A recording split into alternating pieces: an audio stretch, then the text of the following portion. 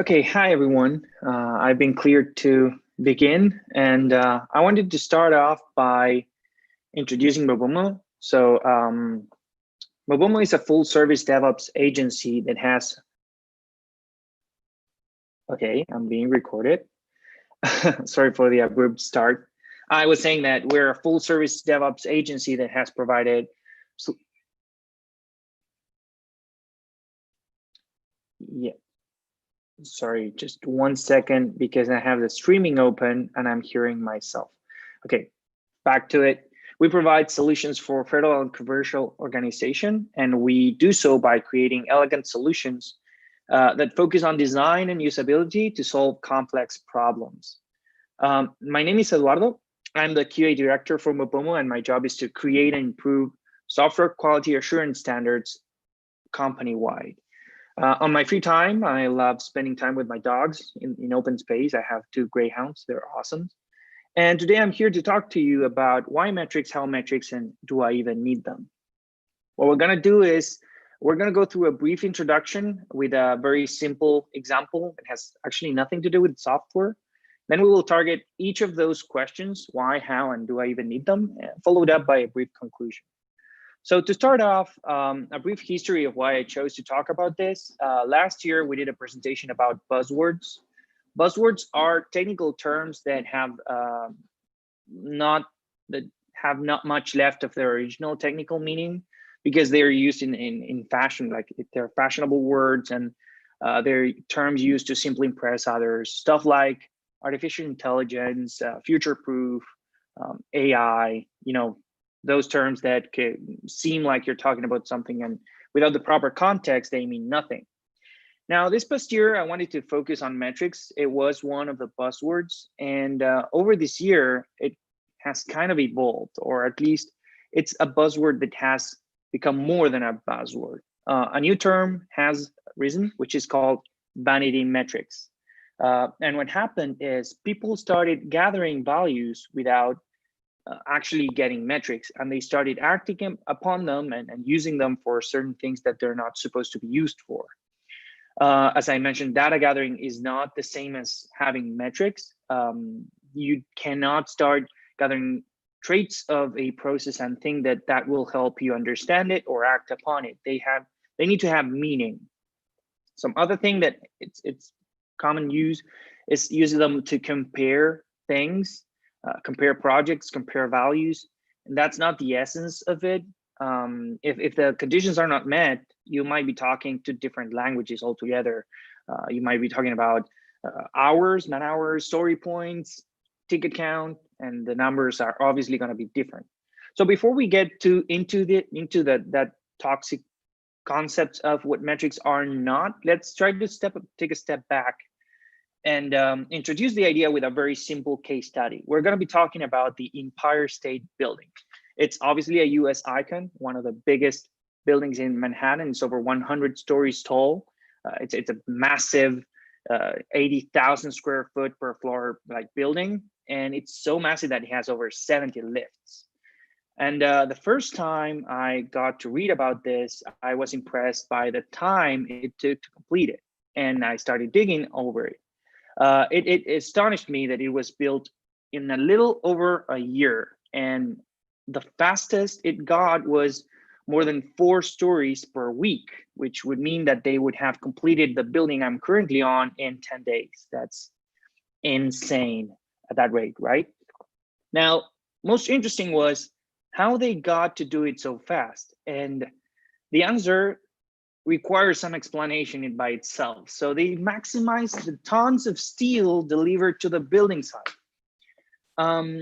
In order to understand why they did this, we need to see what a process for a building would be. So basically, if you strip it down to the bare minimum, you gather materials, you work with the materials, and then at some point when you're done, you have no more materials, you put it all into a building form. Then you just need to make sure that it's safe to use and you have your inauguration ceremony.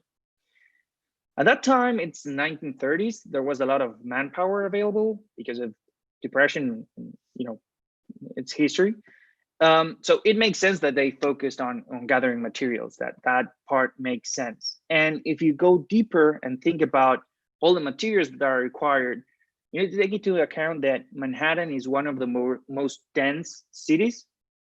So the transport of each of those materials had to be weighted in. Obviously, the bulkier, the worse it would be as a logistic nightmare. And if you consider that the steam beams were custom made and brought in big chunks, makes sense that those would be the harder things to bring into the construction site. And that's what they did. They just had tracks 24 hours straight going into and out of the site. They would have this massive scales to weight them on their way in and on their way out. And it is said that the lead engineer had a small book where he wrote the amount of steel that got delivered to the site each day. And another problem they had was if you're pouring in a lot of steel into the construction site, there might be an excess of steel. So you need to put it into the building as fast as possible. What they did was, I think they placed the rivets on the ground. So when they got put into the building, they just had to be hammered in.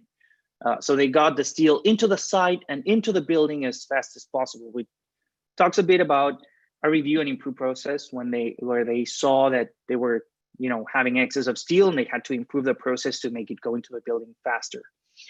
And that's basically the essence of how this whole thing works.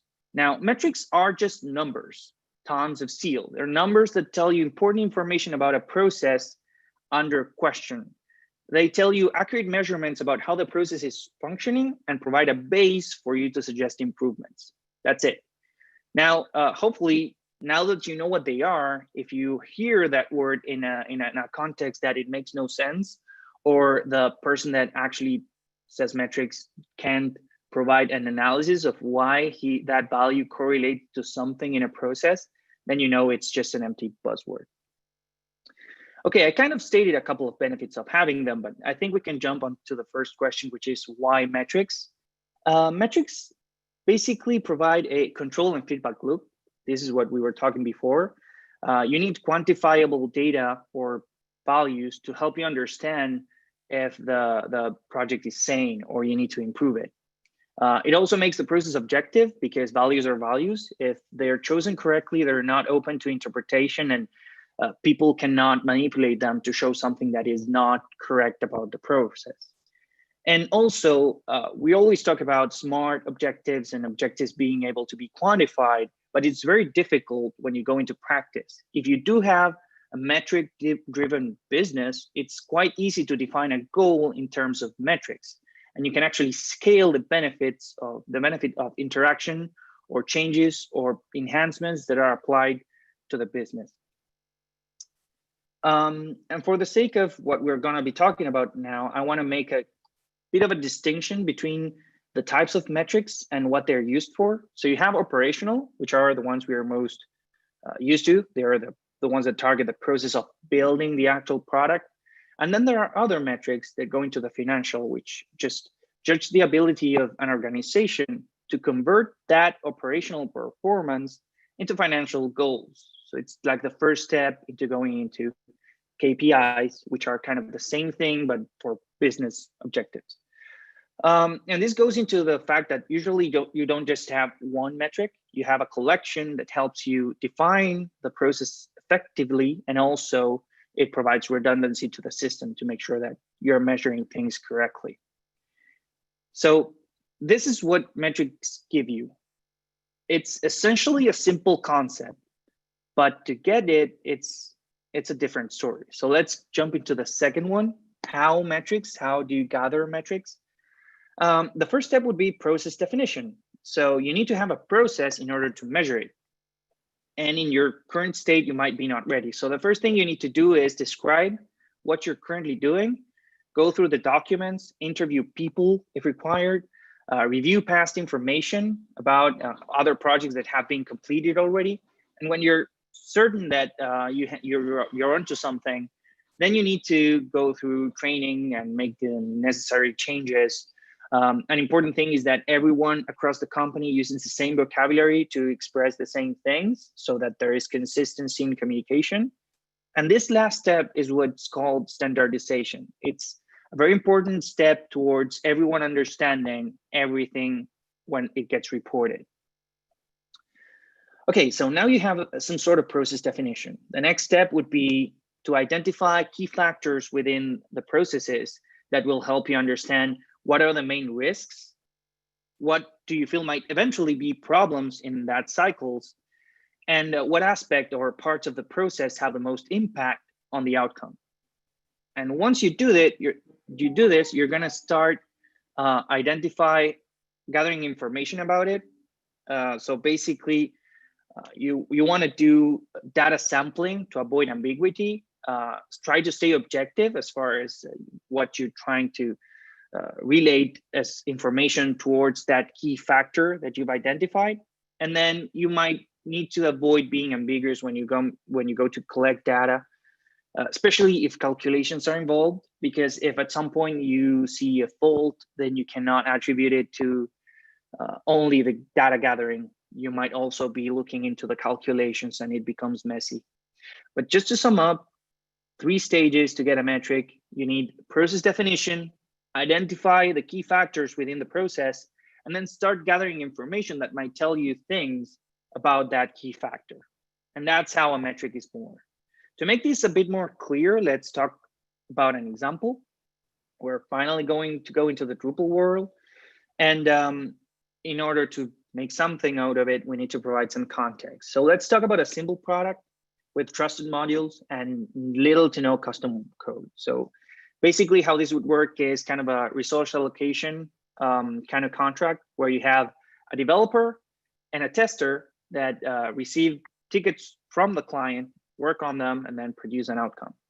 And the way this would work is the client would provide a task to be carried out and an acceptance criteria, so a list of things that need to be accomplished for that ticket to be considered closed, kind of a task order. The developer then writes the code for that ticket and it gets tested. That happens internally. The tester can either pass it or fail it, depending on if the functionality passes the acceptance criteria, and additionally can raise bugs if he finds any. And the process ends when the ticket gets closed. That's basically the process like schema. If we were to put it into a flow diagram to better assess the possible outcomes, we would start with the ticket that is provided by the client. The ticket would be developed and the functionality will get tested. And as we mentioned, there are 2 possible outcomes after this. If the acceptance criteria is met, the ticket is passed. This is kind of like the success and most efficient flow for a ticket to get from start to finish.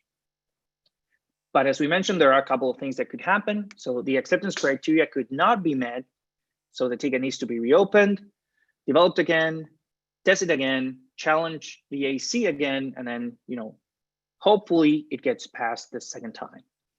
And the other thing that could happen was a bug could be found in the system that is not related to the functionality, but it needs to be raised and told to the client that it exists. If we talk about stuff that could harm the process, we did mention that the most efficient way of tickets going from start to finish is not being reopened and ideally finding no bugs in the system. So the first one would be finding bugs. We did mention that it's a simple product, trusted modules, no custom code. We have a trusted developer. He's a senior developer with a good track record. So we're guessing that that's not going to happen that much. You can make those assumptions. And the other one that might be a little bit more hurtful would be having to reopen tickets. Those are the 2 things that could hurt the process. And there we have it. We have the first 2 metrics. The metrics would be the number of bugs found and the number of reopened tickets. Sometimes though, it makes more sense to tailor the data a bit so it better reflects or it's easier to understand. When you talk about reopened tickets, you could actually express that as a proportion, so a ratio of tickets. Think about it as of all the tickets that go through the process, how many do not get reopened? It's sort of an efficiency. You reopen 1 out of 4 tickets. The value kind of makes more sense. Another good one would be to count the tickets that need to be reopened more than once. So what they're doing is kind of breaking through the redundancy that you're putting into the system. So that's worse. Okay, so we have our metrics. The question would be, what do you do once you've identified them and you have the values? So this is what's called taking care of metrics. And it's kind of implicit if you think about it. But the first thing you need to do is categorize things as good or bad. Usually you develop ranges. You don't talk absolutes. If we talk about the reopening of issues, they should be 0, and there should be no bugs found in the system. But in the real world, you need to have a tolerance value. So I would tolerate 1 out of 6 tickets being reopened, and that we find no more than 5 bugs per week. I don't know.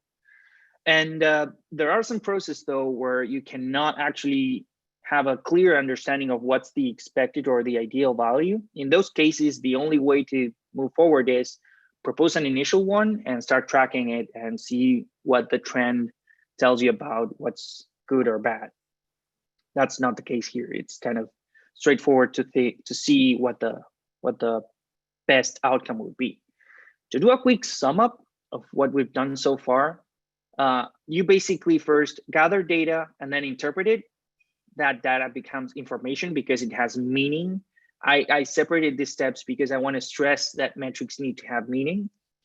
And after that, you need to categorize the result to see which ones are good or bad, and then just track them over time to make sure that they stay on that tolerance range.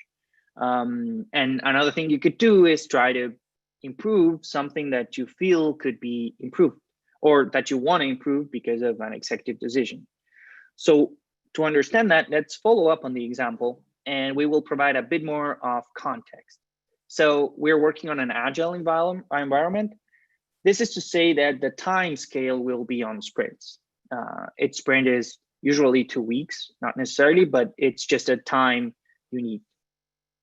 And we're going to track our newborn metrics, the number of bugs found and the proportion of reopening. The proportion, again, I might refer to as efficiency in this case because it's the kind of efficiency of the process. If we look at the graphs, so far in the first 9 sprints of the project, we've never found more than 5 bugs per sprint, and our proportion of tickets that got through the process without being reopened is 76%, 75. That means that for every 4 tickets that go through the process, 1 gets reopened. What we're going to try and do in this follow-up is try to work on that efficiency. So you need to try and understand what the problem could be here. I just mentioned a couple of possible causes. So the code quality could be an issue, but as I mentioned, we have a senior developer with a good track record, so we're still not going to pursue that. It's not likely that that's the case. Another problem would be that the tickets are not written correctly, but that's easy to check. You just go to the tickets and read them. And let's suppose that they are actually describing a possible requirement interpretation. So they're not wrong per se. So having discarded those 2, let's act upon requirement gathering, meaning that the client provides a ticket that has a requirement interpretation, but for some reason that interpretation is different when the developer takes that ticket and actually performs the development. What we're going to propose to try and fix this is basically grooming sessions where the client and the developer get together and make sure that they understand the requirements so that when the developer develops something, it is actually what the client expected. And we've introduced these sessions, and the possible outcomes are basically 3. If we look at the graph of efficiency, we were at 75. And what happens is we could bump it up and have a successful impact on the process. We could have no impact because basically we see no change in the system. Or we could, the change could backfire on us and we could have a less efficiency than before. The good thing about this is that you can quantify it. You're not acting on gut feeling, and you're not saying grooming sessions should make the process better. You have quantifiable data that will let you see how that value has improved. And that's basically how you keep track of metrics and how you analyze when you do a change, how it impacts the system. Before we end the example, I want to introduce a second topic, which is very important, which is secondary metrics. Primary metrics are easy. They're the ones we've been talking about so far. They describe a condition in the process that helps understand the state of affairs. They should have a fast impact on the process, because if they don't, by the time you find out that the process is out of control, then considerable damage may have already been done. So you need a short time lag. And then it should not be open to manipulation, because for some reason, when reporting to management, people tend to try and portray a better image of the project. If the metric allows for people to behave like this, then it's not probably a good choice, and you need to try and rethink it. So basically, these are the ones that come to mind when you think about metrics, stuff you can work with. Now, if these are primary metrics, what is a secondary metric? While a primary metric measures what needs to be fixed, the secondary metric measures what must not be broken. It helps understand and have an overarching view of the state of operations, and it helps identify problem shifting. Trade-offs are normal. Usually something needs to be lost to make the process more efficient, but the idea is that it needs to be monitored explicitly. Like, you need to know how much you're losing on one side and weight it against the benefit. Let's go back to the example one last time so that we can make this point kind of clear. Again, a bit more of context. Let's say we actually introduced the grooming sessions, and it had a successful impact on the process. So the efficiency bumped up from 76 to 81%. So instead of 1 out of 4 tickets getting reopened, now it's 1 out of 5. And the secondary metric we were already tracking was velocity, which is basically the amount of tickets that get closed each sprint. So we're doing a ticket count, and that value was around 50 for the first 9 sprints before we introduced that change. So when we added the grooming sessions, we know that we bumped up the efficiency of the process to 81%, but tracking velocity, we see that we've lost 10 tickets when it comes to velocity. It's not a percentage, but it went from 50 to 40. Sorry about that. Now, this is not necessarily wrong. It might be that it takes a lot of time to go through these grooming sessions, but there is some correlation between the two of them. You might need to think about if it's just a coincidence and it's just a period of the project, but there has been some negative impact on something that should not change. This means that it's not as easy as it seems to work on metrics. In this very simple example, you can see that there are multiple variables that can change and provide data for analysis, but it needs to be digested. So to wrap up the second question, how metrics, the most reasonable answer is that it requires a lot of effort and patience. You need strong analytical people that can assess projects and work with them, that feel comfortable being patient and tolerate, not being successful right away, because it's a process. It's a continuous improvement analysis that needs to be tailored to get to a state where you have confidence on it. And after all this, do you need metrics in your system? I started to think about instances where you wouldn't need metrics on your business, or your processes wouldn't need metrics. And I came up with a couple of things that could, astray you or make you think, okay, I actually don't need metrics, which would be that your business is not mature enough. So you have a lot of different project types, multiple technologies, and there's a lot of people coming and going, which leads to a morphing team structure. The second one I thought of was having no information. So basically there's no reporting, no ticketing system, no way of tracking the work that's being done, no meeting notes. And if you don't have, even though I said data gathering is not metrics, you need data to get metrics. So there's a problem there as well. And last one is when you don't have a clear defined process. So you have information that you could use, you have a certain stability on your organization, so you can double down, but you still haven't defined a process. So you still cannot get a metric if there's no process. So I do say this, that you might not need a metric, but we've seen how metrics have all these benefits and talk about a mature business and mature processes and being able to quickly assess the sanity of it all. And that's actually why it's used as a buzzword, because those things are implicit when you use the word, like you have tailored processes within your system. So I'm going to try and change the question. Do I even need them? I think it's better to say, do I even need them right now? Everyone should strive to get to that place where you have efficient and well thought processes and they work. There's an auditing system that can tell you when some project goes astray. It is a very efficient and good way of working and knowing if your business is healthy. Okay, having said that, let's move on to the conclusion, and we'll do a quick summary of what we went through. We started with a very simple example to understand the concept. Building a building is a process by itself, and it can benefit from analytical skills, analysis, and just going through particular values that can help you make the process more efficient. We know that in the software industry, processes are far more complex. There's a lot more technologies, more integrations, a lot more of platforms, delivery systems. It's insane. And especially when you're talking about software development in particular, there are a lot of different stages, teams, communication, and this might be challenging if you understand what a metric is and what it would take you to get one.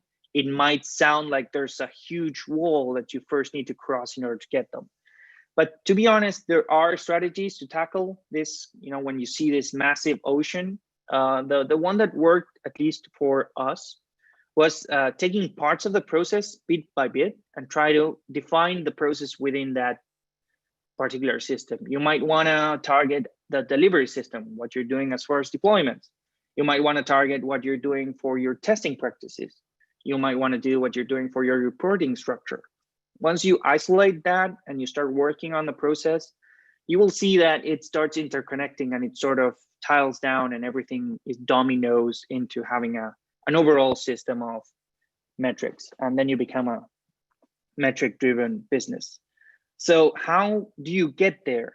The first phase is quite simple, is make the decision. You need to say to yourself that you want to go through metrics and become a metric-driven organization. And once you do that, the first thing you need to do is understand the key factors or understand the different processes that you have in your company. Go through all we talked about how and start gathering information and metrics over your processes. And over time, you're going to find that you will be able to tell which values correlate to a bad state, to things that you need to work on. And then you will have a reliable categorization. And when that is proven over time, when you've successfully improved processes and worked on problematics, then you would have done it. At that point, you already are metric driven and you can benefit from it. And you should never just rely on the system by itself. You should always question it and challenge it. So there's always a review process that always needs to follow up once you're done. But you will be metric driven and you will have all the benefits associated with it. So hopefully now metrics have meaning, not only the metrics that you will gather, but when you hear about it, you will understand what people are talking about. And no longer a buzzword for any of you. So thank you very much.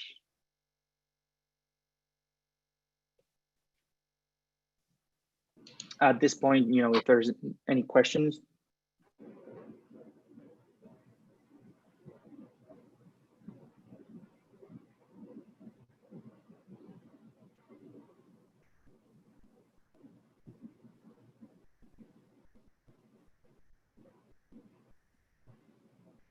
Okay, I'm seeing in the chat.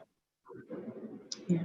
I got the chat open. I don't know if anyone has any question for me.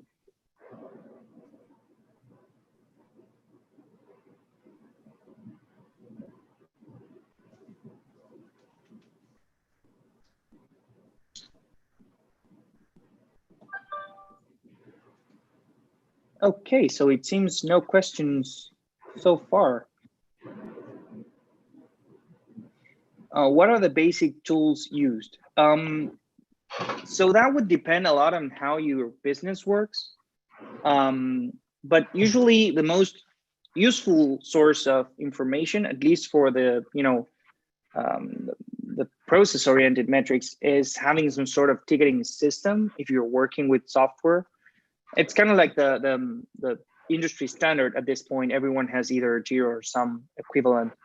And if you work with it correctly, it can be a great tool. I don't think having the tool is enough, because you will then see people working with it with no clear understanding of how it works, and then going into the reports panel and thinking that the velocity chart will give them information about the current team. There's more effort that goes into having that velocity chart portray what's actually happening. What metric tool do you recommend? Google Analytics, Google Search Console? I think it is important to understand it, and then once you know the data that you're gathering, then the tool, you can just see what works best for you. In our case, like, we do tailoring ourselves. We just gather them through the ticketing system, through reports, and then make our own kind of report on sanity of processes. I think Google Analytics is not a it's kind of like in the data gathering area, where you see the user, how the user works with the platform, and you can gather data from that, but you need to process it or make sure that you start off with a clear understanding of what you're going to track, because the problem there is that there's a lot of information coming from that point. Like, what do you want to see? The URL that got people out of your platform, the landing URL, the time they took to find or search terms, what terms were searched. There's a lot of information that comes from Google Analytics, and you need to try and focus that. If not, you're going to get lost.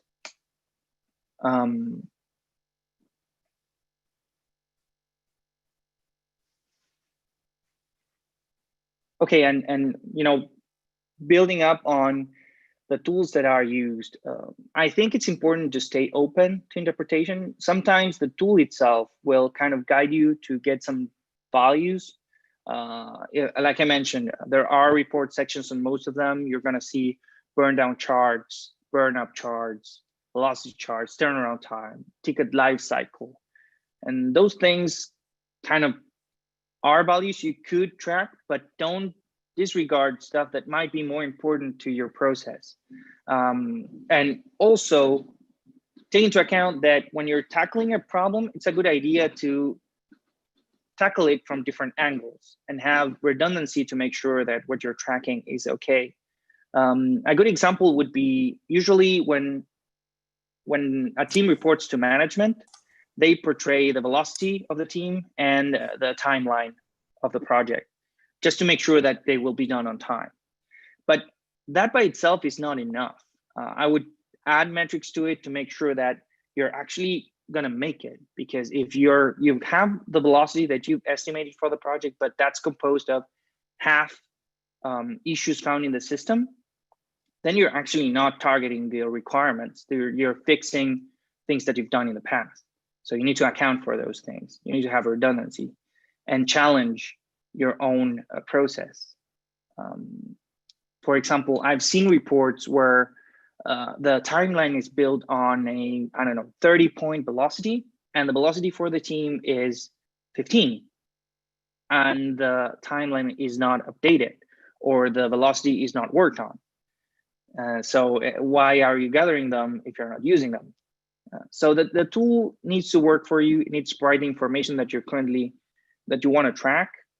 So again, the process would be identify problems or key factors, see what you can do to track them, and then choose a tool that provides the right information for tracking those traits. You also have another question by Ella. What metric tool do you recommend? Google Analytics, Google Search Console? Well, I did touch on that. I think Google Analytics are a source of data more than a metric system.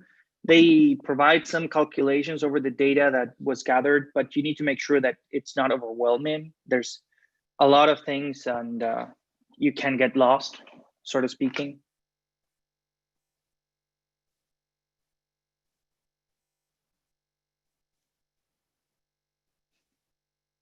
Thanks, Ella. Any other question?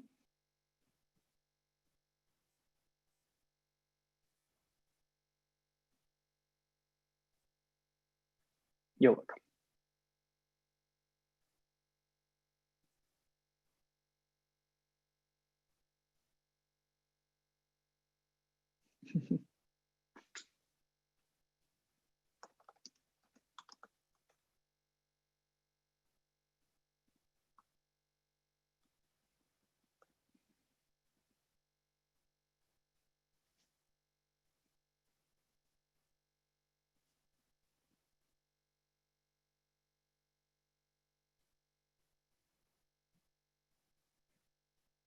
I think that one, I don't know how it works this year. Someone asked how to access the presentation later.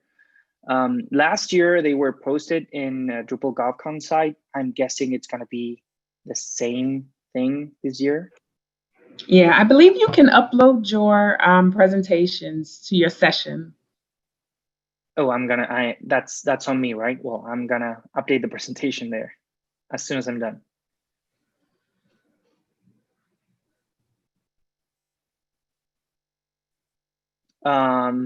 I think the video was uploaded a couple of days later, right? Yes. Yes. Okay. I'll be updating. I'll be uploading my session as well. Oh, that's it. That's the answer.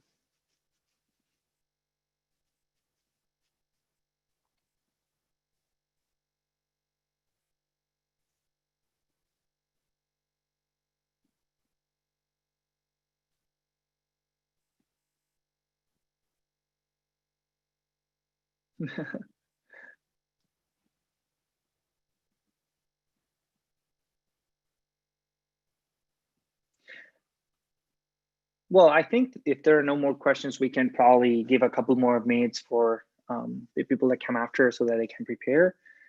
Feel free if you have any more questions just to make them get through to me. My email is in my Drupal4Gov session. I don't know if it's available to everyone, but you can reach me at Mobomo anytime you have any question about this session.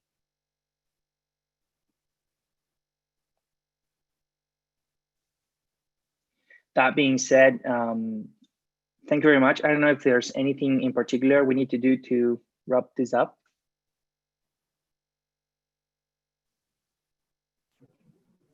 No, I think you're fine. Okay. Well, thanks everyone. And I'll be giving another presentation tomorrow about planning QA for your Drupal project. It's going to be kind of in the same lines. So if you want to hear that or interested in QA at all for your Drupal project, just tune in. Same time just tomorrow. Thank you. Well, thanks everyone. Have a great day.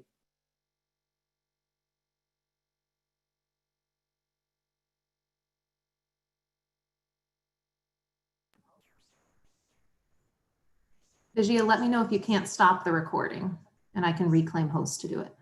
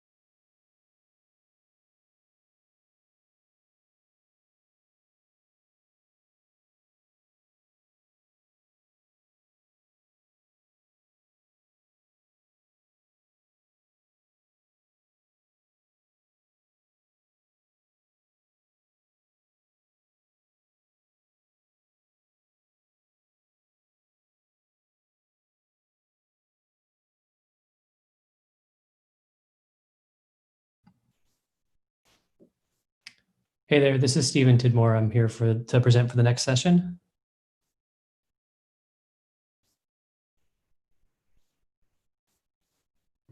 Yes, hi. Hi there. So I know we're at a break from now until 11 o'clock. And then from there, I'll stop sharing my screen and then you can go ahead and share yours. Okay, great. Are we doing video at all, or is it just, are we just doing presenting the slides? You can share your video if you like. Okay, I just wasn't sure. I've noticed most people haven't. Yeah, I just didn't know if I should as a presenter or what the expectation was. I'm happy to share video. Yeah, it's always good to see the presenter. Yeah, okay. And Stephen, just so you know, when you share your video, that will be kind of on the YouTube and the recording, it'll be just like a little square up in the right corner. Okay, but the main great. view will be the screen you share. Okay, yeah, so that's what I wanted to make sure it wasn't going to take over. Yes, nope, you're good. Slides. Okay, cool. Great, then I should be good to go, I think.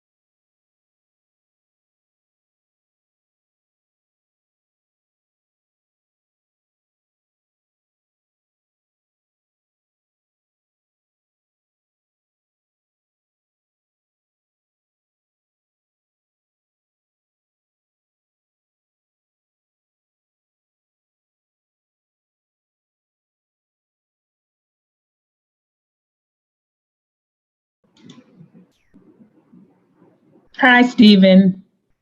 Okay, I think I made you co-host. Let me check again.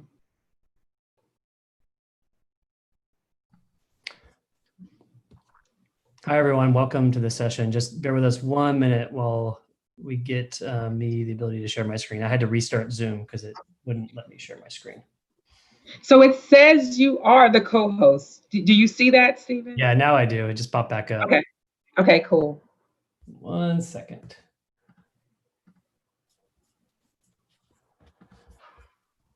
Okay.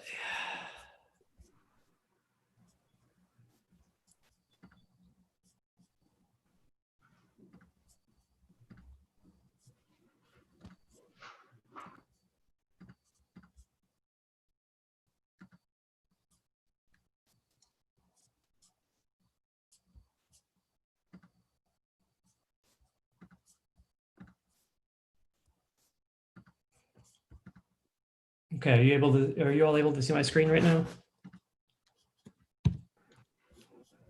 I'm able to see your screen. Okay, great.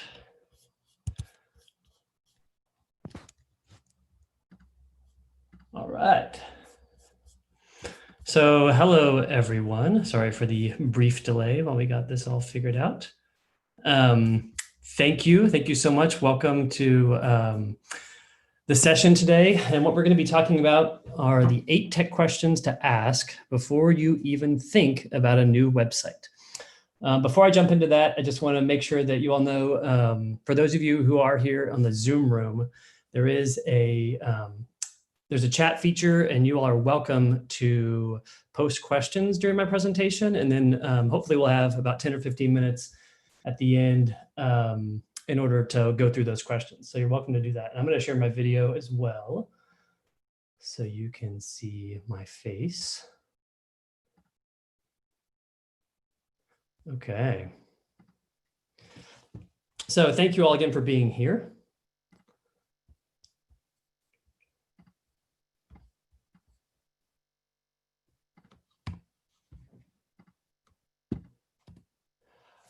So on a lot of web projects that we start off working on, I'm going to get to some more introductions in a minute, but we work on a lot of projects with clients, and all they really know is that they want a new website. And so they come in with this attitude, just give me a new website.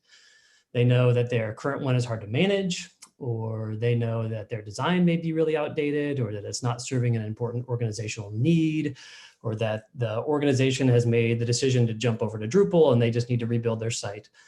However, before we can jump into building a new website, there are a lot of important things we need to consider in order to make sure that we're set up to deliver a website that actually meets the goals and needs of the organization that we're going to be working with. So let's start off by imagining that you have a rich relative appear in your life, and she offers you $1 million to make her the perfect sandwich. Fantastic, you think. Okay, so you immediately go to work.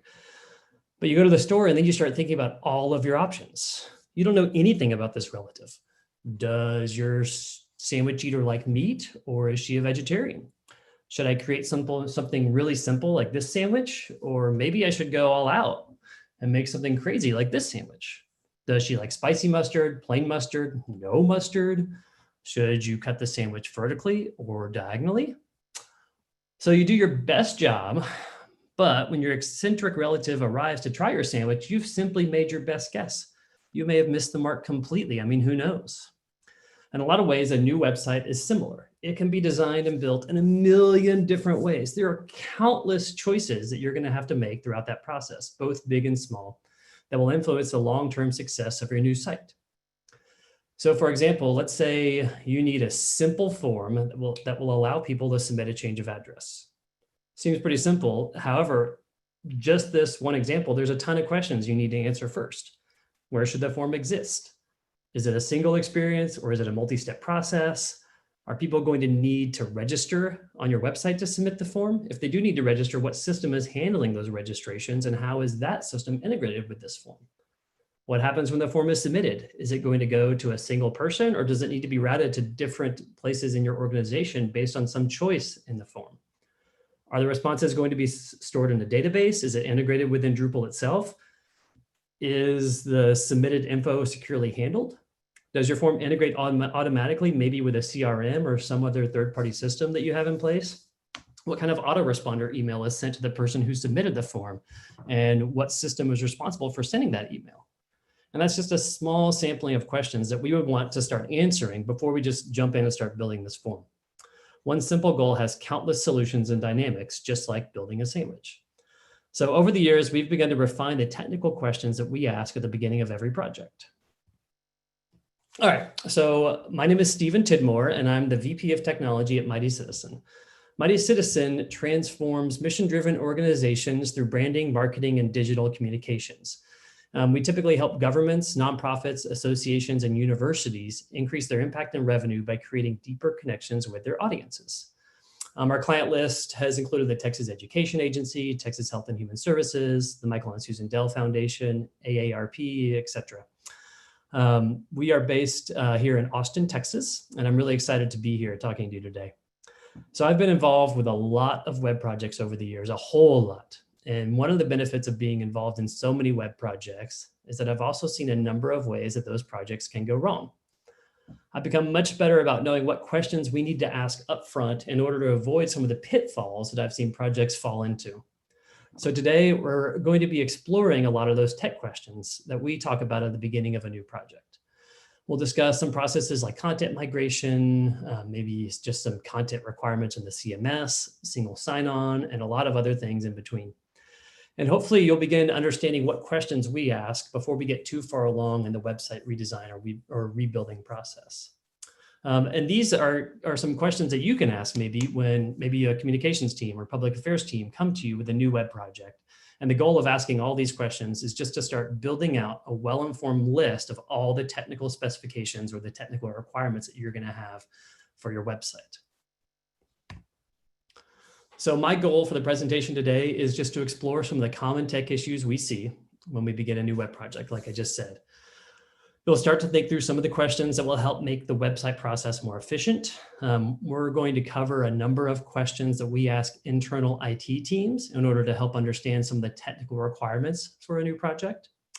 You'll learn how to evaluate the tools you need to work with and what tools you'll need to meet your organizational needs.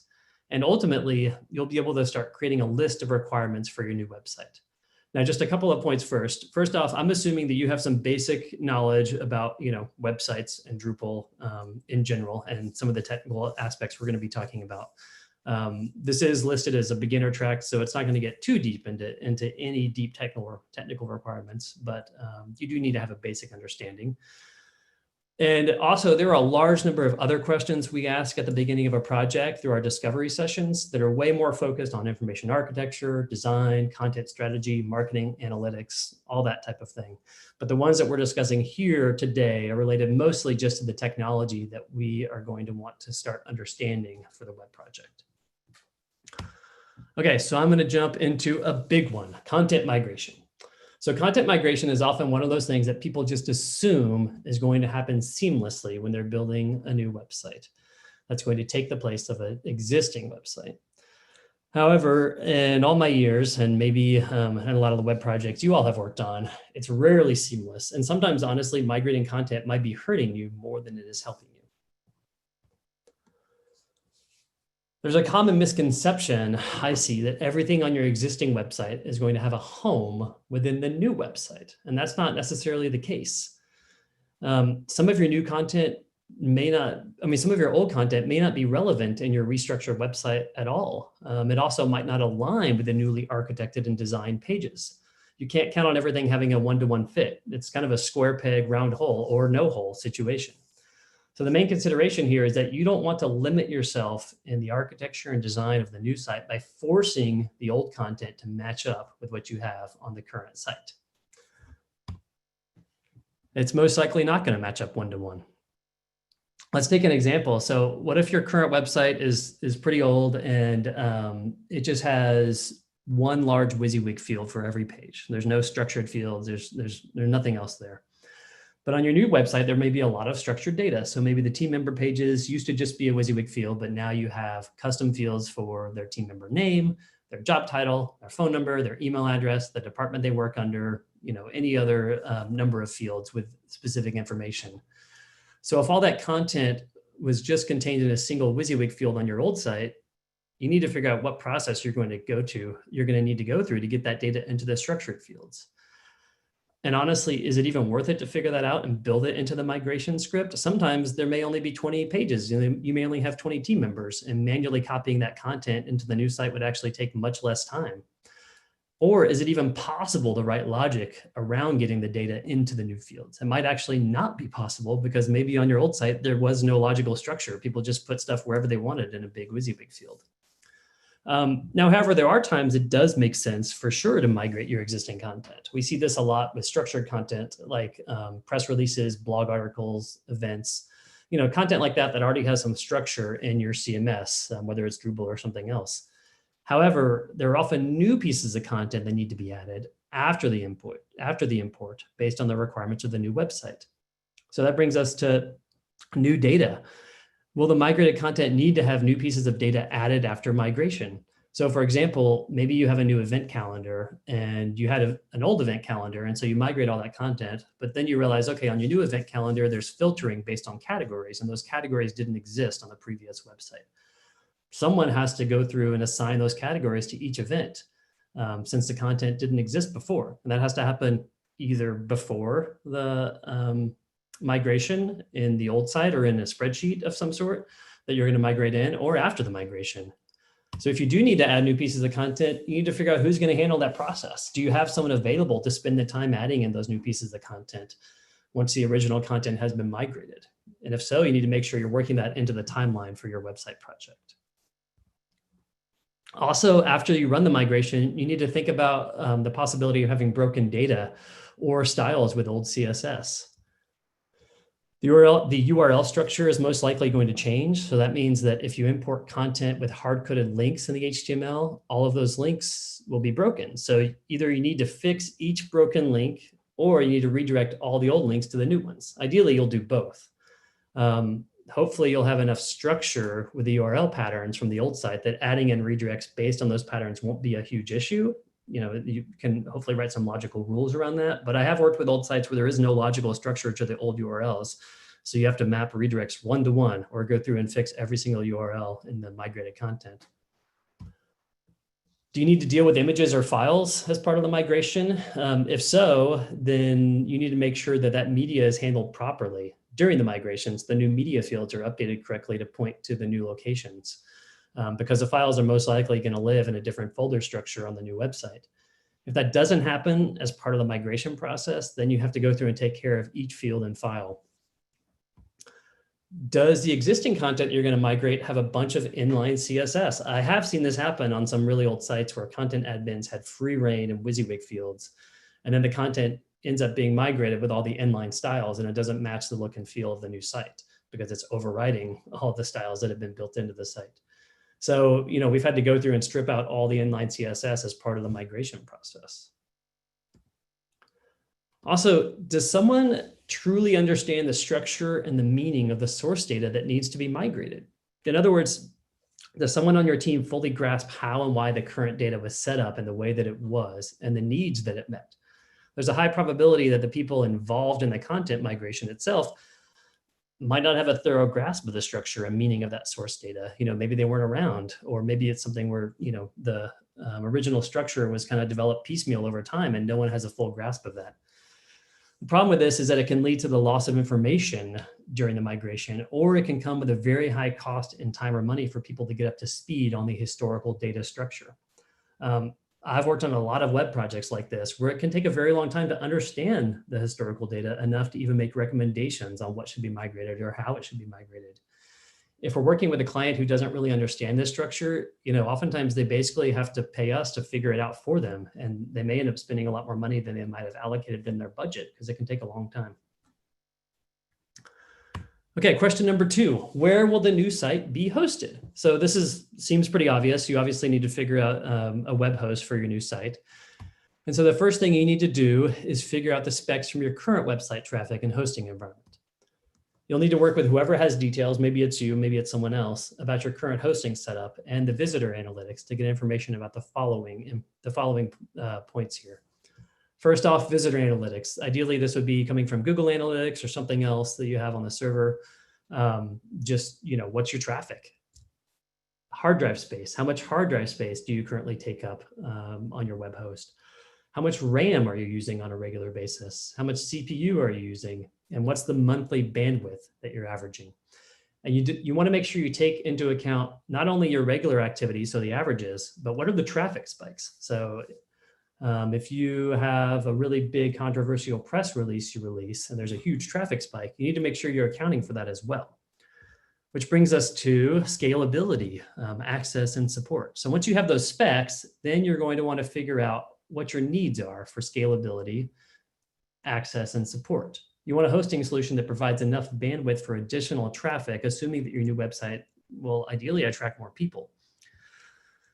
When are you going to need to scale up your hosting resources and how often? So scalability, as most of you probably know, allows you to increase the specifications and the capabilities and kind of the horsepower behind your web servers to fit your traffic needs. Auto scaling is fantastic, which allows you to adjust these capabilities so you're not overpaying for something that you're not going to use year round. And this is built in with a lot of Drupal specific web hosts. Auto scaling comes kind of standard. For example, let's say an organization has steady traffic throughout most of the year, but as I just said earlier, maybe they release a really controversial press release twice a year that causes a sudden influx of traffic. You need to make sure that sudden influx of traffic doesn't bring down your website. So auto scaling is a great option because it allows you to scale up when needed instead of paying for a fixed amount to accommodate for that increased traffic throughout the entire year. Second question is about access. Who needs to access the hosting environment? And at what level? Are they going to be able to work with the available access levels that the web host you're looking at is going to offer you? So do the people who need to access the hosting environment need SSH access or SFTP access just to one folder so they can upload some files? Or do they need full SSH access, or do they need root access? Are you going to be allowing connections just from a set of defined IP addresses? What kind of firewalls and restrictions do you want in place? So you want to kind of ask those questions and build a list of those requirements. And then as you're looking at various web hosts, make sure they can meet those requirements. Does your web host that you're looking into support a modern development workflow, ideally a Git-based development workflow? As we have run into on some projects, are you going to have to use a dedicated laptop that's given to you by an IT team? And that dedicated laptop is the only thing that will allow you to use remote desktop to access a server that's in a lockdown data center. And then they expect you to write all of your code through remote desktop. If so, you need to find that out now and hopefully make plans to convince them that a modern Git-based workflow can be secure. Who's supporting the hosting environment versus the website itself? Is there a separation between those two things? Is there a separation between who's going to be supporting the hosting environment versus the actual Drupal site? If you're going to work with a host that also expects you to have system administrators on staff to maintain the servers themselves, you need to know that up front. We do see this obviously not when you're working with specific Drupal-based web hosts, but oftentimes a lot of our government clients may have internal IT teams and they have an in-house data center, but they may not want to actually manage the server stack that you want. And so you need to make sure there's system administrators on staff that can handle that. Sometimes there's conflicts between an agency such as ourselves and a web host if we don't discuss up front who is responsible for which pieces of the hosting environment and the application itself. Which brings us to supported technologies. What sort of technologies is the host able to support? So again, I've worked on projects where they may be forced to use an internal data center, but the IT team that manages that internal data center is only familiar with .NET systems or .NET environments. So that's not great if you're going to be building a Drupal website and want to put it on a LAMP stack using PHP. So it's great if you can go with a web host that specializes in Drupal or is at least very familiar with Drupal. DNS hosting. Do you know where your DNS zone is located, where it's hosted? This doesn't really come into play until launch time, but we've had a number of clients that aren't sure where their DNS records are hosted, or who they need to talk to in order to get those updated. And so this has delayed the launch of some projects because at launch, we need to point the domain name to the new IP address of the new server, but no one knows how to do that. So we're asking about it way up front now at the very beginning of projects. Also, you need to make sure that you know if there's an internal DNS server in your office. I know that most of us aren't in offices right now, but if you were, is there a DNS server internally to your office that needs to be updated as well for launch? We've run into this before where no one in-house knew that this existed. And so we've launched a new website and we update the DNS records to point to the new website, but then everyone internal to the organization who's in the office can't see it because the IT team hasn't updated the internal DNS server. So ask that question up front, make sure that you're accounting for that if that's in place. Third question, how does content get published? Okay, content is king, so it should be a major consideration for your new website. What you want to do first is consider your organizational goals and existing procedures for publishing content. And so what I mean by that is who's working with your content, who's working with your content now, and what kind of permissions will they need? What sort of goals do you have around producing new content? How often do you need to produce it? Who in your organization is allowed to produce it? Is your content up to date and relevant now? And if it's not, you need to ask yourself, why not? Is it because there's some limitation in the content publishing process in your current CMS, or is it really an organizational or content governance issue? Do you really need publishing workflow built into the CMS? So publishing workflow is where one person can either make an edit or publish a new piece of content into Drupal, and then someone else has to approve that before it goes live. That process is often one of those things that seems really desirable in organizations, and it may be, but you want to make sure that you take into account who's going to be approving the content. Because I've worked on projects before where the person who needs to approve the content for publishing is never actually going to log into Drupal to do that. They don't want to do that. They want to just have an email sent to them and reply and say, okay, approve. So don't get stuck with a capability that you're never going to utilize or that's actually going to cause your content to not be kept up to date. If you do need a publishing workflow capability, you just need to think about how many levels of approval you're going to need. Does a new piece of content need to go to one person to get approved, and then a next person, and then a next person, and then it's finally live? If so, make a list of that and kind of build out that approval workflow. Question number 4, what third-party systems do we need to integrate with? Your website is hardly ever an island, especially with the complex organizations that exist in government agencies. There's always third-party systems that need to be taken into account. At least there have been on every project I've worked on for many, many years. So this is not your website. The first step is literally just to build a list of every third-party system that is going to need to be integrated with your website. And don't worry about the methods or the details of your integration yet. Just make a list of every system. So what I mean by that is just to think about how your organization handles things like lead forms, tracking codes, social feeds, maybe newsletter signups, events, payments, more. Whatever those things are, make a list of those. A lot of organizations find themselves with, maybe a dozen or more third-party applications in their tech stack. So they may have a donor member database, a marketing automation system, a volunteer management system, an employee recruitment system, a learning management system, and all those may be just a small sampling of things in their ecosystem. So once you have that list, you want to think about, is the integration with that third-party system simple or complex? So for example, on the simple side, is it just some embed code or a link off to a third-party site? If so, don't make it more complicated than it needs to be. Sometimes you may think it's, oh, we have to integrate with this third-party system. It's going to be really complicated, but oftentimes it may just be a piece of embed code you put on your site that the third-party system provides, or it may just be a link. The next step up from that, is there a one-way data feed you need to take into account? So does your website need to ingest data from the third party, or does your website need to send data to the third party? Or is it more complex than that? Is there a full API integration that you need to figure out how to work in, where the two systems need to constantly talk back and forth to each other? That obviously requires more work. And ideally, it's with a third-party system where there's already a Drupal module that will help you with that. But if not, there could be a lot of complex custom code you have to write.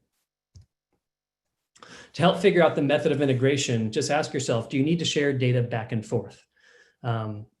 So for example, let's imagine that you have events that live in an event management system, and you're building a new Drupal website. And at first you think all you need to do is link off to that system so people can register for events. However, then you realize, okay, well, actually our designs and wireframes have the events being displayed on the homepage in just little snippets. So if the event management system has some embed code you can use and place it on the homepage, great. However, what if that doesn't look cohesive with the rest of your site? Or it doesn't give you enough control? So if that's the case, then you realize you actually need to have the events pulled into Drupal itself, so then your content administrators can choose which events are going to be displayed on the homepage. So often we deal with this a lot, and often what we do is we import the details of the events from that third-party system directly into Drupal, so then we can display them where they're needed across the website. And then we would link from that event, from that website over to the event system for the actual event registration and payment. Something else to consider is, are your website and the third-party system both going to need to know that you've logged in successfully? If so, then you need to worry about a single sign-on process, and we'll talk about that in a little bit. The fifth question goes along with third-party systems. So will a third-party website need to be skinned? So third-party websites can often be customized with design elements to make them match your brand, and we call this process skinning typically. So if your visitors log into a third-party system that is linked from your website, you don't want it to look completely disconnected. You want that third-party website to have elements of your brand colors, the fonts, the imagery, and you want it to tie it together. So, if your website links to a separate payment website and it's just a payment form, you want to skin that so it at least matches the elements of your new brand or your new website. So consider up front which third-party integrations that you're using should be skinned. Just make a list of those. Make a list of every third-party system that has a public-facing website or application that people from your site are going to need to interact with. And then you need to figure out which of those third-party sites can be skinned. So which of those third-party sites give you any capability to modify the look and feel. And then find out the limits for each of those sites. What extent can you skin the third-party site? Can you only change colors, or can you also adapt some fonts and add new imagery? And next, you need to figure out who's going to be responsible for skinning each system. So you have a list now of all the sites that you can scan and that need to be scanned. Who's going to handle that? Is your team going to need to do that, or is this something that the third-party provider handles? And then if it's the third-party provider that's going to be handling it, how long is that going to take? And is this going to delay the main website project? A third-party provider might require a set of front-end files from your web development team in order to create the same look and feel on their system.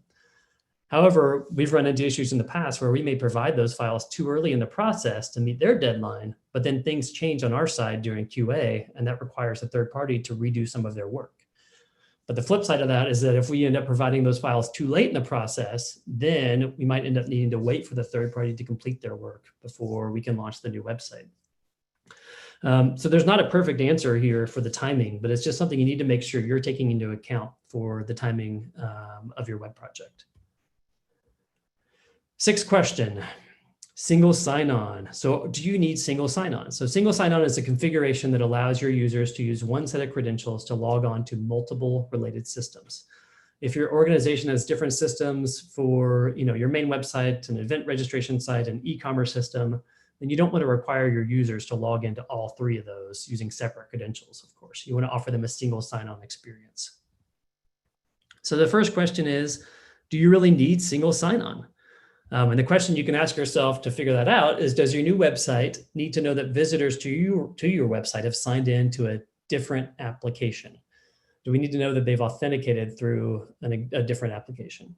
And this can also include letting people log in to Drupal itself using accounts external to Drupal. So just into the Drupal admin panel.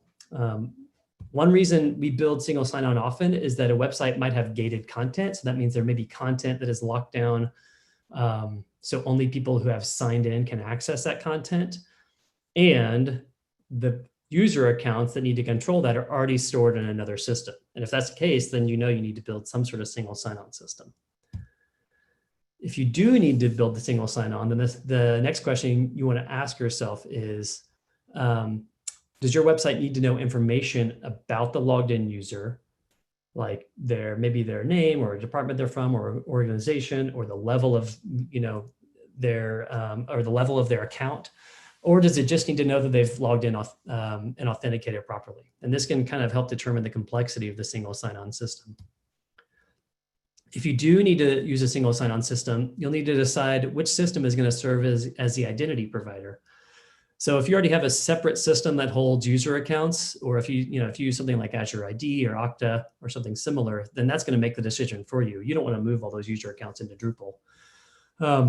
If you don't already have one of those systems, is it an option to have Drupal control the memberships? Or do you need to set up a third-party identity system just for this purpose? And if you are going to need to integrate with a third-party identity system, what technologies can you support and what technologies are offered by that identity provider? Ideally, it'll be something standard like SAML or LDAP, but it may require some custom programming. It may just be a REST API that you have to hook into. Drupal has lots of modules that make this relatively straightforward on the Drupal side if the identity provider is using standard technology like SAML and LDAP. Seventh question, how are you going to handle site search? So do people need to search through content on your site? Most likely the answer is yes. And if so, then building the search engine for your site can be a pretty complex endeavor. And you're going to need to think about some of those requirements before you decide what solution you're going to use. First thing to ask yourself is, where does the data live that needs to be available inside the search engine? Does your site search need to pull data from multiple systems or multiple websites? Are those systems all web-based, or are some of them internal only databases? Do you need to index the content of a third-party website? If so, that all kind of helps determine the search solution you're going to use. Do you need to have the text of files such as PDF files indexed by your site search engine? Is any of the content that needs to be indexed only available to logged in users? And if so, how sensitive is that data, and how secure is the search solution that you're looking into?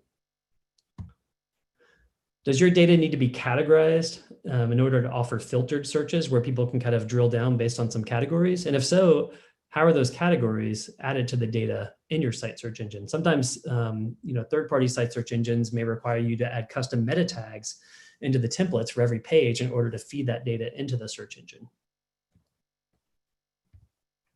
Next, think about some of the requirements for how you want to manage that search data. Is there a need on your side to have non-technical users modify the properties of the search engine? And what I mean by that is, do non-technical users need to be able to go in and add some different filtering rules, or maybe they need to customize results for certain keywords? If so, there's some great third-party solutions out there that give non-technical users a lot of control over the search results. But if you want to look into those third-party solutions, do you have any budget for the third-party search solution? Search is hard, and these can offer fantastic search capabilities for a lot cheaper than it would cost to build in-house, but you need to make sure you have the budget. A few that we've used are Acquia Search, Cluedo, Agolia, SwiftType, AdSearch. Those are fantastic, but they do come with a cost, so make sure you're planning for that. If the search engine does need to scan your public website and you're launching a new website, you need to make sure you're taking that into account for your timeline. Ideally, you'll have a way to feed the data into your search engine prior to your site launch date, so you don't have to wait for it to index the site. But if not, if it has to scan the public site, then you can't do that until the site is live.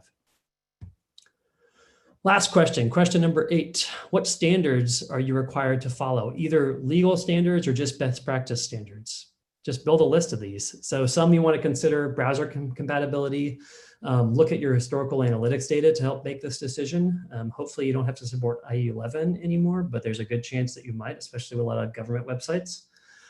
Are there any specific security requirements or policies in place in your organization? Most likely the answer is yes, but sometimes it may just be something similar to, you need to adhere to OWASP best practices, but there may be a really robust set of security standards that you need to be aware of. You may need to make sure you're planning for time for a security and penetration test. So figure out who's responsible for those security standards in your organization and get a list of them.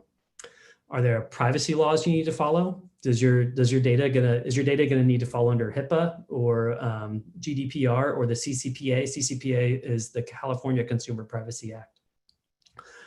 Are there written or unwritten performance requirements or expectations? I've worked on sites before where someone of influence in the organization believes that the new site's going to be a complete failure if every page doesn't load in less than 1 second. And we need to know that up front so we can set some proper expectations. And of course, another requirement, are you already thinking about accessibility? If not, you need to be thinking about it now. There's 60 million Americans that have some form of disability, and you have to take them into account. And this needs to be thought of from the very beginning instead of waiting until the end to remediate everything that wasn't done with accessibility in mind from the beginning.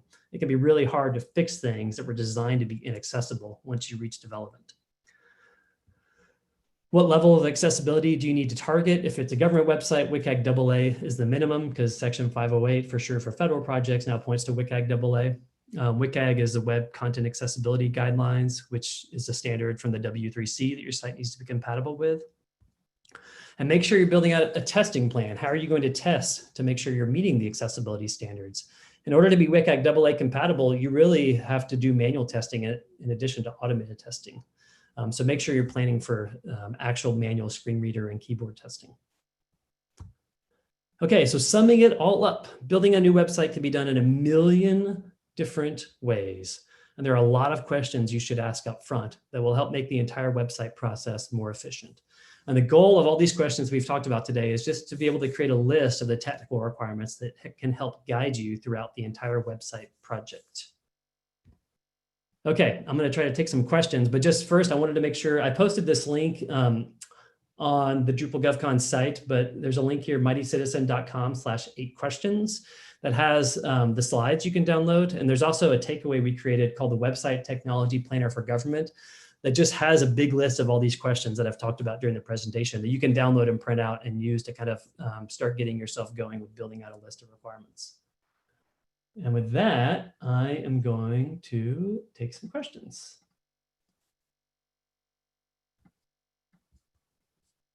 And if you have a question, feel free to just type it into the chat box.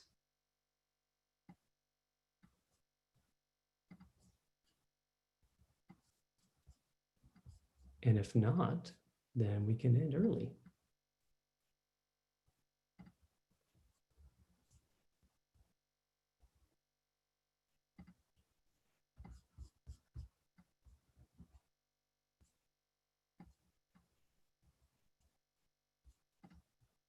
Okay, great. Thank you all. I really appreciate it. I'll be hanging out here for a few more minutes. If anyone does have any questions they want to ask in this room, feel free to just chat away. And I really appreciate your time, and thanks for listening to me.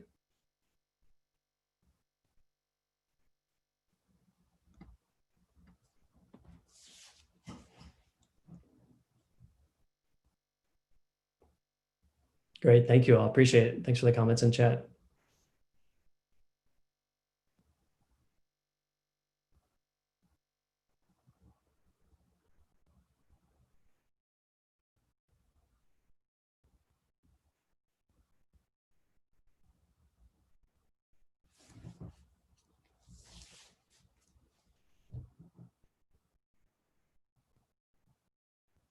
Thank you. I'm glad it was helpful.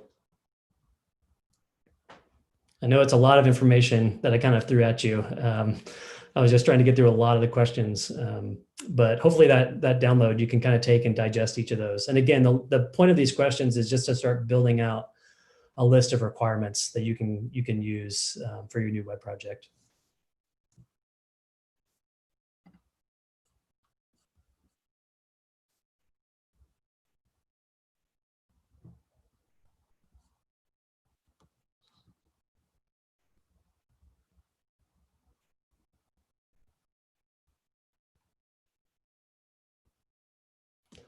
Yeah, someone just posted in the chat about how this may be good to present to leadership as an outline to help them understand the undertaking. Yeah, that's a great idea. You know, there's tons of these questions that people don't think about. And it does help just to say, here's just a small sampling of things we have to figure out before we jump into this project. So yeah, it would be great to use as an outline.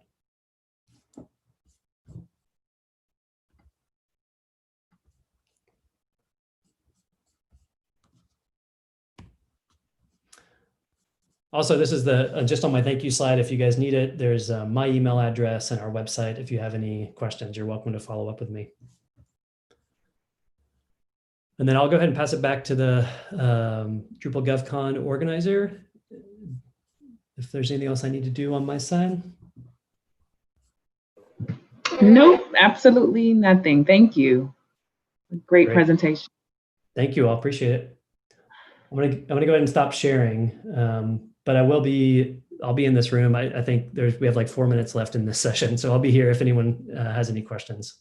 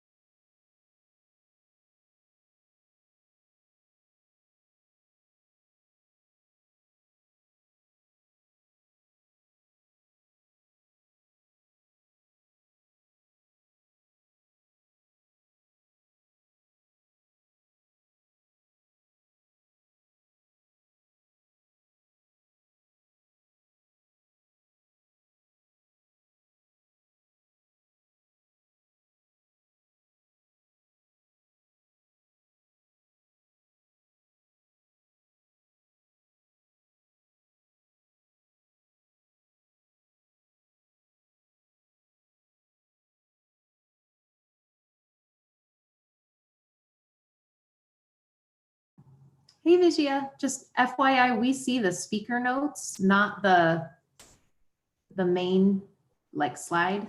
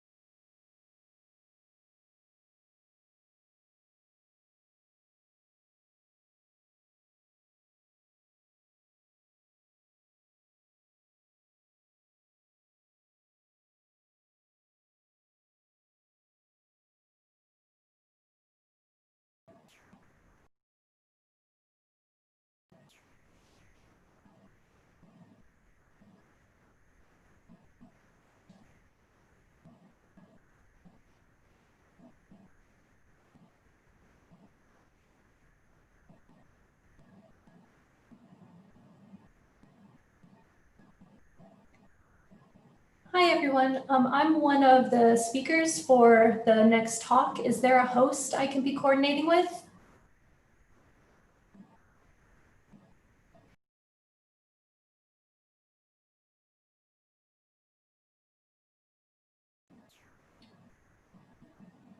I also need to make sure that Tim Shaw has co-hosting ability.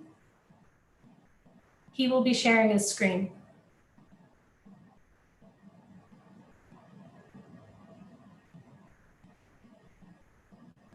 Thank you.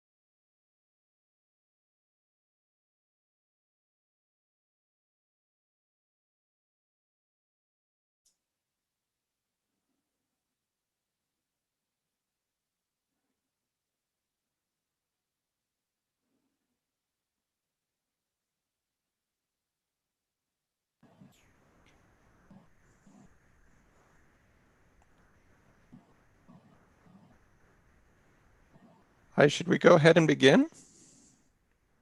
Yep, it looks like it's a good time to get started. Okay, well, welcome everybody. Just a quick note, we were not able to get the closed captioning working for this presentation such that it would capture both of us. So we'll be making this presentation available and we'll include a transcript.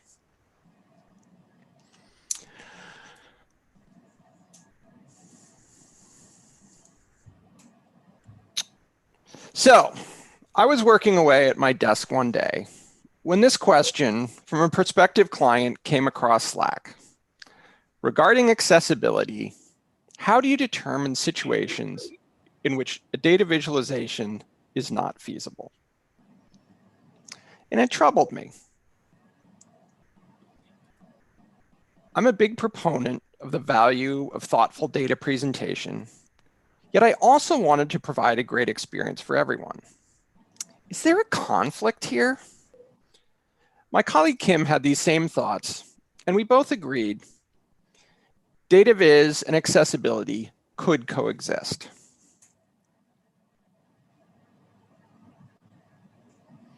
In this session, we'll explain how. We'll first take a moment to make sure definitions are aligned, and then talk about the potential barriers to accessibility in data visualization. We'll then turn to ways to address the barriers so that you can present data in ways that provide many more audiences, not just the bare bones access, but truly great experiences. Along the way, we'll be highlighting how providing accessibility will make your product better for everyone. Finally, we're going to end with a couple thoughts about some even bigger possibilities we see in the future. So who are we? I'm Tim Shaw, Director of User Experience at Forum One. I'm the whiz for Dataviz and put the hot date in data. I've been interested in showcasing data for several years. I've been trying to bring inclusive research to this and all my work as much as I can. I'm joined today by... Hi, everybody. I'm Kim Locraft. I'm a design director at Forum One. So that must mean that if Tim puts the hot date in data, then I must put the visual in visualization, which really makes sense because I'm a graphic designer. But in addition to that, I'm also really interested in accessibility. And I've been interested in it ever since I heard one of my designs read out loud by a screen reader. And a screen reader, in a nutshell, converts what you see on a page into speech or braille. And what it read wasn't pretty. Text was out of order, graphics were invisible. The story that I had worked so hard to tell was lost. And not because there was a problem with the screen reader, the problem was my design. Hearing design changed how I saw design. So I started learning more and I try to bring that learning to every project. A bit about Forum One, we work with mission-driven clients, so nonprofits, foundations, and government agencies to show their impact. And you can't think about impact anymore without thinking about data and data visualization. And you shouldn't think about data visualization, or any design for that matter, without also thinking about accessibility. Now, these are terms that you may hear all the time, but maybe less familiar with what they mean. So if you're not, we have a definition for that. First, what is data visualization? It is the graphic representation of data with a special focus on showing the relationship between data elements. Data visualizations really help translate data sets, so numbers, into easier to understand visuals. Examples include things like pie charts, bar graphs, line graphs, things like that. So what is accessibility? When we talk about accessibility today, we're talking about the practice of making products usable by as many people as possible, including people with disabilities and people with different situational needs. And to better set the stage, one might think that a conversation on accessibility and data visualization might center only on barriers for people who are blind or who have low vision, which is a big part of it, but there's more to consider. Like, barriers that affect access for people with mobility restrictions, or people with learning and thinking differences, or even just people trying to access information on mobile devices or in low bandwidth areas. So with all that said, Tim, let's dive in. Yes, let's. So returning to our prospective client's question, which suggested trade-offs between accessibility and Dataviz. What was driving this question? What are the reasons this person was concerned and seeing trade-offs? Well, one easy answer is the term itself. Visualization comes to English speakers directly from the Latin for out of sight. It sounds, by its very nature, to be exclusive of those without full vision. Now, thinking in these terms alone, a problem becomes clear. If your visualization can only be experienced through sight, you're potentially excluding large numbers of audience members.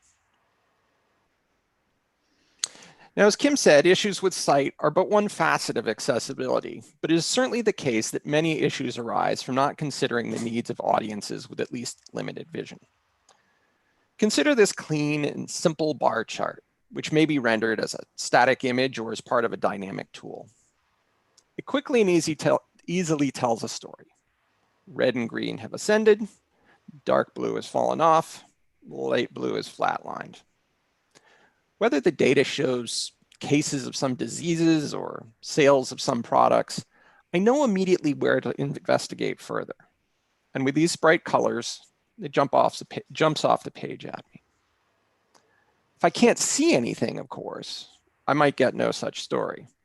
If I have limited vision, I might not be able to see the chart as a whole, or I might not be able to discern the colors well enough to receive the desired takeaway. Beyond visual issues, if I have low bandwidth, a big bold image might not load and I might miss the data. Maybe the goals and needs are bigger still, and one is developing an interactive data product using tools like the D3 JavaScript library. And there's a good reason to do so. With an interactive approach, people can better learn through a multi-step story or more easily explore the data to find their own insights. That's deep engagement and is letting your data make a difference. What's more, it can be fully up to date. So if that's the need, it's amazing. The fact is, though, that even though the visualization is now in code, accessibility is not at all ensured. While the code is doing dynamic things with the data, chances are it's still outputting a complex image or video file of some kind, and that content can't be read by a screen reader to help the visually impaired. An interactive tool probably needs some kind of controls, buttons, drop downs, that kind of thing. But these may be hard for someone with limited mobility to access, either by a keyboard or by a mouse alternative. And it's awfully easy to make interactive products so complex that they're hard to understand and go over the heads of key audiences. We'll talk about this more in a sec. But first, whatever the style, color's a risk. Kim? Yeah, that's exactly right, Tim. We know that visualizations often rely on color. Like this example that shows a world population density map. The graphic uses blue to indicate low density areas, then a series of green, yellow, and orange until we get to red to indicate the highest density area. Now, color has a lot of benefits. It's a really powerful tool. It can help with memory and recall. It can tell us what items are related or which items should be understood as a sequence. And it can call attention to specific data items that we should be paying attention to. But the issue is people perceive color differently. And we're demonstrating that here. We're looking at the same world population density graphic as before, but this time through the lens of color blindness that affects mainly reds and greens. The color choices become problematic for two reasons. The first is that the contrast between the blue and the green make it difficult to tell the two apart. This means I may miss out on important information. The second problem is note that the color in the middle of the data set now stands out the most. This muddles the order of the data, which is confusing and could lead someone to misunderstand the information. Now, before we move on to the next slide, I have a courtesy warning. If you, like me, have sensitivity to motion, please look away for a moment. Our next potential barrier centers on animation and motion, and we've included an example here of bars moving quickly in opposite directions. Now, animation and motion can have many accessibility benefits. When done with intention, it can enhance people's ability to understand and interact with the data. But there are potential problems. And for those of you who looked away, it's now safe to look back. And those problems are, first, movement can be distracting and annoying, and this makes it hard to focus. Also, things that flash quickly have been known to trigger seizures. And in my case, certain movements at certain speeds can mess with a person's sense of balance and spatial awareness, and this can cause nausea, headaches, and dizziness. And this brings us to the last potential barrier we're going to touch on today, complex visuals. This is actually one of the most common barriers we see. Data visualizations can get pretty complicated pretty quickly, like this example that shows 20 variables across a period of time longer than what can even fit on the slide. And this kind of makes sense. You know, you've done a lot of amazing research. There's a lot you can say, and you want to connect all of those dots at once before somebody moves on. And granted, there are people who will appreciate this, but for others, it can become really, really overwhelming, especially for those who struggle to make visual connections or struggle to focus. And what about people who are less familiar with the topic, which could actually be the majority of people you're trying to reach with your data? If the goal of your data isn't immediately clear, how long will people actually stick around? So clearly all these things demonstrate that there are potential barriers, but now that we know what they are, the question becomes, what can we do about it? Tim? Yeah, so as we look to solutions, I think we can remember that data visualizations are, at their heart, an accessibility solution in themselves. They're a way to reduce cognitive load on our poor brains. Most of us humans can't easily look at raw data sets and draw patterns and relationships. Presenting data in an engaging, focused way solves that need. So what can we actually do about the issues above? How can we create experiences that deliver data, that make it approachable for all, that enable everyone to recognize trends, compare data points, and in general, really use the data, and which ultimately move people to take some action with that data? The first step is to make sure you're planning accessibility in from the get-go. Now, we've probably all experienced the pain of trying to add some key functionality late in a project. It takes more time, budget and timeline may be gone, and the result, if it happens at all, feels tacked on. Every site user will sense that something kludgy happened, and nobody wants that. The accessible solution needs to be an integrated part of the initial design that will better serve everyone and not get lost in other priorities. So getting this right means you need a clear strategic foundation. What is the end goal of the data presentation? Which audiences will it motivate or empower to do what? What information does it need to convey to accomplish that end? How will different audiences understand and use this information, and what kinds of access does this imply? And finally, how can these different modes fit seamlessly together? So how can you make sure your integrated, accessible solution provides what is required? Make sure your research is fully inclusive. At the very least, this means your basic audience research includes all audience members, including those with different abilities and levels of experience, knowledge, and power. Better, if you can, is to engage those audiences more. Do deeper inclusive research like field studies or diary studies. Engage in co-creation with those audiences so you have their direct design input. Maintain ongoing audience involvement in discussions and reviews, and evaluate your work over time through inclusive usability testing, including with those using various adaptive technologies. Have you ever found yourself looking at a visual and wondering, what on earth am I supposed to do with this? These are the cases of the complexity Kim mentioned. So that strategic planning I mentioned above, that's going to help you with a second key consideration, keeping your visualizations simple. Now, as Kim noted, this is hard. You've collected all this great data and you want to share it all. Most audiences, though, don't have the time or the capacity to review myriad slices and dices of a data set. And throwing all the stories at people limits the impact of the few that really matter. By focusing your efforts on the few stories and analyses that will best drive your goals, you're more likely to make a product that is well designed for all audiences. For example, audiences with neurological and cognitive differences will be better able to process what you're saying, and you'll help those who are busy or new to the subject matter. Audiences with visual issues will be more easily served by clearer alternatives, and you'll help anyone who prefers other media for consuming data. Now, some data products are designed for exploring, and you can't or you don't want to limit audience takeaways. Even then, make it clear what options there are for exploration and create logical paths and layers to structure that exploration.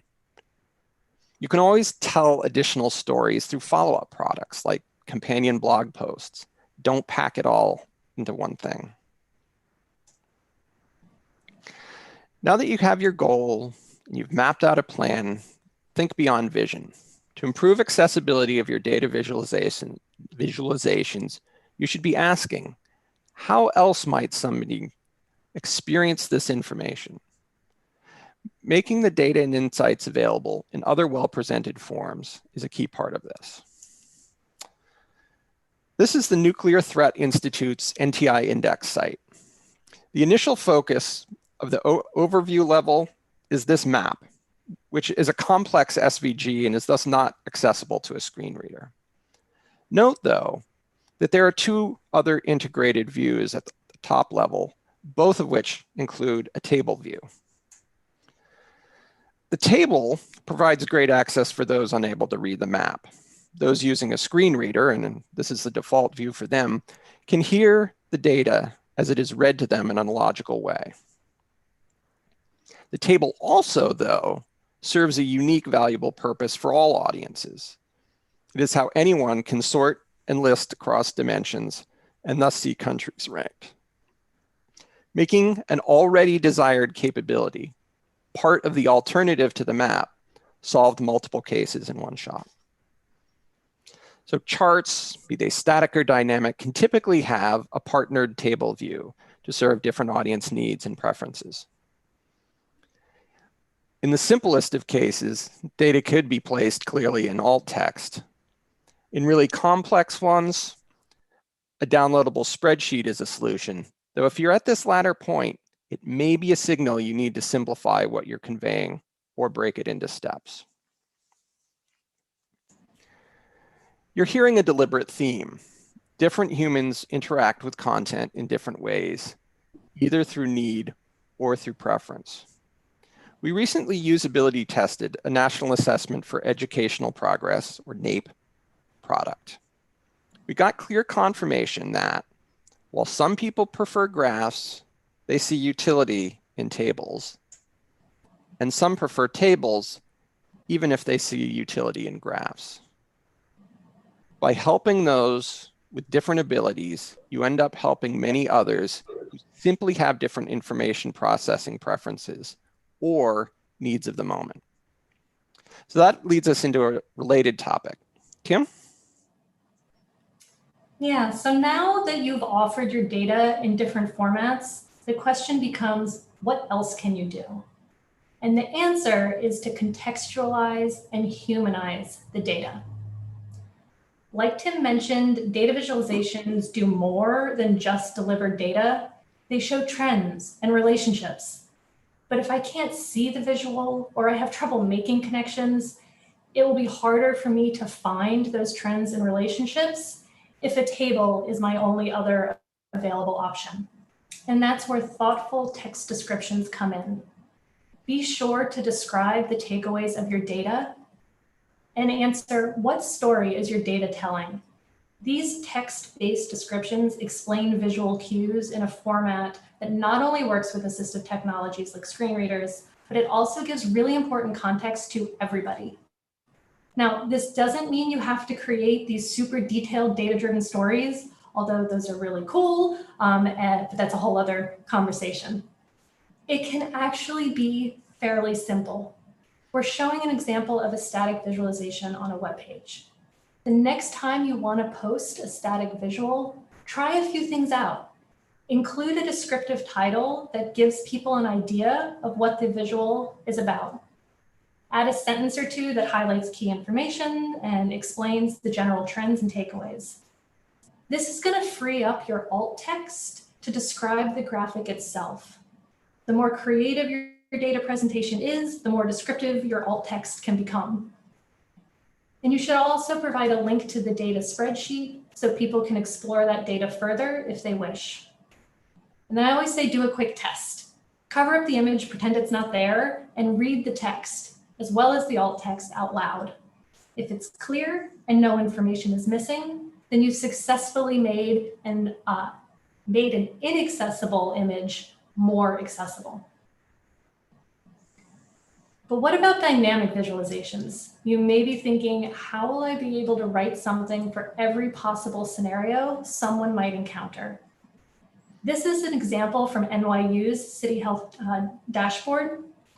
It shows the COVID local risk index for Little Rock, Arkansas, as compared to 500 other cities. This is a case where the team defined a template text description for each of the 6 metric types involved in the visualization. The text displays the same for every city, and the values actually dynamically change. So just like that, you have an explanation for each scenario someone might come across.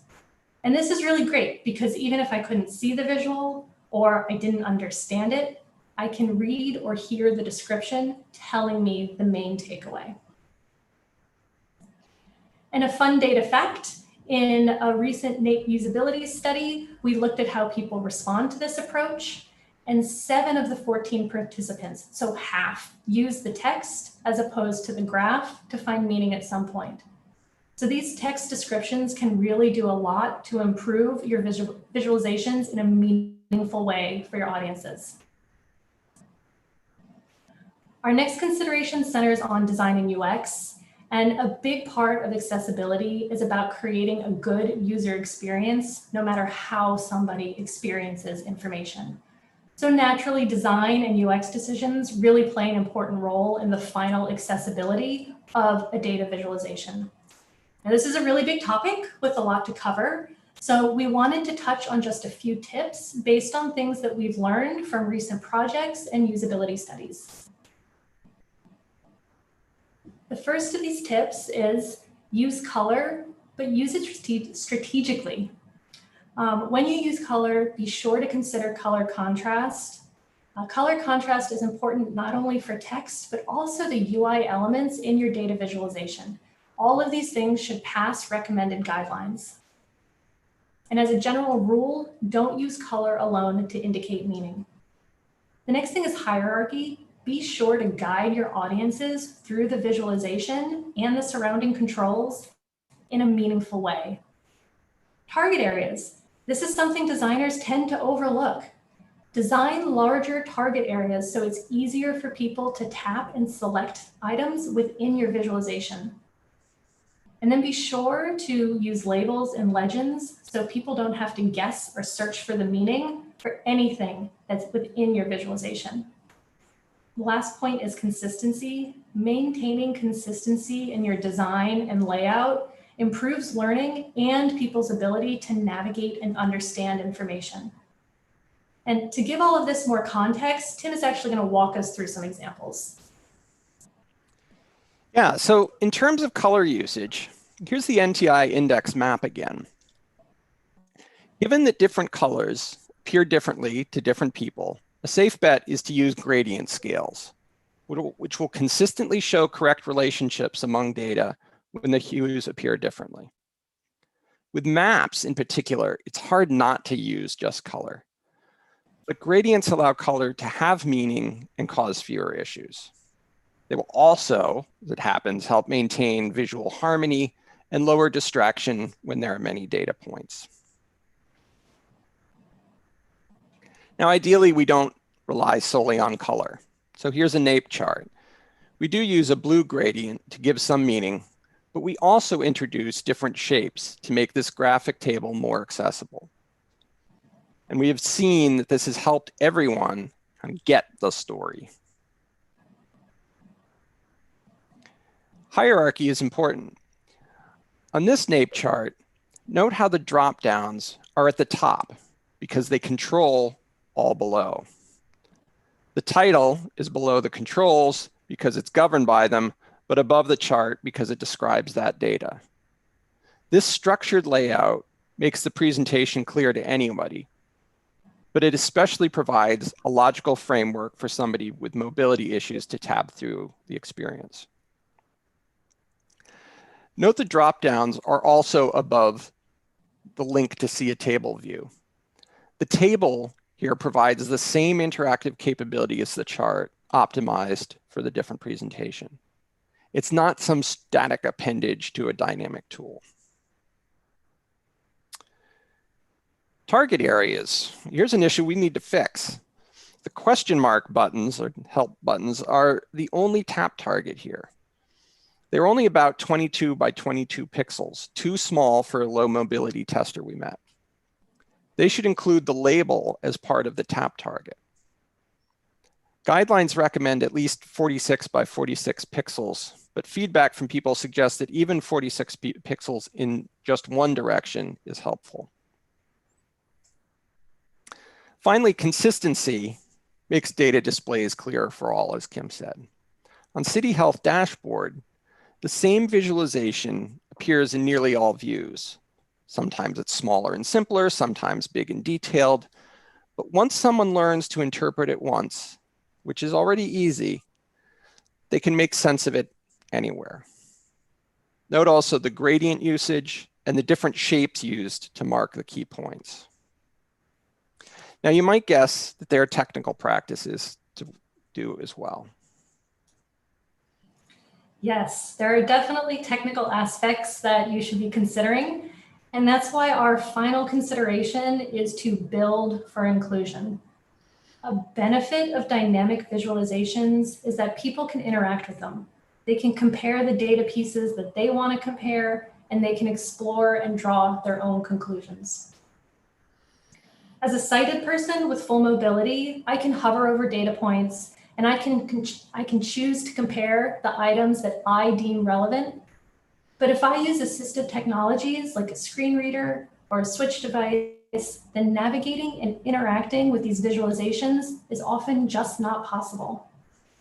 If the designer had followed the previous considerations, then yes, I'd have text descriptions, and yes, I could access the raw data, but I still might not be able to interact with the graphic itself.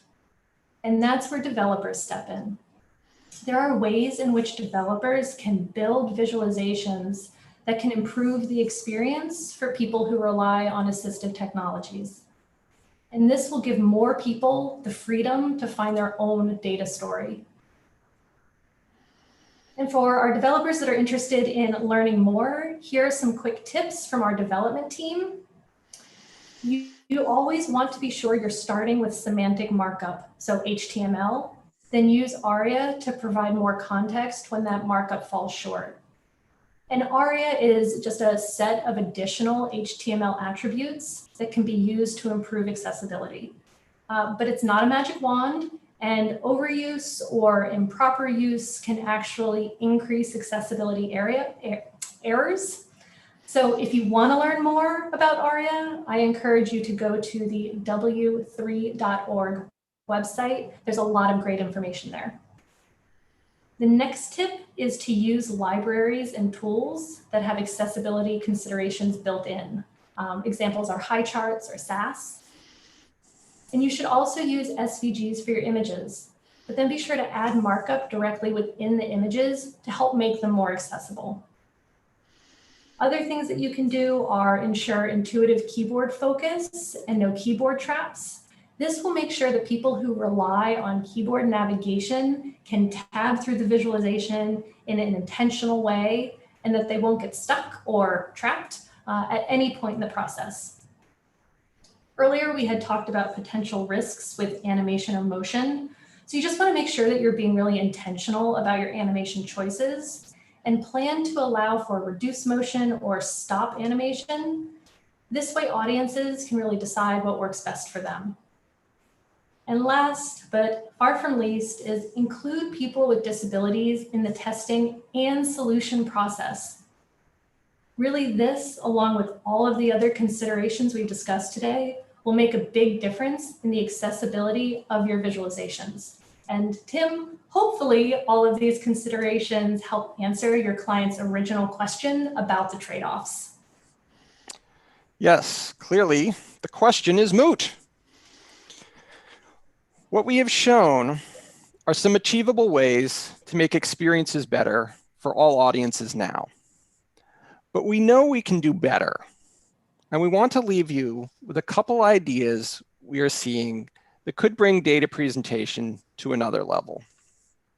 In short, we need to explore what other senses we can use to experience and analyze data.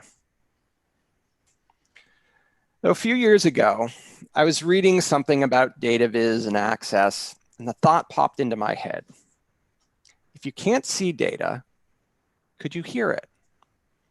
Happily, other smarter people had the same thought, and data sonification, presenting data in terms of changes in sound, is becoming a thing. Now, this seems exciting for the visually impaired, as well as, perhaps, anyone who is more of an auditory learner. Sound enables a whole new kind of data storytelling. So I found this example recently. A designer named Brian Fu built this piece where a song plays as the map shows the path of the 2 train in New York City from central Brooklyn to the northern Bronx. The vibrancy of the song in volume and orchestration is keyed to the income level of the neighborhood through which the train is traveling. So it begins quiet and simple in Flatbush, builds into downtown Brooklyn, is loud and powerful through much of Manhattan, falls off in Harlem, and becomes quiet and simple again in the South Bronx. You hear the income inequality in New York City. There's also tactile data, or as I'm insisting on coining it, data tactilification. Many of us who became parents in the last 3 decades or so have had the joy of meeting our child before birth and maybe beginning to learn about them via a sonogram printout. If you were a blind parent, though, you could not have this moment. Well, that's changing. These are images of blind parents meeting their babies through a 3D printing from sonogram data. They can have this amazing moment with their baby in a form, touch, that is generally highly accessible to them. And the joy is pretty clear, and you can now say, "Aw." Who knows what else is possible? Maybe we'll even get data olfactication. When the data is moving in a positive direction, it emits scents of flowers and exotic spices. When in negative territory, you get notes of high school boys' locker room during equipment manager's strike after Bean Burrito Day in the cafeteria. We'll see, or smell. Finally, we want to end this section by returning to this point, because it is still too emergent. The only way we will make jumps in serving everyone well is if we include everyone in our work. We are seeing more attention paid to inclusive data design practices, but please be the future and weave all less well-served audiences explicitly into design and evaluation processes. So we hope we've given you great ideas to improve your data visualization projects. And we're happy now to take questions. I don't know the best way if the chat room is best, or if people are able to speak, we're happy to do that as well.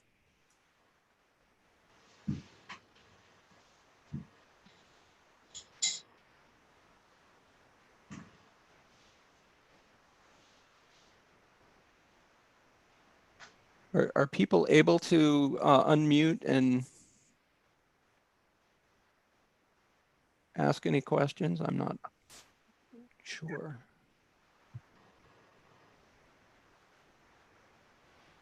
We have a question in the chat. How do you make the screen default to the table for maps? How did you make the default for screen readers, the table, in the example you shared previously?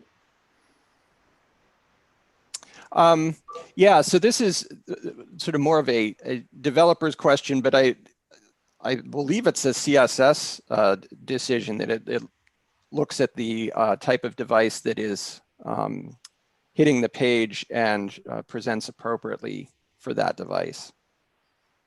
If anybody else is able to. Yeah, I was going to say, if we have any developers. Sounds like I got it okay. Any tools you can recommend to help evaluate designs in progress? Kim, that seems one that's in your wheelhouse. Yeah, absolutely. So I do 3 things. One is obviously checking color contrast. I like to use WebAIM's color contrast checker. I can just type in my values and I double check contrast that way. There's also additional plugins and different tools that you can use if you wanted to check directly in your design files.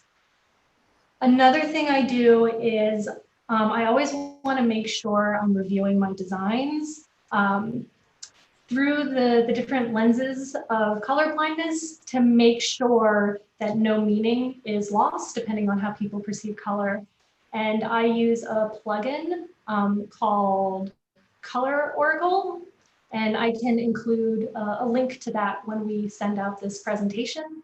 But what it allows you to do is look at your designs through different lenses, so you can kind of double check that. And then the third thing that I do is, I mean, I've actually tried to learn as much as I possibly can about different ways people experience information. I can also link you to some posters that provide a really great overview of just certain design decisions that you should keep in the back of your mind to help you make clearer, cleaner designs along the way. So I will be sure to include links to all of that. Cool.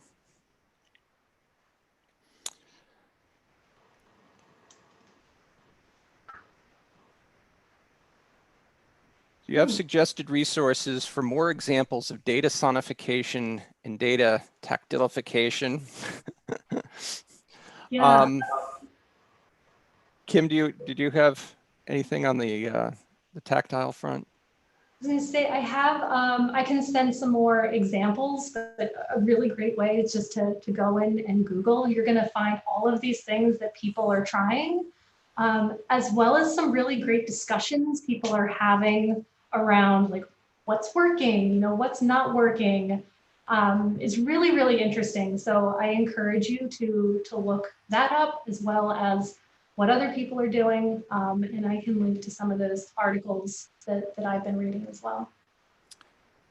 On the sonification front, this is something that I honestly learned more about just this week as I was preparing for this presentation.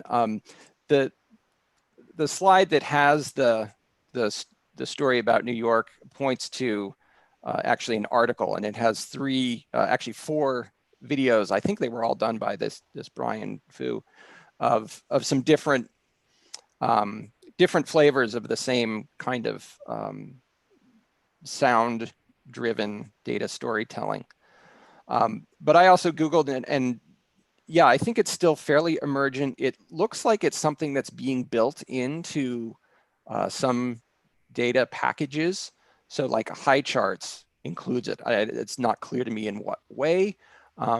That's something that we have, a package that we have used in the past, but I don't have much personal experience. But it looks like it's something that's starting to be considered, and would be something that could be leveraged in some or other out of the box way from a number of different available tool sets and libraries and things.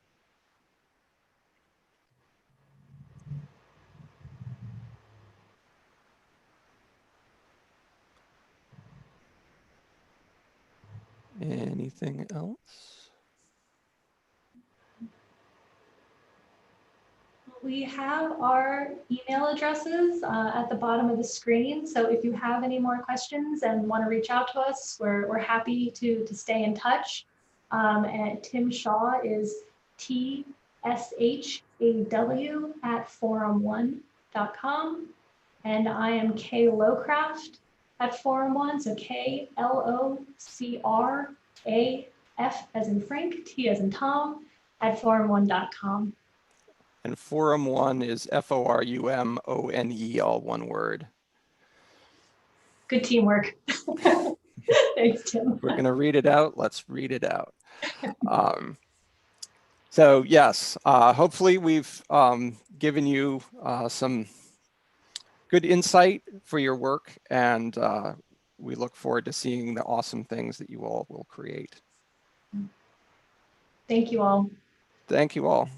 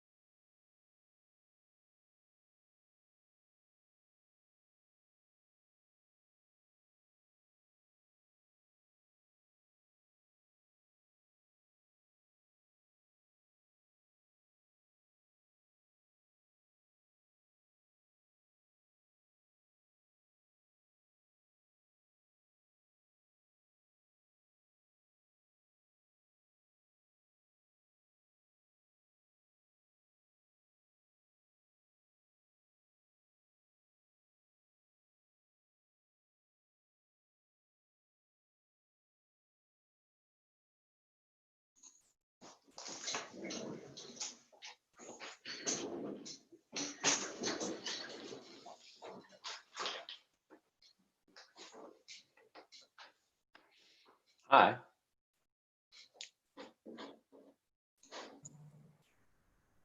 Hey, the next session, right? Yes. Yes. Okay, let me give you a co-host.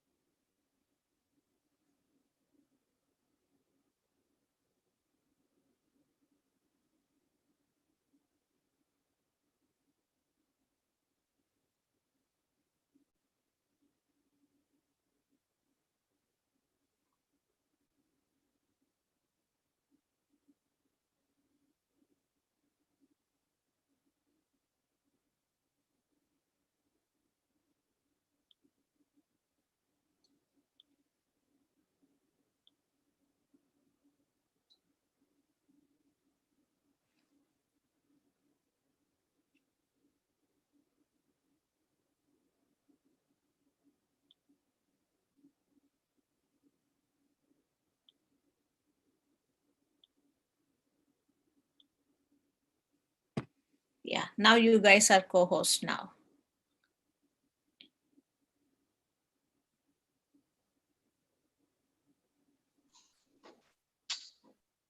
Okay, great. Thank you.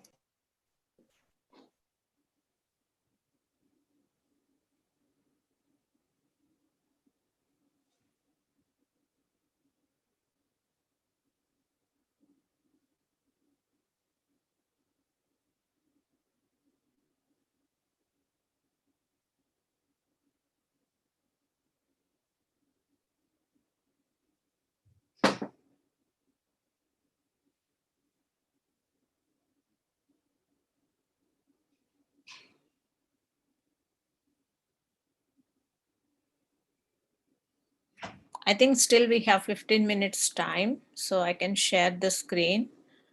What is there here?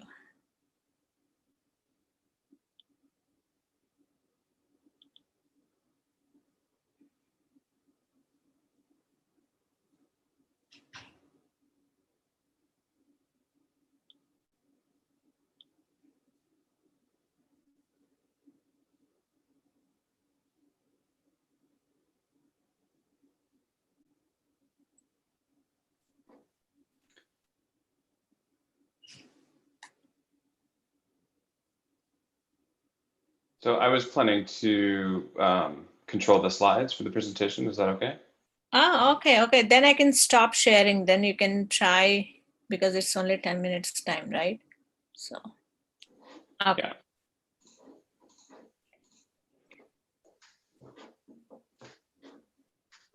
Can you see this? Yes. Yes, yeah.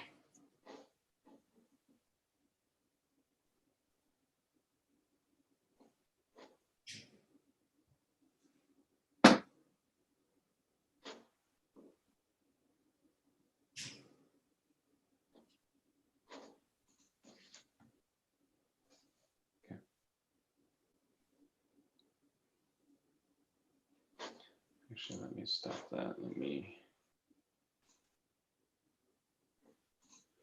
share the application, not the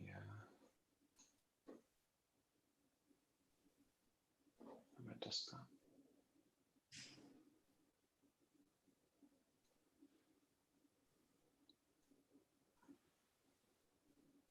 Okay, so now you just see the presentation, right? You don't see the Chrome. Okay. Yes, I saw it. Yeah. Okay, great.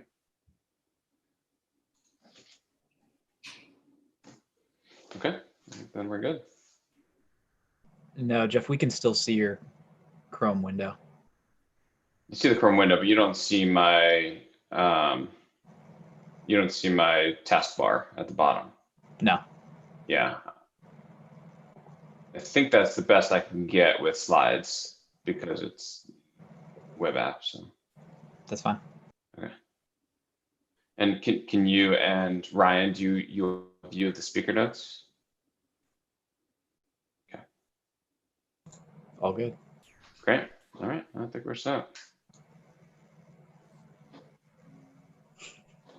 So, but just to be clear, I'm viewing them through my own, I'm just looking at the presentation on my own computer here.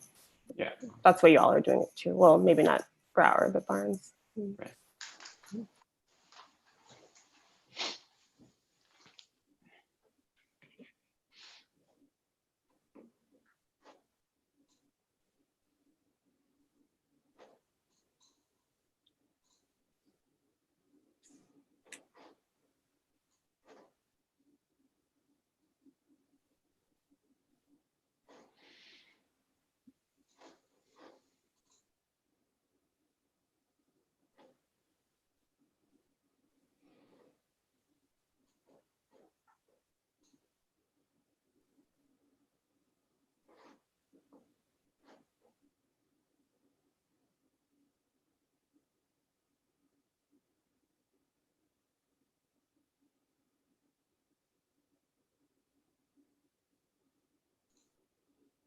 And is somebody from DrupalCon going to do some intro first and then hand it off to me?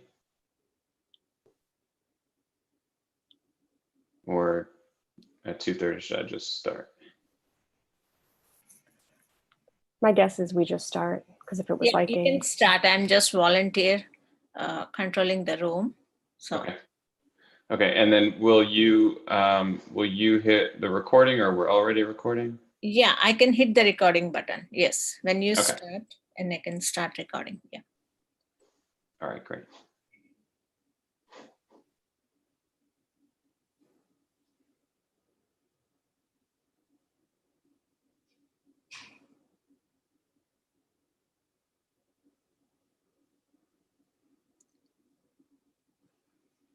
At the end of the session, you can see like a questions coming from the chat window. So after the session, people can ask you questions so that you can answer them.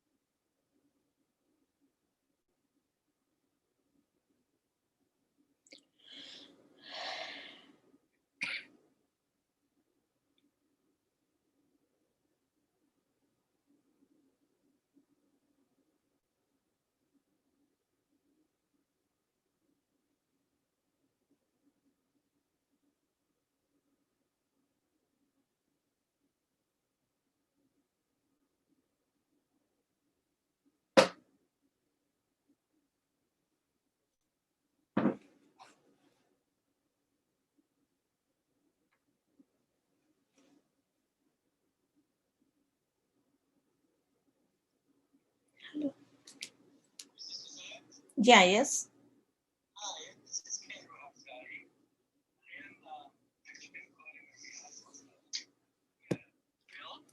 Uh-huh.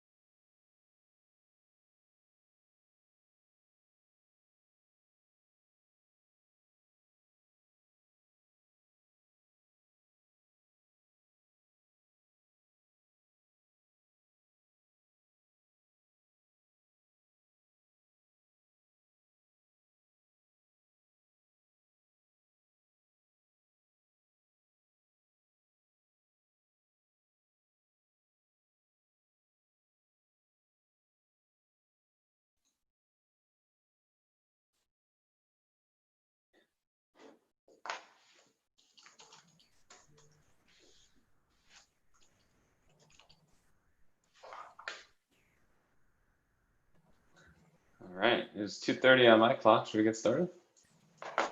Let's do it. All right, are we recording?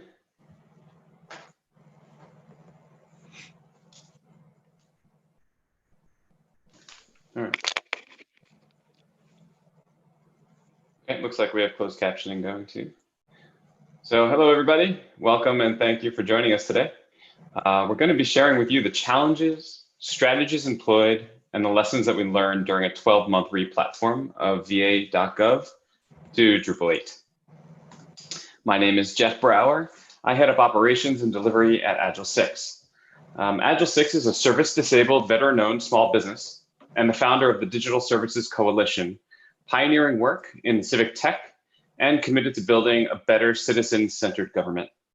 I'm joined today by my esteemed colleagues and friends, Ryan Sibley, content strategist for Nava PBC, and Jeff Barnes from the VA office of the CTO, who will take us through an overview of our project and the main drivers behind it now. Good afternoon. My name is Jeff Barnes. I'm the deputy for the digital experience product line with VA's office of the CTO. At the time we completed this project, I was with the US Digital Service as a digital services expert. The Drupal implementation that we did was for the Department of Veterans Affairs with the support of the Digital Service and VHA's Digital Media Office. That's the Veterans Health Administration. We had an incredible partnership with our contractor team, which included Agile 6, Nava, and Civic Actions, as Jeff just mentioned. We set out to build a Drupal 8 instance for VA.gov, which is VA's flagship property. For the last several years, VA has been attempting to modernize many of our most critical veteran-facing digital products to increase the use of self-service tools, reduce the time veterans spend waiting to hear back from VA, and to improve the veteran experience. We're doing all this in alignment with the vision set out by the VA CTO in 2017. I'm going to hand it over to Ryan to outline some of our challenges. Hi, I'm Ryan. I'm a senior content strategist with Nava PBC. For context, Nava is a public benefit corporation that partners with government agencies to deliver mission-critical software that helps public institutions earn people's trust. I'm going to take just a minute to introduce the challenges we faced on this project, and then we'll go into more detail. There were three major challenges that we faced. Jeff Barnes is going to talk about serving multiple user groups. Then I'm going to talk about the challenges managing and implementing communication and governance for all of those groups. Jeff Brauer is going to talk about the technical challenges that can occur when trying to balance the delivery of an MVP content model for a single product while considering the entire site content at the same time. Jeff Barnes, back to you. Thank you. Our first challenge is serving the multiple user groups and stakeholder groups that are inherent in any government Drupal implementation. In a place as big as VA, and I imagine it's true of organizations of any size, you start with trying to balance delivery timeline with the scalability and maturity of the product. We knew that actually replatforming VA.gov would take us years. So where do we start? Definitely not with a year of requirements gathering or a year of authoring experience work, and definitely not with a one-to-one migration of thousands of pages. So we decided early on that we couldn't afford the time to battle every administration, the business lines, the offices about which of their content would migrate and by when. If our plan was to deliver real value to each of our three key user groups within the first few months, and then end up with something we could hang our hat on in the end of the first year, how do we do it? So the veterans experience was our top priority, followed by the CMS editor community creating content for those veterans, and then finally the business offices that rely on VA.gov. With a small team and limited funding, we focused on building an MVP. We were ambitious, focused, and had a talented team. So what did we do? We panicked. We started to analyze the VA ecosystem, which we found hundreds of thousands of pages. How do we build a content model for that? We wanted to make a better facility site, but VA has almost 150 medical systems and thousands of outpatient and benefit facilities. We wanted to make the business happy, but VA has over 350,000 employees and just as many opinions. So as good designers, we went back to our core and we asked, how might we? We asked ourselves what really mattered to each of our user groups and how could we do it? What MVP criteria would get them the most value in the first year? We concluded that we had to ship both an MVP CMS that did a little bit of everything and a few representative products that delivered value and give Drupal a public face at VA. Launching that MVP of the decoupled CMS was no small undertaking.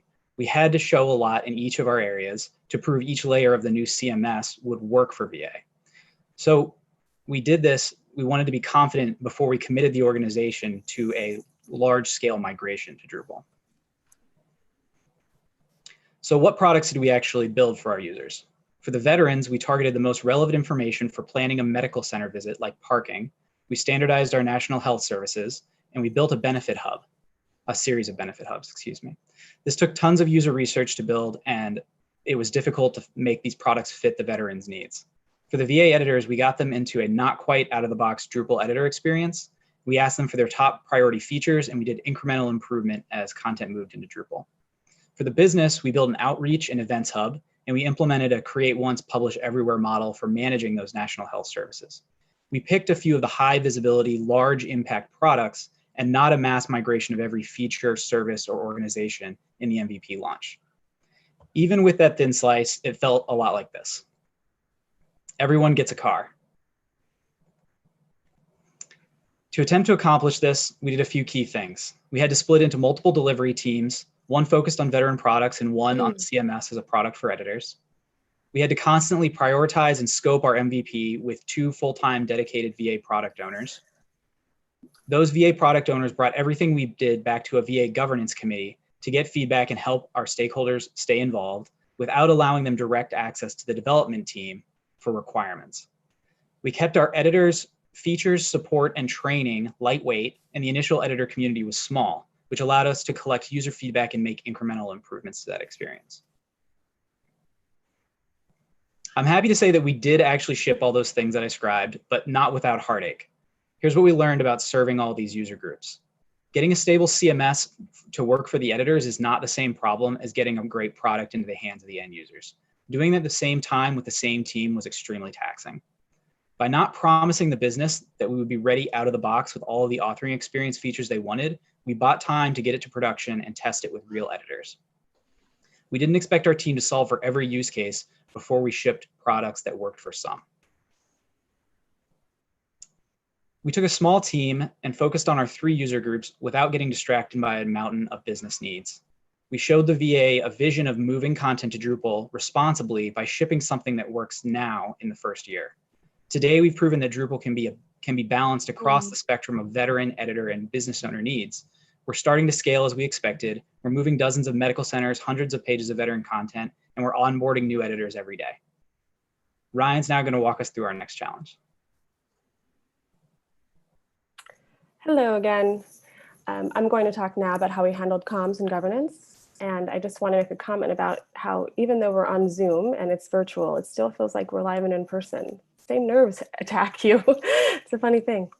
Anyway, so will the entire site and all of my stakeholders need to migrate to Drupal at once? This wasn't as much a question as it was a worry. We had a lot of work to do to help bring people on board. One of the first challenges one of the persistent challenges we faced was that the decoupled architecture confused users.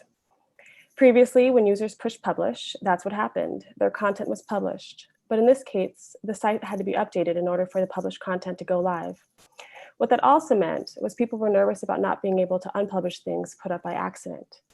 People were also worried that they wouldn't be able to publish urgent content if they needed to. For context, this is the front end of the new website. This is a screenshot of the CMS during research. It was hard for people to grasp that there would be a delay between what they put into the CMS and what they saw on the website. Again, the lag also caused anxiety around what would happen if they needed to put content up in a hurry or take something off of the website quickly. If you're interested in this problem, there's a session tomorrow that will talk more about this. It's called Benefits and Pitfalls of Integrating Drupal into a Decoupled Static Site. Decoupled Static Site Build Process for VA.gov.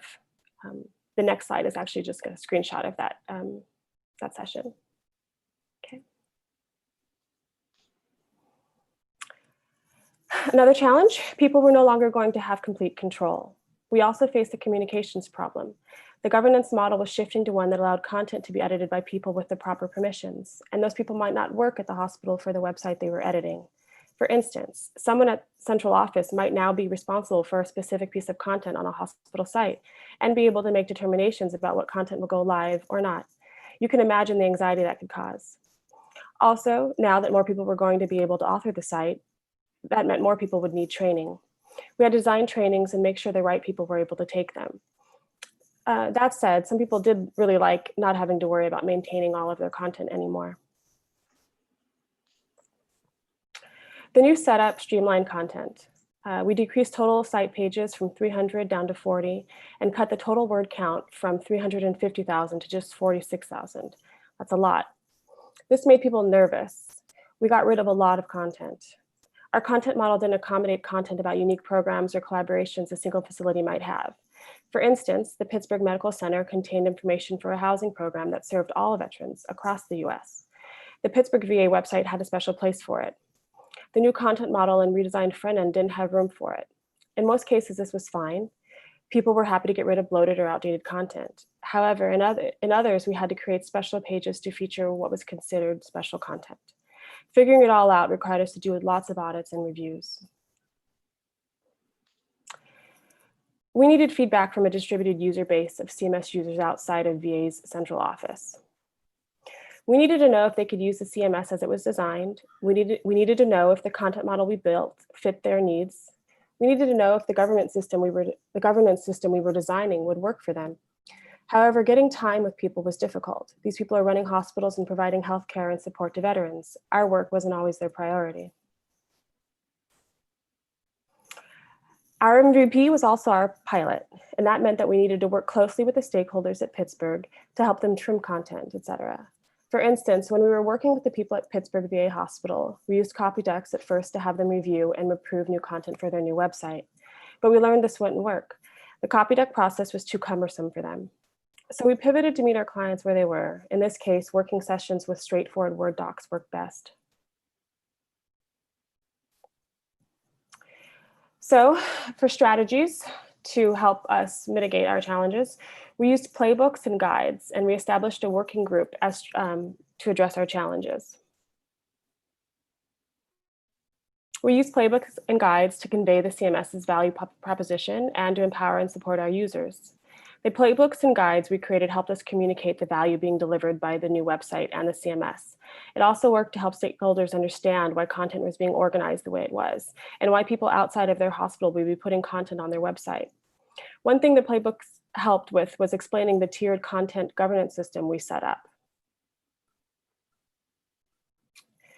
The playbook communicated how the system would help organize and prioritize content, and helped justify removing content and reassigning permissions. This slide details the 3 tiers that we were created, but because it's so specific to the product, I won't go into it.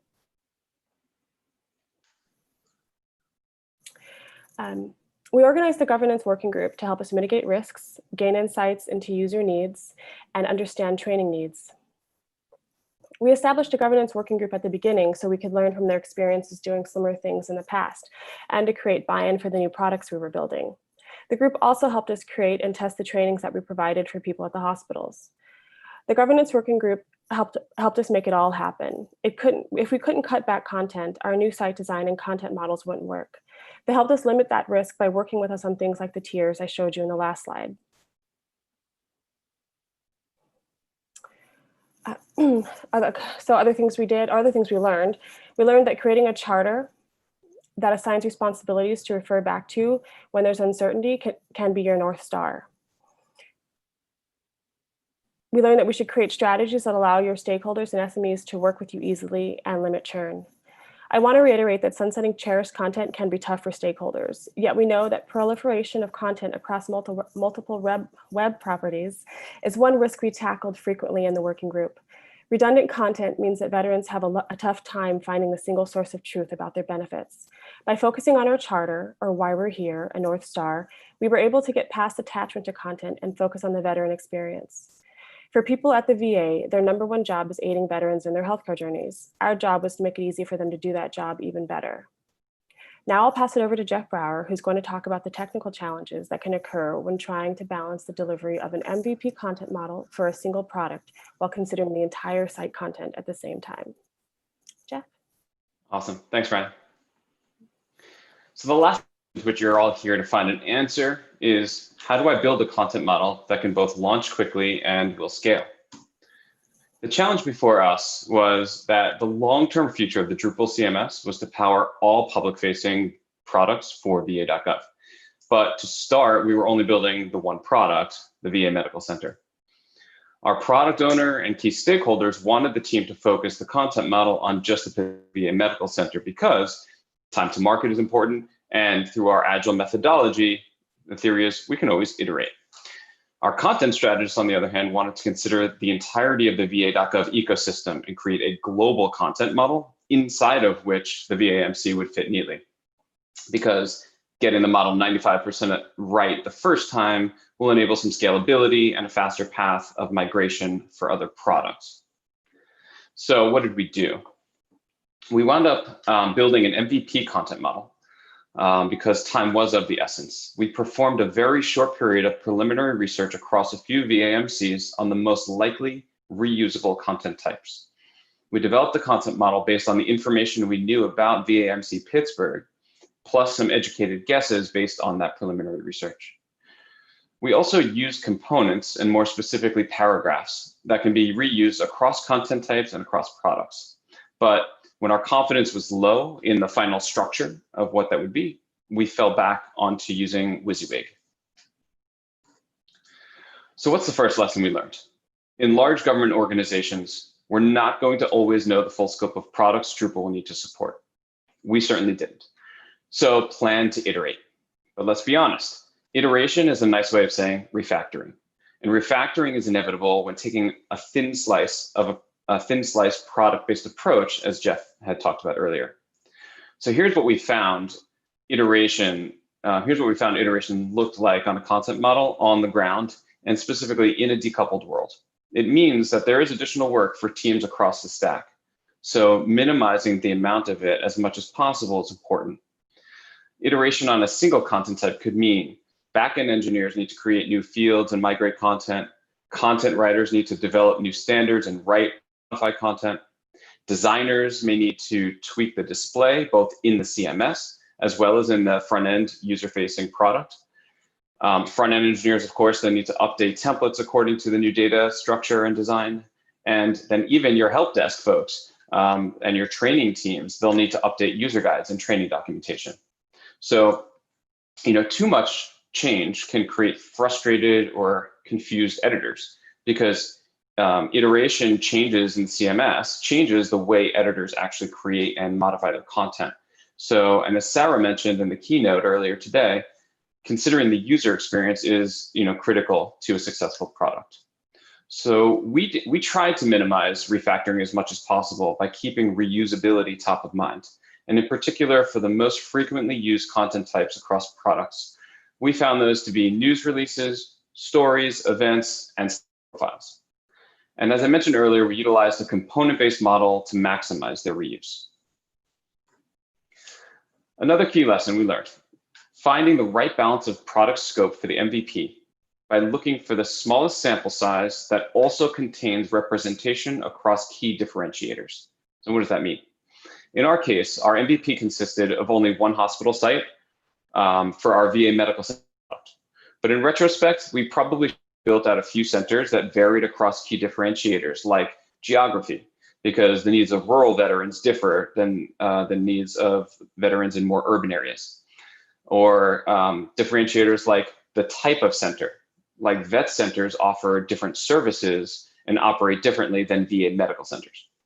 Had we done all this, we would have been able to harden those key aspects of the model up front and incurred less technical debt. For those unfamiliar with the term content model hardening, so when I said we often relied on the usage of WYSIWYG editor when we didn't have confidence in the content structure, hardening would be to take that WYSIWYG content and structure it into reusable components. So our concrete example in what I'm sharing on the screen here, I'm sharing our health services that are offered at a specific hospital location. The local content for the building location, the phone number and hours, all of that was originally built in WYSIWYG. And right now we're actually going through the process to structure that content into field sets so it can be reused across the site. But that's happening right now. At the same time, another team is attempting to migrate the next set of medical centers to Drupal. Oy vey.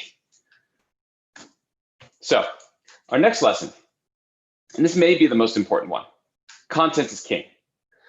Once our scope is right-sized to fit the thin slice of the organization, do as deep a dive on the content as time will allow, and do it first before the design. So our challenge was that for most of our work, the front-end veteran-facing design was created before we had defined the content model to support it. This meant that the Drupal team was building CMS components without a full understanding of the level of reuse they might have or flexibility they would need. So in doing so, we were incurring technical debt. We also didn't know what content existed to support those designs. So since the auditing and writing was happening afterwards, it created a rework for engineers later when the content model was actually created and refined.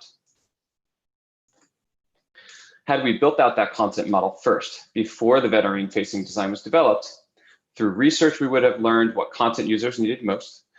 Through the audit of the existing content, we would have known upfront what we have and want to keep, what we didn't need, and then the gaps in the content we'd have to write. We could then have spent a little time validating and tweaking our content design hypothesis across a few other representative sites that vary on those key differentiators I mentioned. So then once we'd have that content model documented and validated, that same specification could have been provided to the cross-functional team of content writers, engineers, designers to actually begin product development at the same time and on the exact same page. In a CMS-driven site, content has to be the driver of product development, not an afterthought. And finally, a lesson on team structure. We learned that after we proved out Drupal as the new content source of truth for some of VA.gov products, it was time to scale, right? And so as more products have now rolled on since the launch, we've learned quickly that it's absolutely critical to involve early on a central Drupal team who owns the global content model, especially this is the case in a decoupled architecture. So we have since formed a dedicated product support team, including a product manager, content strategist, and several Drupal engineers.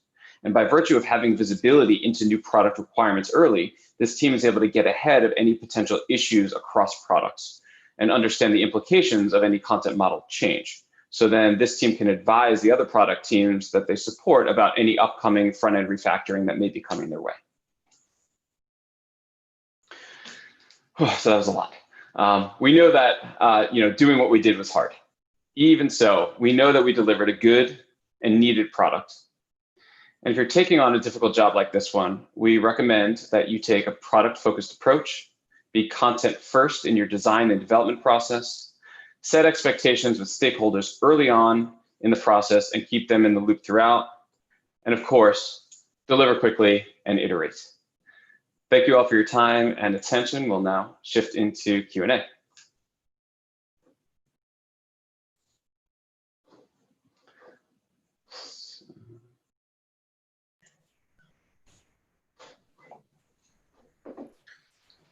Hey, thanks so much for the presentation, y'all. I have a quick question. So from your perspective, what are some of the biggest challenges that you face now that it's up and running?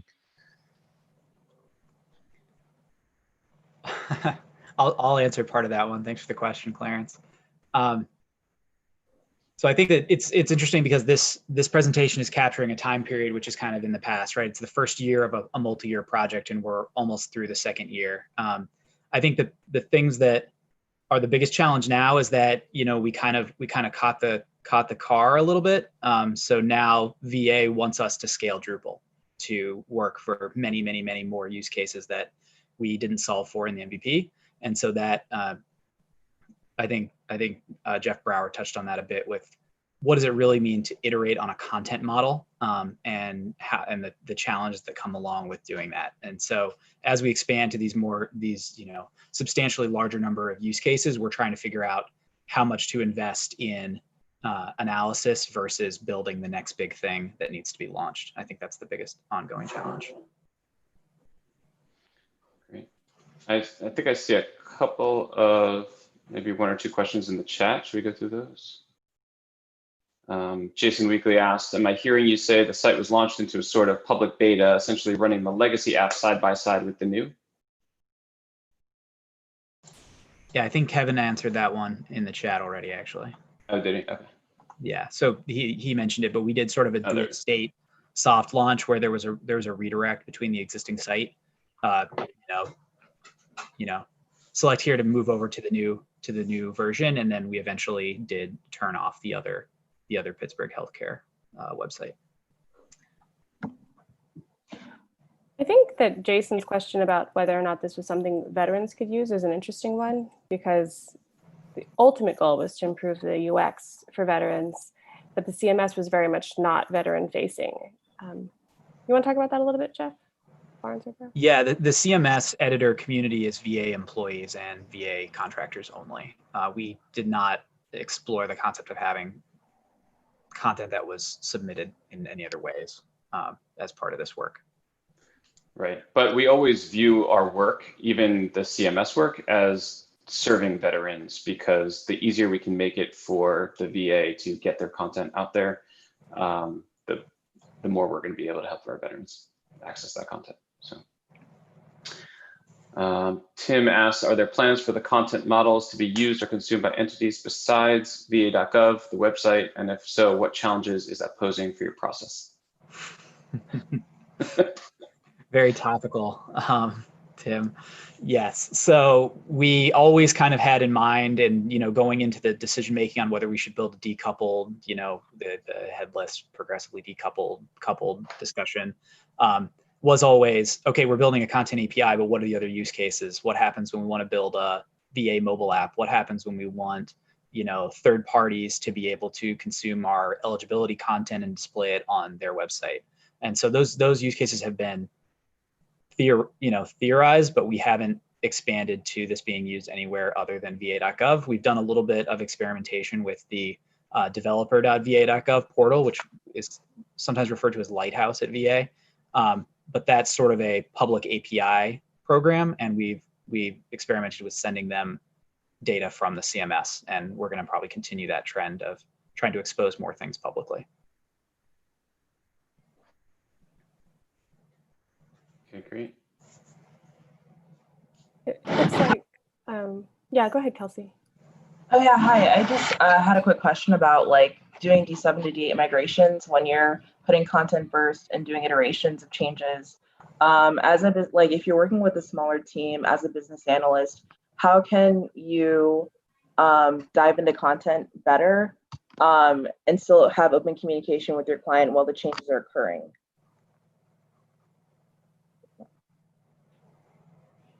Ryan, you want to take that? Yeah, Kelsey, do you mind restating the first part? Yeah, so we're doing like a D7 to D8 migration, and we have a lot of content from our government client that has to be migrated over. We're going into like a soft launch in September, end of September, and I just wanted to know, you talked about not boiling the ocean when you're doing requirements gathering and having communication like with QA and design and UAT. So how do you kind of focus in on one particular thing and kind of keep them in the loop while all this is happening?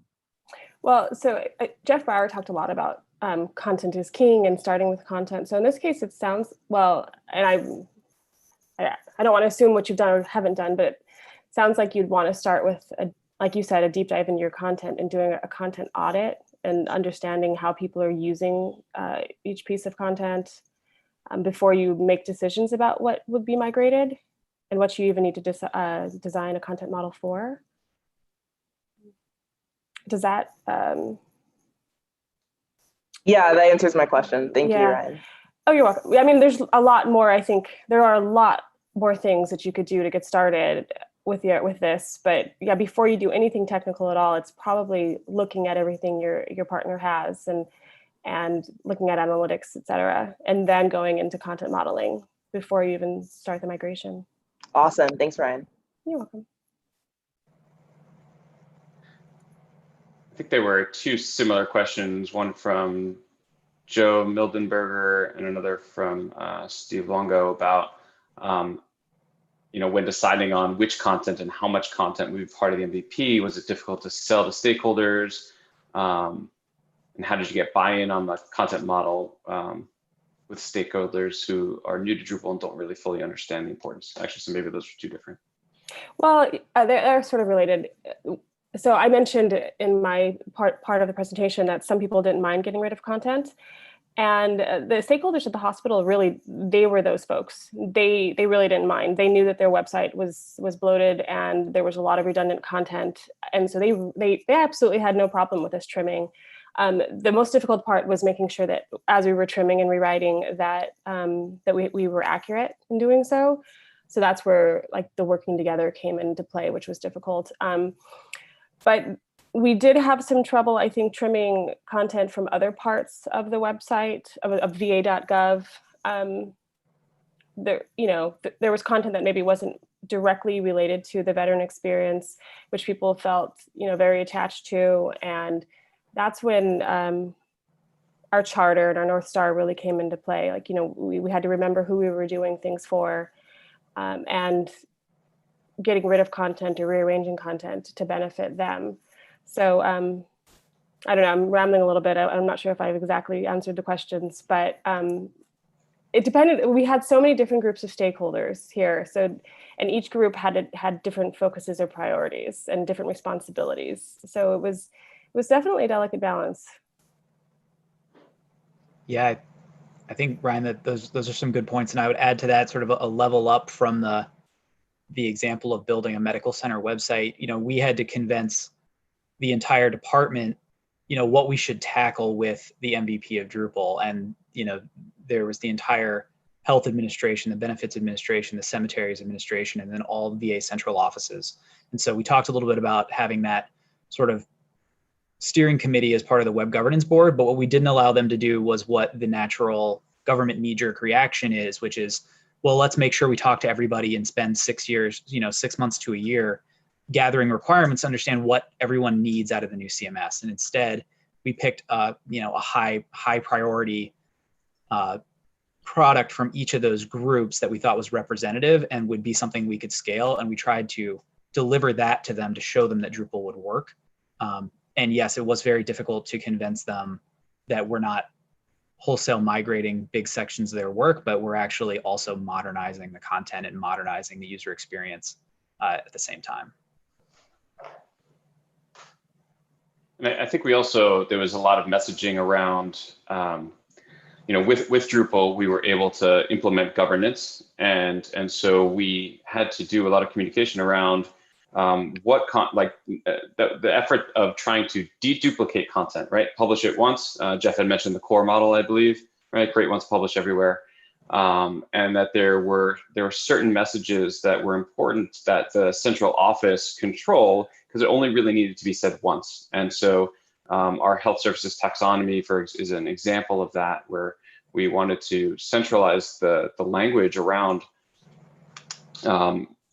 like the specific health services, right? What does optometry mean to the VA? And rather than having each individual facility put their variation on it, we centralized that control and then allowed the regions and then the local facilities to have other layers of content to add on top of that. What was very specific about Pittsburgh's offering in optometry.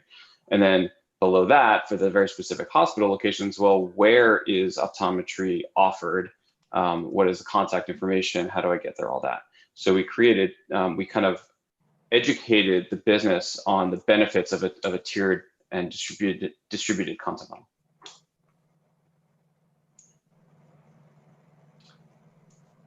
We have some support from Kevin answering a few of the questions in the chat. So yes, thanks, Kevin. Thank you. Kevin Walsh is our product manager. Are there? I responded to Jason privately. Okay. If there's anything that should be in the recording, then make sure to repeat it out loud. Nope. Sure. Are people raising hands? If so, I don't see where that is happening. But no, the session was recording. Yeah, it records directly to the cloud. Was there a question by Tim Cosgrove that got answered? It was answered. Yes, thank you. Yes, Okay. all the way up. You can feel free to ask your questions out loud. That might be easier.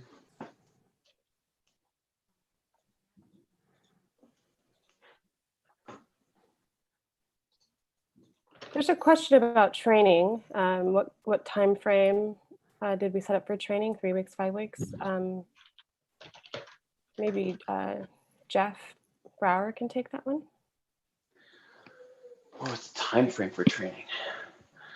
Well, we were getting editors into the CMS as early as possible, right? Again, because we were working with a small group. I think Jeff Barnes, you mentioned this. So training for the initial product itself was working with a really small, because we were working with only the one site, we had only 2 folks that were actually going to be in the CMS for the VAMC product. The formal training, yeah, it was probably in that time frame. We would go through, we'd modularize it and roll it out in chunks so as not to overwhelm them. But for this case, because we were actively developing the product at the same time as giving access to the editors to begin getting their content into the site, it was probably more elongated than it will be for the future medical centers that are rolling on. So there's kind of there are distinct differences for when you're building out the MVP product and piloting your initial site at the same time.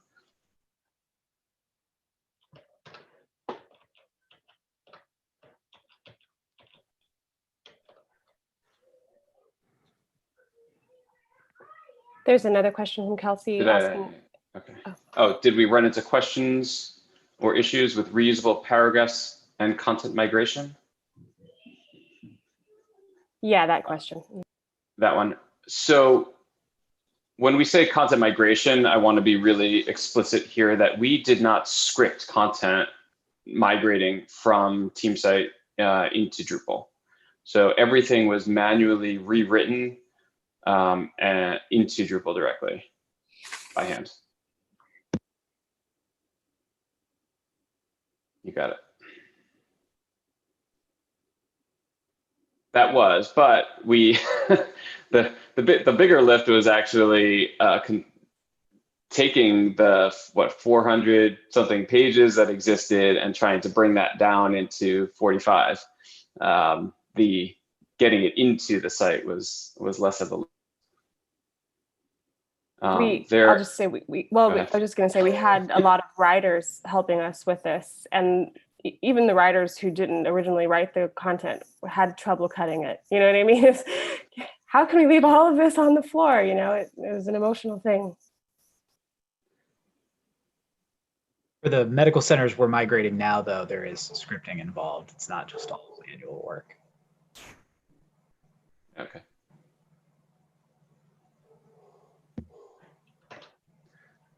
Great. All right, it is 3:08. I think we have just a couple more minutes. If there are any other questions.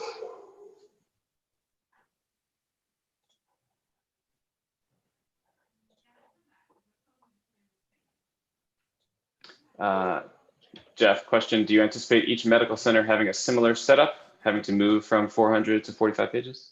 Yes. So what we did was not, and this kind of gets back to the original part of this. Like we didn't migrate from the team site 400 pages to Drupal 45 pages in sort of a scripted manner where we artificially deleted, 355 pages, right? We completely redesigned and created a veteran-focused website using the VA design system and following the VA style guide, and rewrote it in plain language and prioritized national content and created national versus local service listings. And it was a complete redesign. So what we're doing is we're now going through and migrating all the other medical centers from that model that was 400 pages to the model that is 45 pages. And much of that content doesn't have to be rewritten site to site because it's a national level service description, or it's the general information about how a particular service works in all the facilities.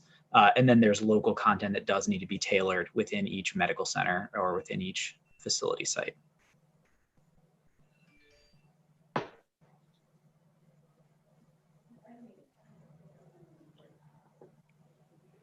Yeah.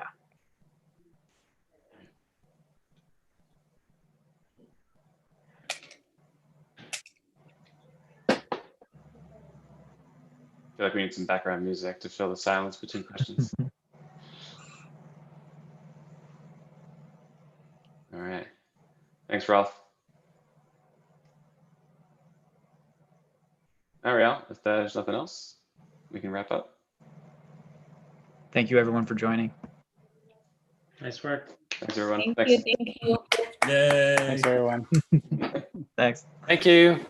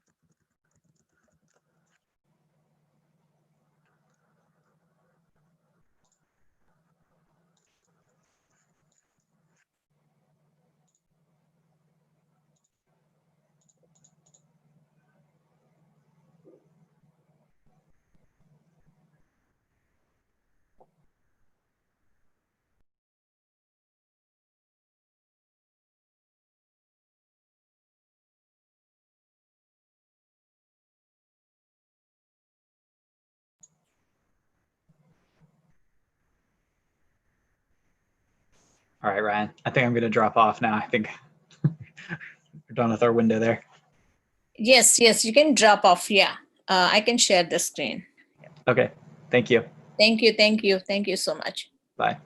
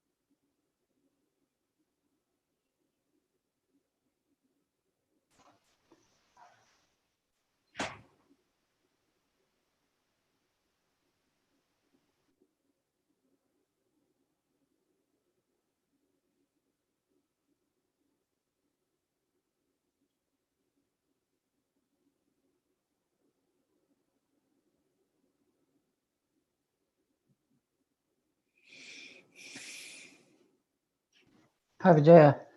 Hi. Hey, could you make me host now? I'm gonna be. 1 second, coming. Yep. Hey, Tim, if you need a break, I was going to be here for this session. So I'm good. Thanks. If you need me, I'm here. Cool.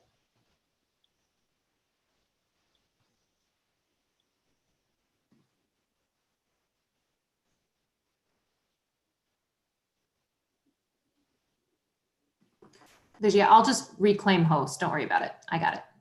You got it? Yeah. Okay. So Tim. Hey, I forget. Is it Abby? Yes. Okay. You remember me, right? Yes, from DOC. Yes. Yeah, I see you on picture yesterday. When you posted the picture, then I remember, then yeah. Aw, how are you doing? I'm learning, Abby. This is my first time, right? So. Absolutely. No worries. Yeah. Okay, thanks for giving me that. Let's see, who's our speaker? Let me stop share my screen. Oh yeah, I can do that. Yeah, I stopped it.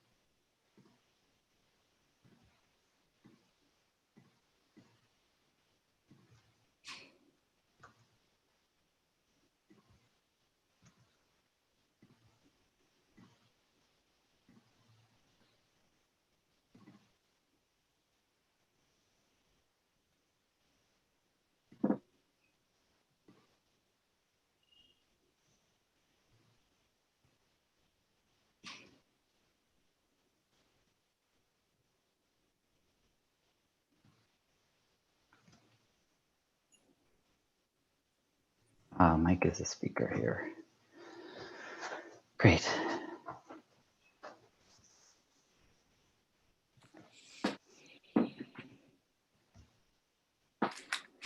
Laura, I don't know if you're a backup room volunteer, but Nika's in both ItCon and Acquia. And it's going to be hard for her to do both. So you might want to check with her.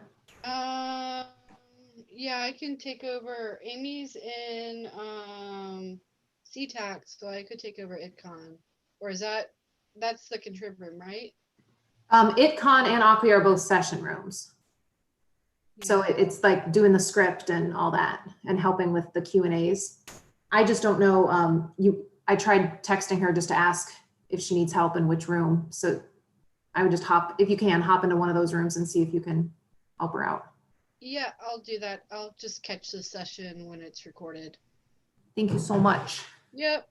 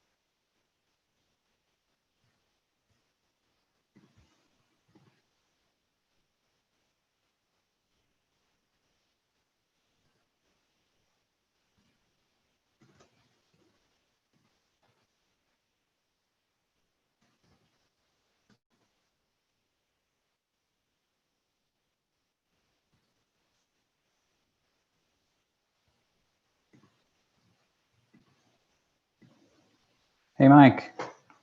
I made you the co-host. I saw. Thank you, sir. How's it going? Good. How are you? I'm doing all right.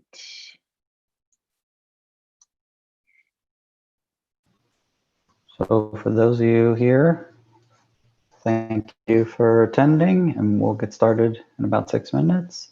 Please remember to keep your microphones on mute during the presentation, and Mike can take questions here in the Zoom chat. I think post them along the way, and I'll collect them, and if he answers one in between, that's great too. Also in Slack, if you want to post a question to the coding and dev channel, I'll collect them from there as well.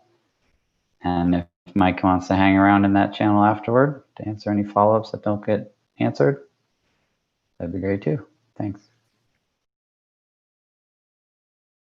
Mike, if you want to test your screen sharing, make sure it's working, we can do that. Yeah, can you stop sharing real quick and I will give it a whirl?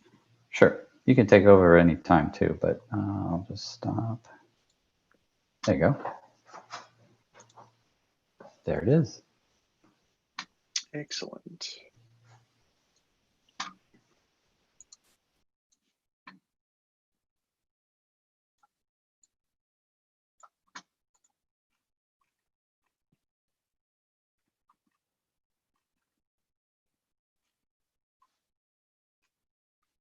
And Tim, we're in for 45 minutes on these, so we have a little bit of time to shift rooms, or do I have the full hour? It's 45 minutes for presentation and questions.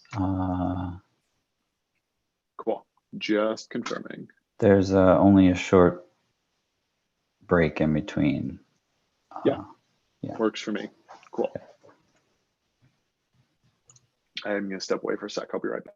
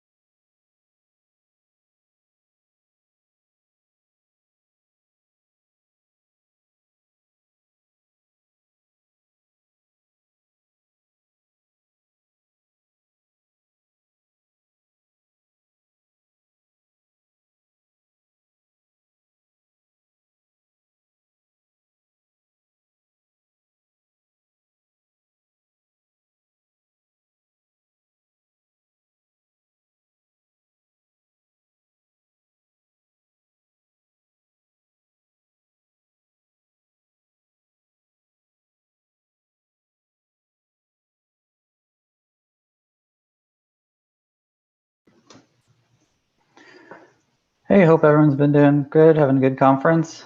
Anyone having any trouble finding anything?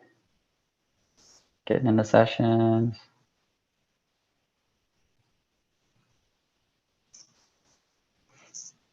Hopefully there haven't been any Zoom bombs. We'll get started in just 2 minutes here. And I just want to remind everyone again, please keep it muted during the presentation. You can ask questions in the chat in Zoom or on Slack on the coding and dev channel. And we'll try to get to those questions or let Mike get to those. And we're going to be recording shortly.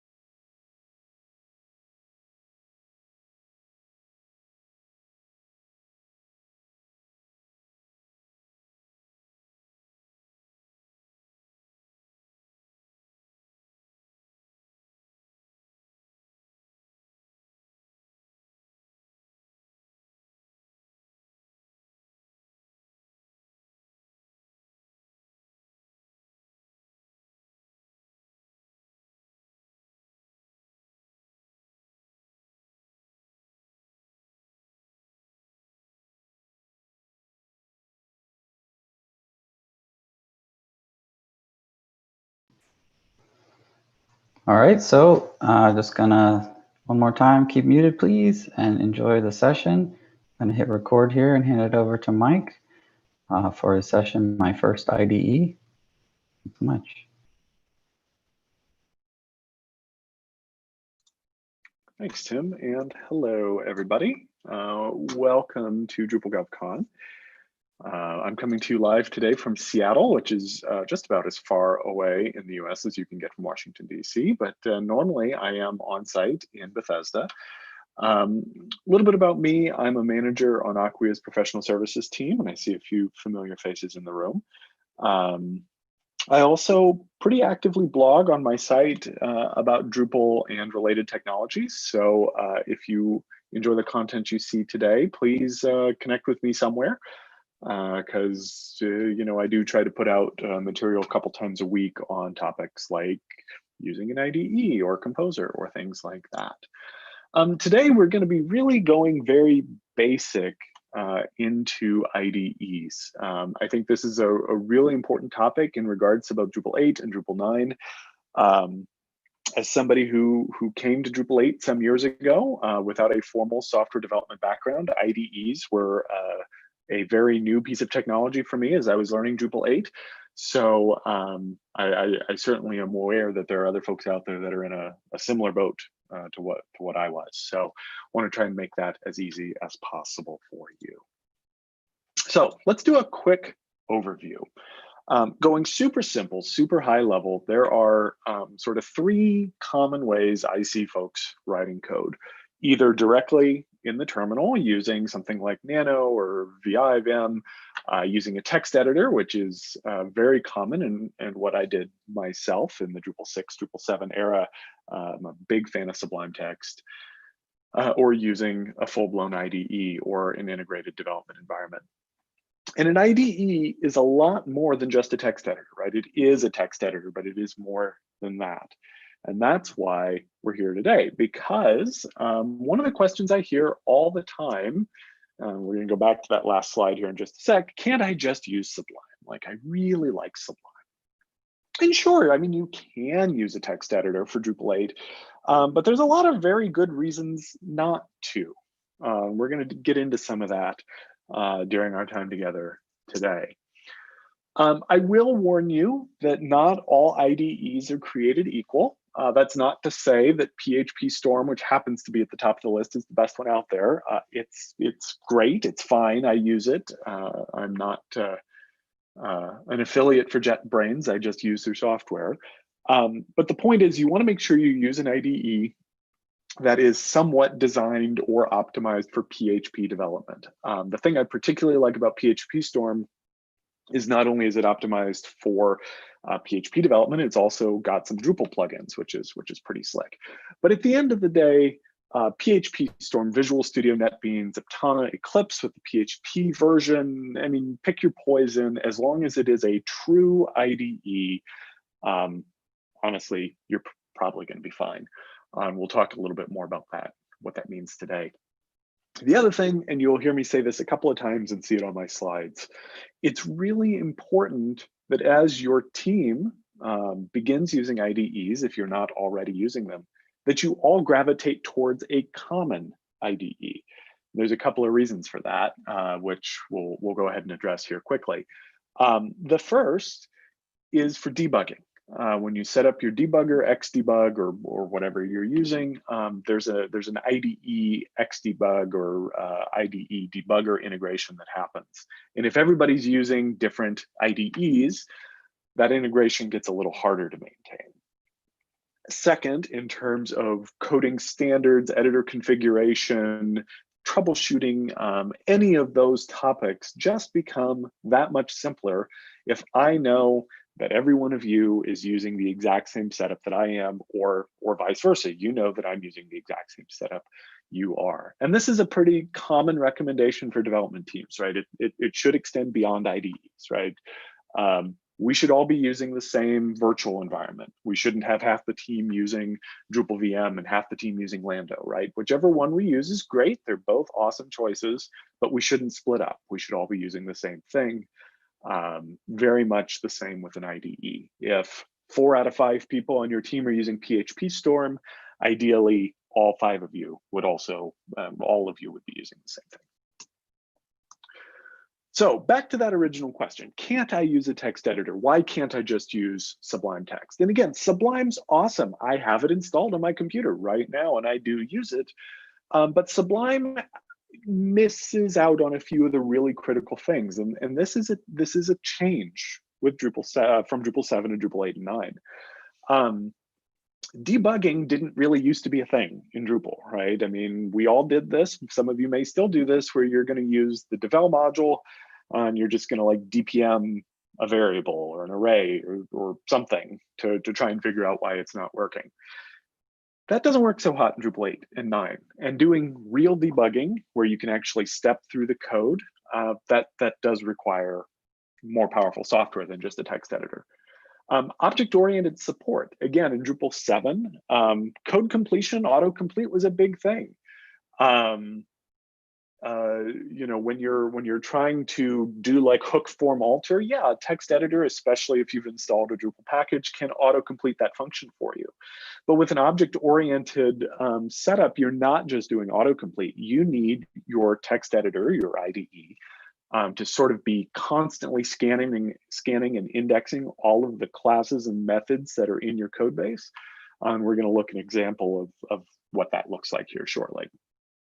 And I'm not going to like try to mislead you. I have had people tell me, and I know from experience, like Sublime out of the box doesn't do Drupal autocomplete. You can download a package or a plugin for Sublime to make it do Drupal autocomplete. Like there are things you can do to a text editor to make it more IDE-like.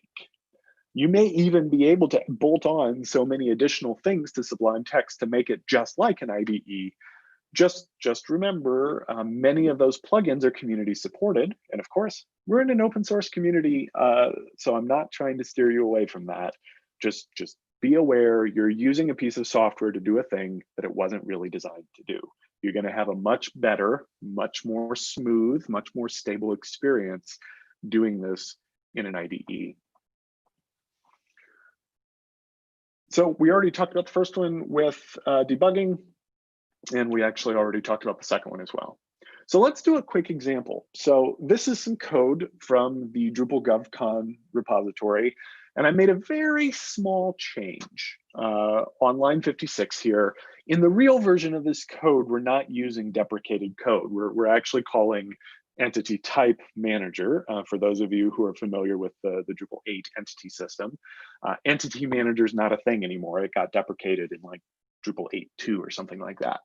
But looking at this code in Sublime Text, you'd never know it, right? This looks like a perfectly fine function in Sublime.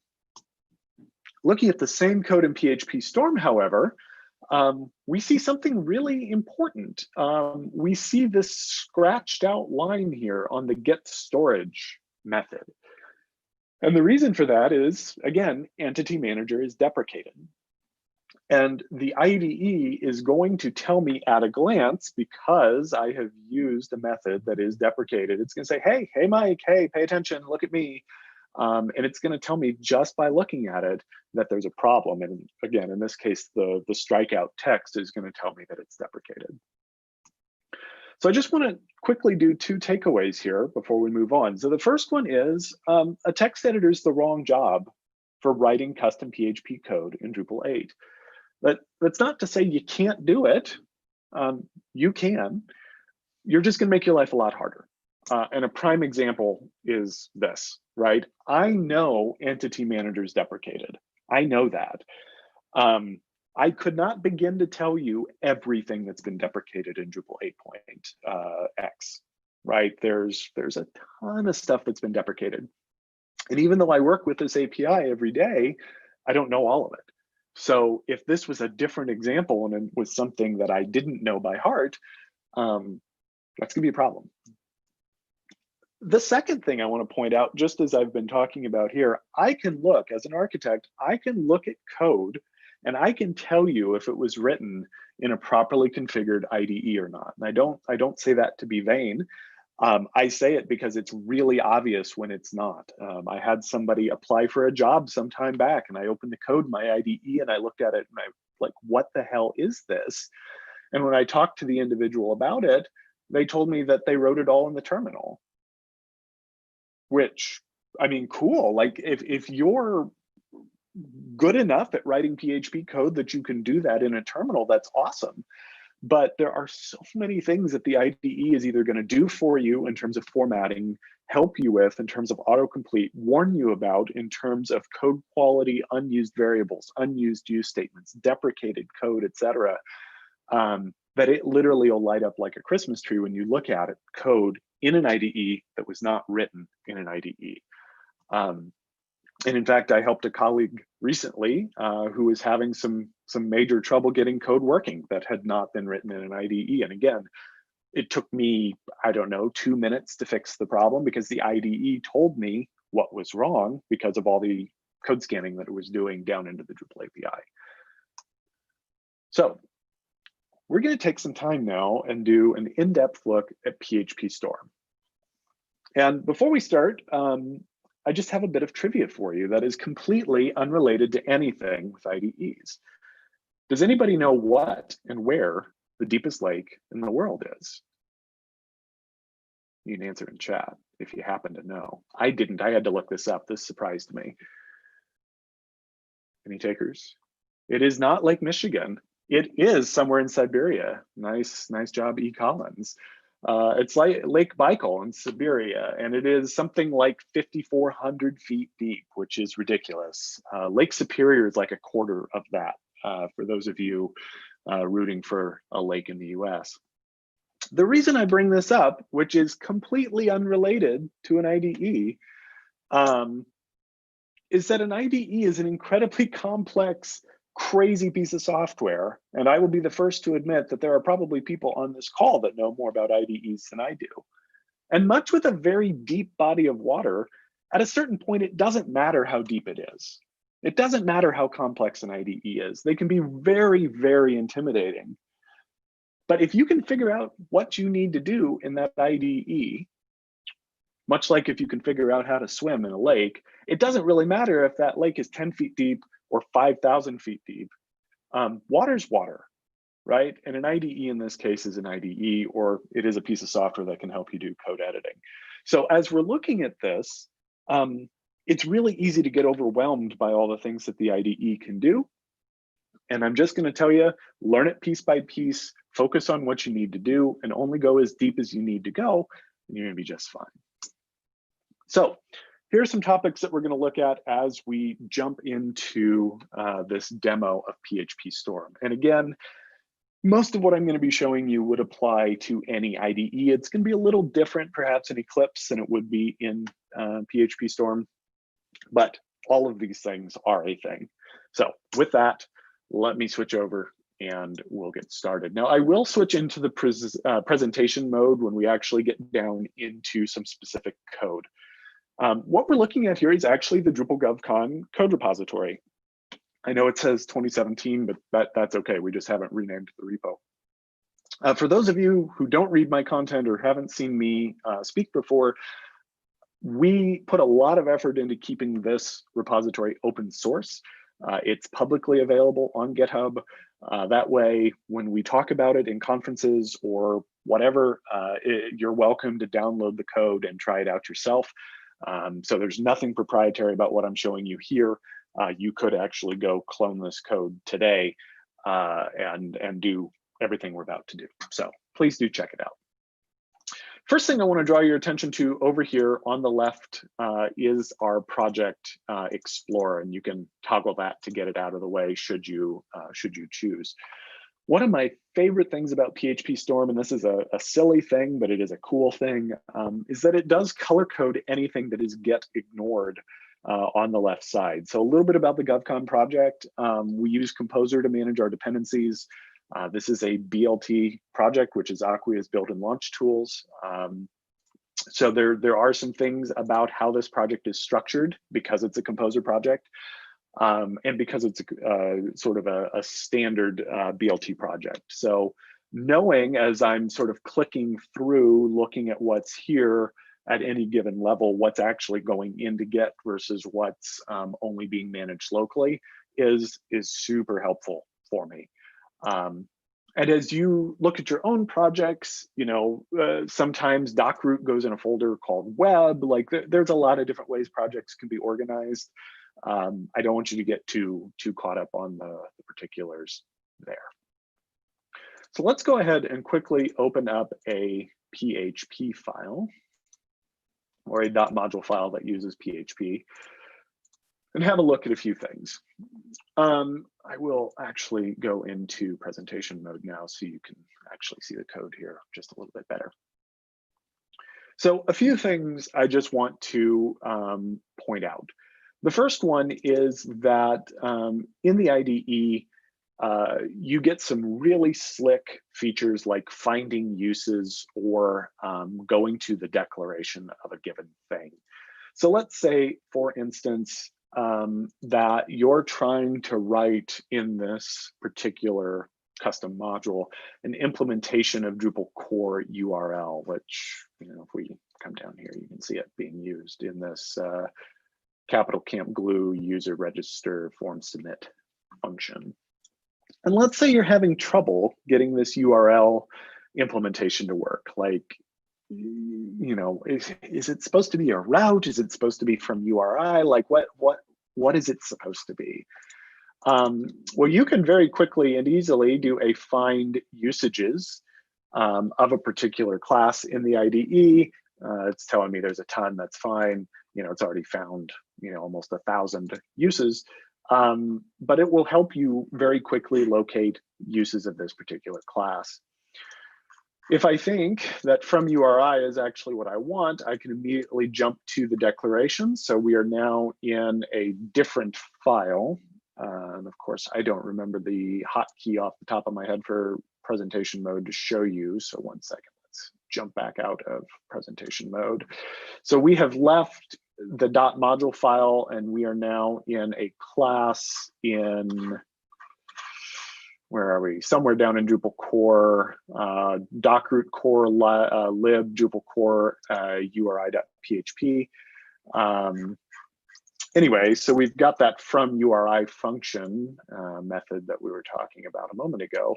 And now I can see sort of how it is actually defined and read a little bit about the documentation. There's actually quite a bit of documentation here that you know, tells me how to use it and what to do with it.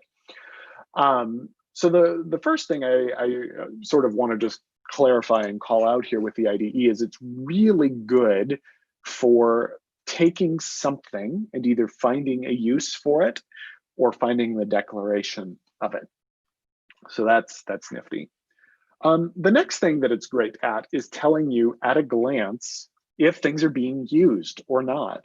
So looking at our help function, looking at this form alter function, I can tell without even reading a line of code in this function that the variables that are getting passed into this function, in this case, the route match, and in this case, the form state, in this case, form state and form ID, these functions are not actually doing anything to override or change these variables as they come into the functions. That's not necessarily good or bad. It's really useful to see that at a glance. It'll also tell me things like, you know, I can do something silly like echo hello world. Again, because the PHP code is being analyzed, PHP Storm's gonna tell me that line 34 is unreachable because it knows it comes after the return. So it's going to tell me, hey, dummy, you're writing code that is never going to run. Other simple little examples, you know, I could do a, you know, array equals array, thinking that I need an array for something and I'm going to use it in my code. And then I get all the way to the end and I'm done and I glance back up and I realize, oh shoot, I defined this array variable and I didn't actually use it. So I can safely get rid of this without damaging anything. So again, this is somewhat I was talking about in terms of code quality and really trusting in the tool to tell you that as you read through code, it's going to give you some real major hints as to best practices and whether or not you're using things that are there.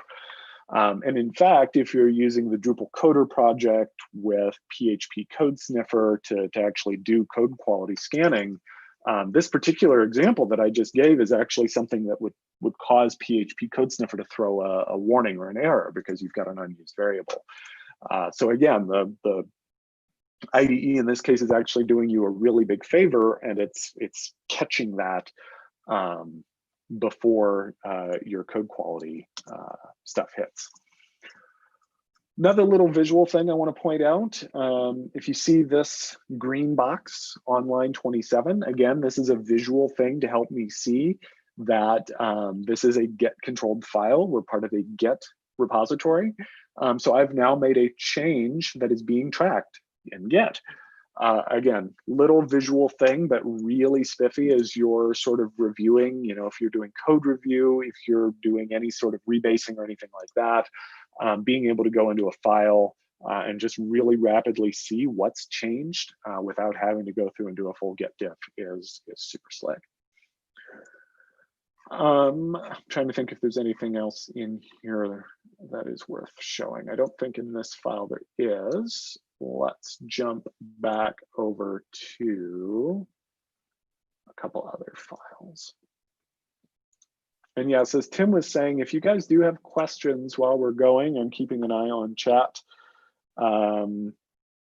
Please do let me know, and I will try to answer them as we go.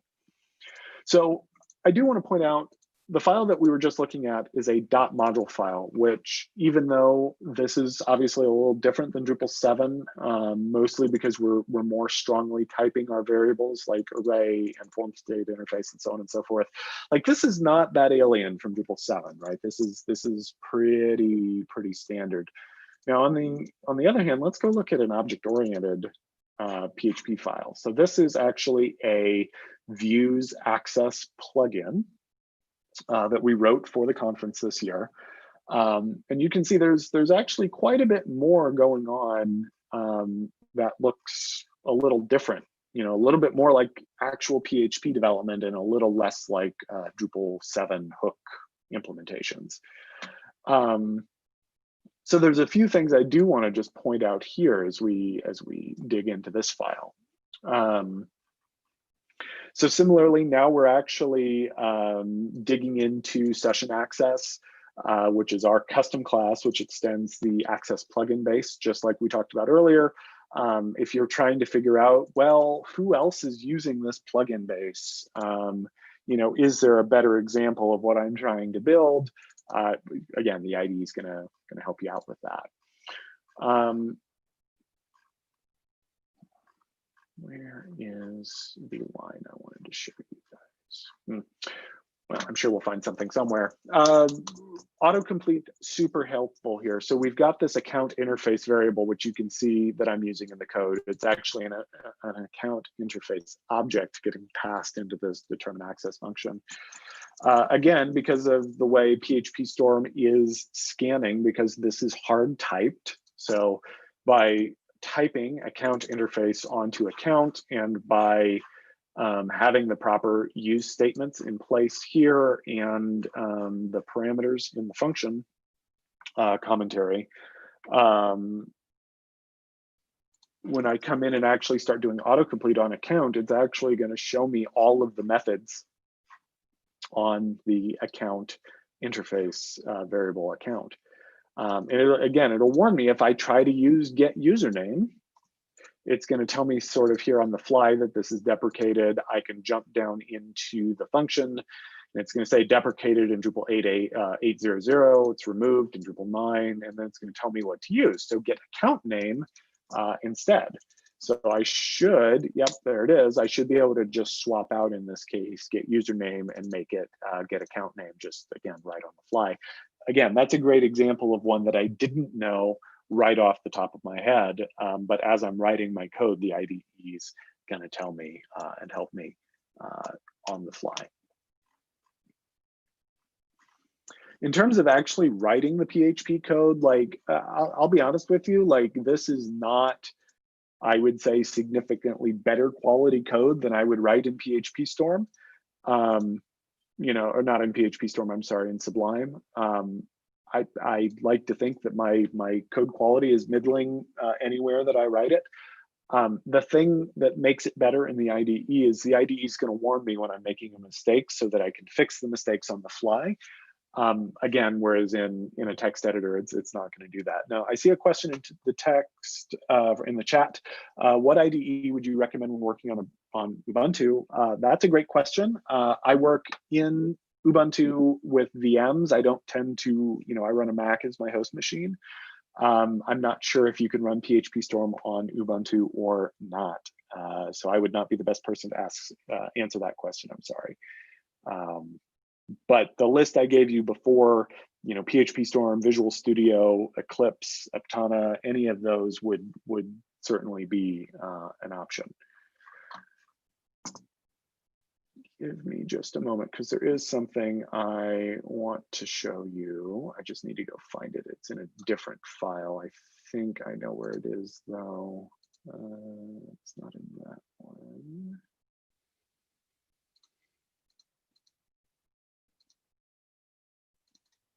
This one. Yes, it's in this one. So the other thing you can do in the editor is you can do a comment or an annotation right here, sort of in line as you're defining a variable. So in this case, I'm sort of telling PHP Storm on the fly that web form is an instance of this Drupal entity web form submission. So just as a quick example, I'm going to move this code up, and now I'm going to do web form.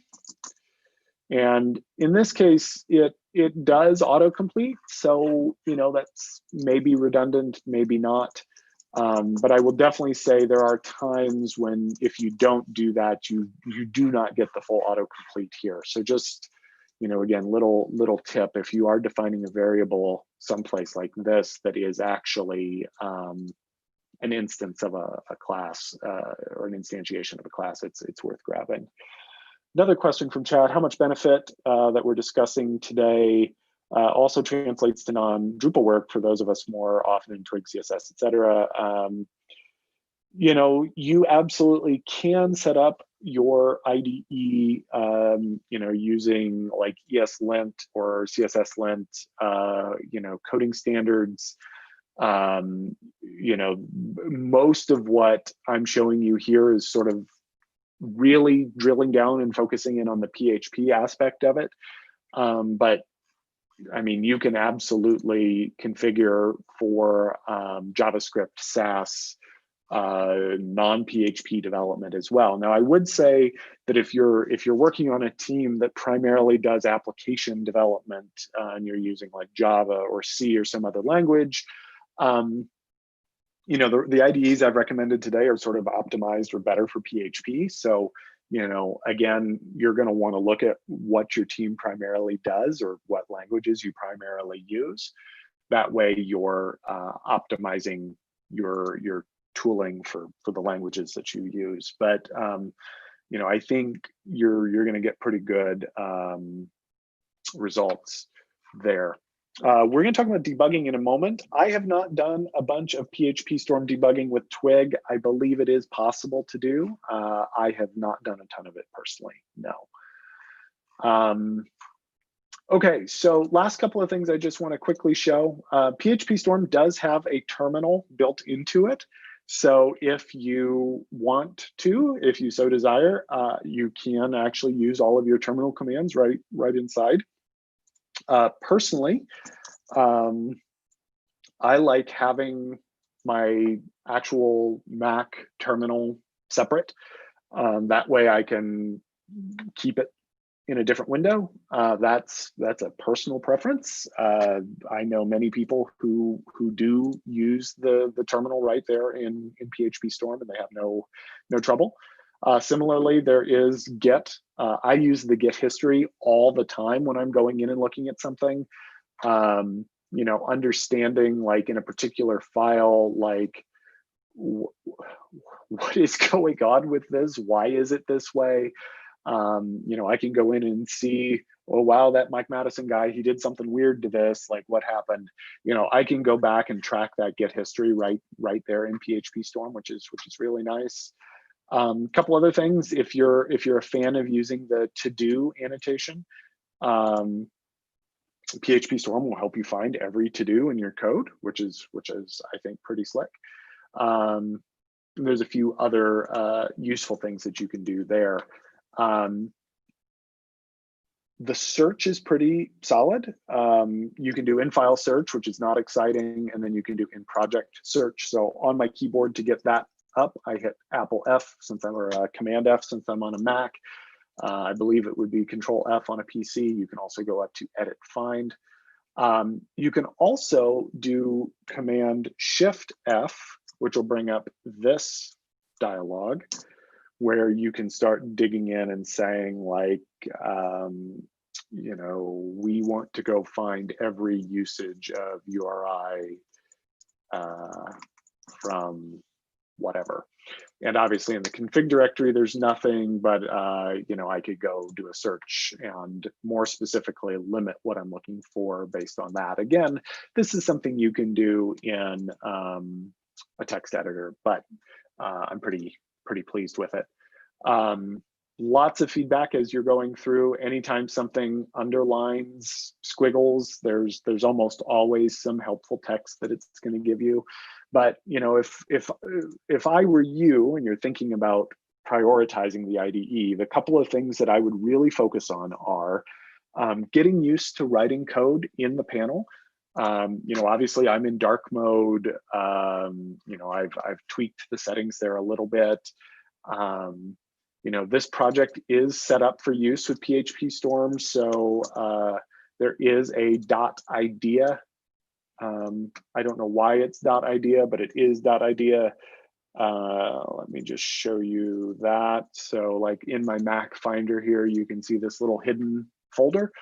By working with PHP Storm, it is creating that hidden folder. So we've got that get ignored so that it doesn't inadvertently crop up. You know, just little things like that to set up your project and set up your environment to sort of optimize. You know, again, making sure that you're comfortable with the editor and just sort of navigating through it. You know, if this disappears, oh crap, how do I get that back? Understanding how to jump down and find something, understanding what your IDE is going to do when you make a mistake. You know, again, in PHP Storm, you can actually see over here on the left that now my entire project is red squiggled. And I can follow that red squiggle down all the way to where I made my mistake, and it'll actually show me exactly where and what. You can see there's a little red bar over here, which is pretty slick. And I realize so much of what I'm talking about here is sort of user interface, just sort of visual cues. But you know, kind of coming all the way back to the original premise here, so much of what the IDE is going to do for you is draw a giant circle around problems visually so that you know as you're working what's going on. And a lot of the sort of ins and outs of working with the tool are things you're going to sort of learn as you proceed. Quick question from Max. Are there ways to incorporate or connect to files on remote Linux VMs that I only have SSH CLI access to with a local IDE program? I think there is a way to do that, yes. I've not used my IDE to do it, but I am, so I don't know off the top of my head how to do that, but I'm pretty sure that is a thing that you can do, yes. Whether or not you can do that with PHP Storm, I'm not sure, but I think that is something you can do. So let me move forward a bit and then I will answer your question, Tim. So recommendations, general recommendations, again, standardize as a team, share as much configuration as possible for debugging and your editor config. There is actually a dot file in Get that you can use, a dot editor config, which is recommended, which will help make sure that your line endings, your spacing, character, the number of spaces, etc., are all consistent, again, so that you don't have a ton of funky Get changes. And you really should classify that IDE as part of your development environment, just like you would your virtual machine and any other build tools. There are a number of things I use other than the IDE. Believe it or not, I do use a GUI for Get. Now, most of my Get work is done on the command line. But there are still times when I'm looking at what somebody else has done, or particularly on large teams when I've got like 10 or 15 upstreams that I'm managing and I need to constantly be pulling and keeping track of who's where. Having something more than just the command line is very useful. I do use Sublime Text, as I said. I don't use it to do Drupal development anymore, but if I do need to do simple text editing or make a change to a document or something like that, a text file or a markdown file, I use Sublime all the time. As I said, I use the Mac terminal more than I use the PHP Storm terminal. Of course, I use local development VMs, so that tends to be either Lando DDev or Doxel in a Docker desktop scenario, or Drupal VM in a Vagrant scenario, and of course, Homebrew, SSH keys, etc. I actually have a blog post about setting up a host MacBook for Drupal and local PHP development, which I can point you to if you feel like you need it. I guess the point is the IDE is an important part of a balanced development environment. Last thing I want to talk quickly about in our last 10 minutes or so is debugging. So the big difference between a debugger and what you would typically do in Drupal 7 or 6 using Devel is that in the Drupal 7 paradigm, there was not a lot going on that you didn't see. And what I mean by that is sort of monkey see, monkey do. What's there is what's happening. And in Drupal 8, that's just unfortunately not the case. So what I mean by that is if I'm looking back in my .module file and I'm looking at like this form alter function, you can see form state, but those are not the only two variables sort of floating around. There's a lot happening. So if I do function capital camp glue form alter, you can see the autocomplete there. A little bit of formatting cleanup that I need because I don't need the fully namespaced form state interface because I already have it as a use statement up above. I do print hello, nothing fancy, and do a breakpoint here. Let me just quickly flush my cache. I actually have this set up to do debugging with command line as well. So I ran my command here in my terminal off window, and it caught my Drush debugger. And all of this is possible while this is running in the background because of Xdebug. So in this case, I'm running a Lando VM. The Drupal image for the Lando VM is sort of pre-configured to work with Xdebug. Acquia's version of that, which is available, has Xdebug sort of pre-configured to do PHP Storm debugging, because that's what most of us use. So a lot of that stuff is just ready to go. And yes, Tim, I do toggle it on and off. And in fact, the Drupal GovCon Lando file, I'll just show you real quick, has a Xdebug on and an Xdebug off quick command that I can just go Lando Xdebug off and it kills it so that I don't have to worry about it for performance. Yeah, it's really slick. So now that I've got something with a debug statement and I've got my debugger on, one moment here, just go visit my site. I just started the debugger and I've got a little applet here that I can hit. once the page decides to load. And we'll do a little bit of actual debugging quickly just to show you what that looks like, assuming my VM wants to run with Zoom going.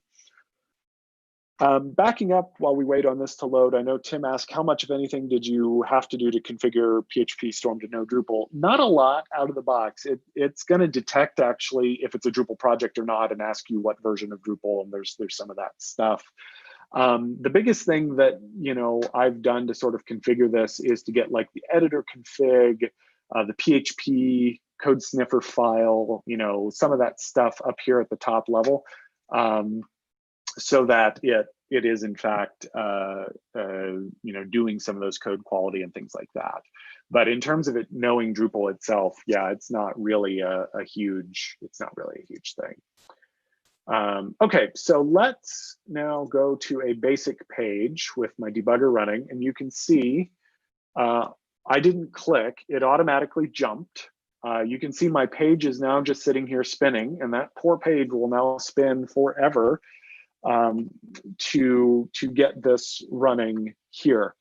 So as I said a moment ago, here are my 3 items that cropped up in the form alter that we're working with: form array, form ID, which is a string in this case, and form state, which is an instance of the Drupal core form state object.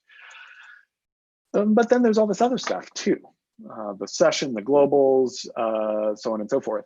So there's quite a bit more here to actually drill down into than there used to be. And I will tell you right now, the data model in Drupal 8, because of the way Symfony handles routing and all of this stuff, is much different than it was in Drupal 7. It is much harder to sort of guess properly. So even if what you need is somewhere in form, good luck finding what you're looking for, just sort of blindly grabbing it. You do typically need to drill down. So from here, I've got a couple of options. I can step down into a thing if I needed to. For instance, if I was debugging this particular form submit function, and if I wanted to step down into the URL from URI method and see what's happening there, I could. If I wanted to jump over something or bounce back out, I can, and that's kind of where all of these different items are, basically to just let me navigate.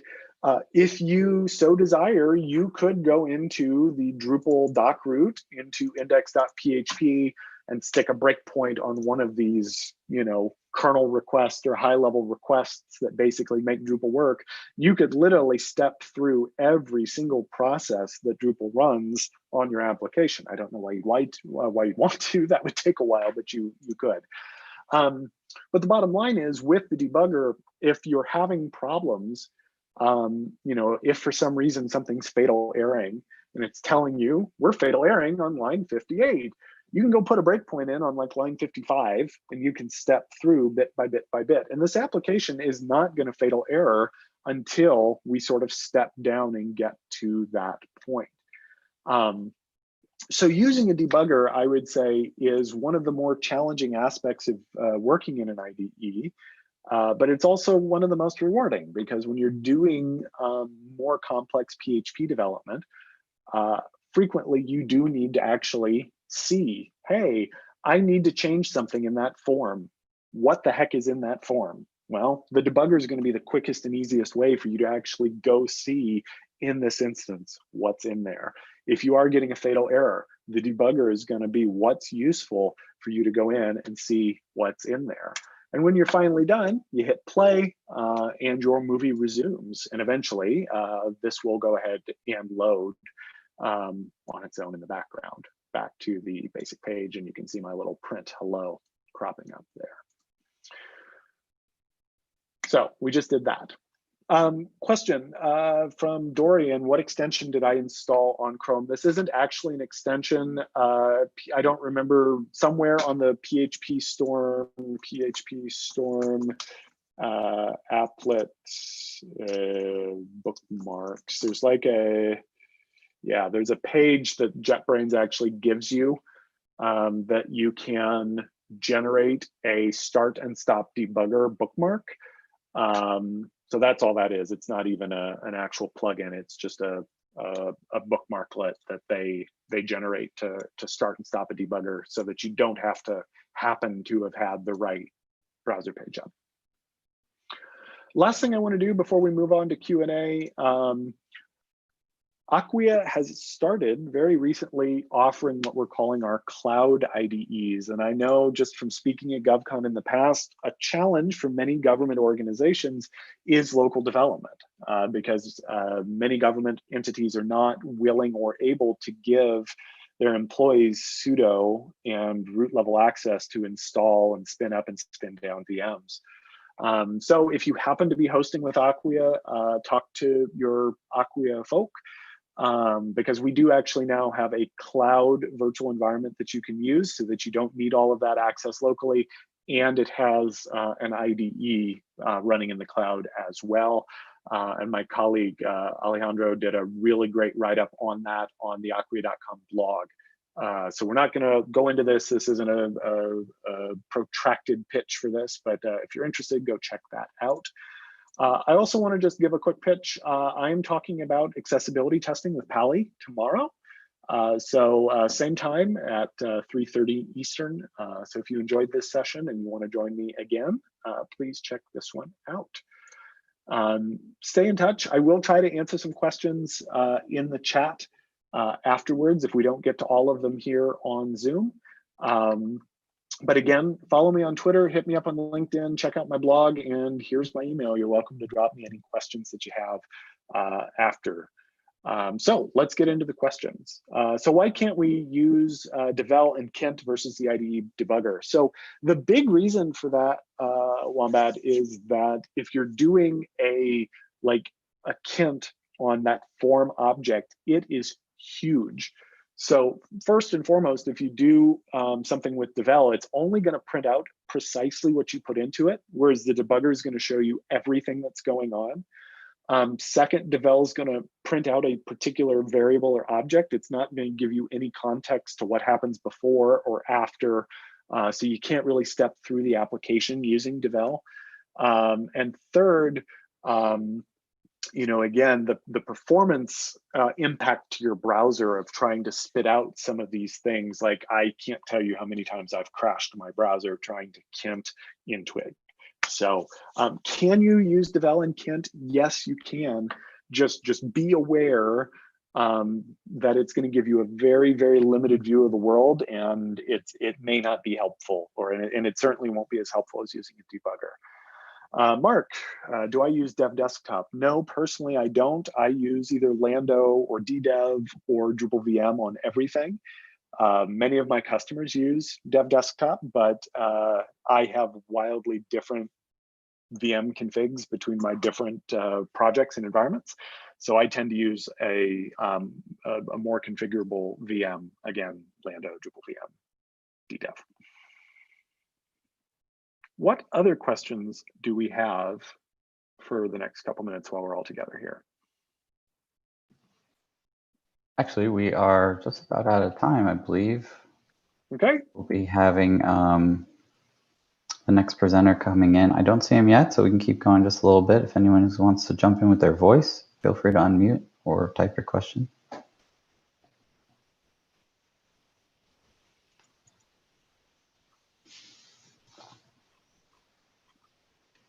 I didn't see any on Slack, so just here. Okay. Well, the last thing I'll tell you, if you haven't worked with an IDE before, PHP Storm is not free. It's a couple $100 a license. Many of the other ones that are on my list, especially Eclipse and Aptana, are free. If you can get your employer to pay for PHP Storm, then that's where I would start. But if you're paying for this out of your own pocket, I would definitely start dinking around with a free one. Just keep in mind that each one of these applications has their own nuance and they're all a little different. So if you spend 2 months getting used to working in Eclipse and then you buy PHP Storm, there's probably going to be a little bit of a relearning curve to do that. I've worked in PHP Storm for like 4.5 years now. So, diving into something else would likely take me a little bit of effort. But at the end of the day, download one. It's going to help you get ready for Drupal 8 and Drupal 9 if you're not there yet. So with that, I'm going to stop sharing, and I will be on Slack for the next little bit in the coding and development room if anybody has any questions. Otherwise, as I said, hit me up on Twitter or someplace else on the internet, and we'll chat there. Thanks, everybody. Enjoy the con. Mike, thank you so much for presenting today. Appreciate it. And take care, everybody. See you for the next session. Thanks.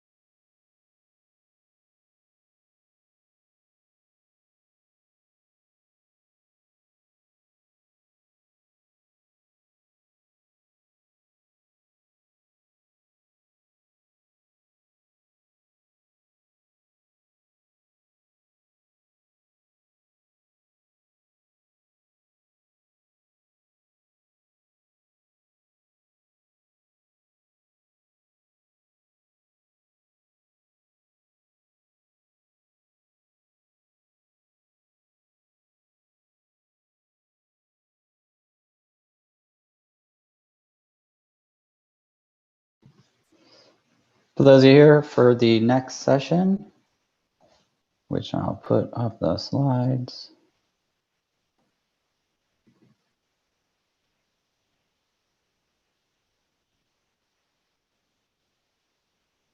What can the USA learn from the world on accessibility policy? We'll be starting shortly. No. Hang on one sec.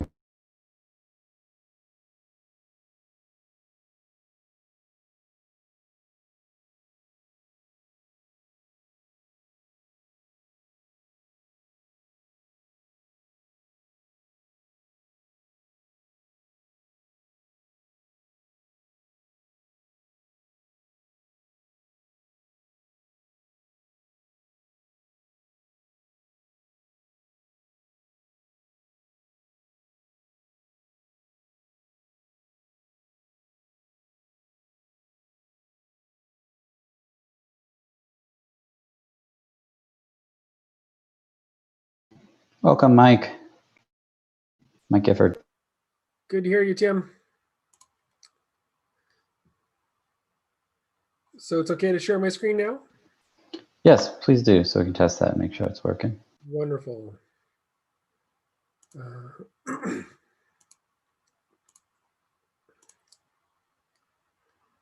This is the first time I've tried this. Hopefully it works. Otherwise, it'll be exciting. So there's a beta feature within Zoom that allows you to basically use your slides as the background. Oh, neat. So it's a bit on the cheesy side, but that's okay. I'm all right with cheesy. All right, that's a little weird seeing you up there with that behind you and down here too, but that works. That's what I'm here for, is to try and present something that's just a little different. But it works okay, as far as you can tell? I can see it behind you. I don't see the whole thing. It seems cropped. Well, it's the full screen mode should have everything in it. Whereas if you look just at me, it'll just be. Oh yeah, I'm just looking at your video as part of it. Got it. Yeah. Okay. I'm not sure why they've chosen to go off and to do that, but yeah, it looks a bit awkward. Yeah. Again, this is a beta feature, so they're inevitably going to go off and get things wrong. Kevin, if your shirt didn't have dots, it would be a great green screen. All right, so just a reminder to everyone in here, sorry for the formalities. Please remember to keep yourself muted. Everyone's been really great about that. And we'll get started in about 5 minutes. Thank you.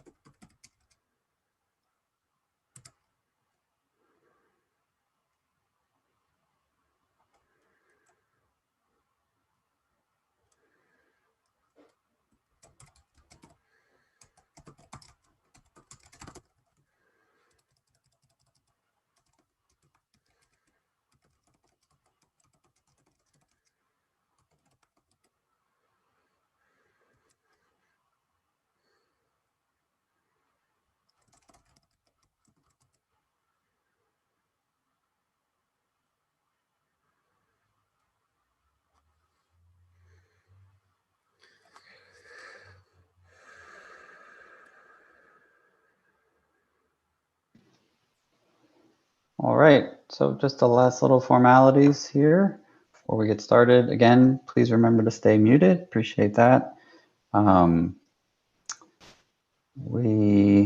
You're here for What can the USA learn from the world on accessibility policy with Mike Gifford? And we'll take questions in the Zoom chat, post them along the way, and either Mike can address them immediately or I'll collect them for the end, as well as on the Design UX Accessibility channel on Slack. And you can post the questions there and I'll gobble them up, bring them over here. So, and without further ado, I'll hit the record just a minute early, sorry. And Mike can get started. Thank you, Tim. So yes, for those who go off and join a bit later, it's not a big deal. Just do a quick introduction. I'm Mike Gifford, as Tim said. I'm the president of Open Concept Consulting. I'm also a Drupal 8 accessibility maintainer and a Canadian. My talk, as Tim said, is what can the USA learn from the world on accessibility policy? And I'm hoping in this presentation to be able to demonstrate that there's actually quite a lot to be learned from the US about the rest of the world, as well as just by sharing and learning from each other. There's so much that's going on and so much more that can be done to make accessibility legislation more effective. So the granddaddy of accessibility policy or accessibility legislation globally is Section 508. In 1998, the US Congress amended the Rehabilitation Act to require federal agencies to make their electronic information technology accessible to people with technology. It was preceded by Section 504 of the Rehabilitation Act in 1973, which was focused on the education sector. The fight for the enactment of this was actually featured in Crip Camp earlier this year. The law was in place in 1973, but it wasn't actually being enforced. And this is something that was a real challenge for people with disabilities. And there's a movement to bring it about, which is wonderful. So you'll also know about the Section 508 refresh. This was updated by Obama in January of 2017 to bring it in line with the World Wide Web Consortium's Web Content Accessibility Guidelines 2.0 AA. This was actually one of the last things that was enacted under the Obama presidency, and it's great that it has maintained and it hasn't necessarily gone as far as we had wanted it to, but it's great that the U.S. is now part of the global standard. Between the release of Section 508 and Section 508 refresh, the rest of the world has implemented WCAG 1.0, WCAG 2.0, and was preparing for the release of WCAG 2.1.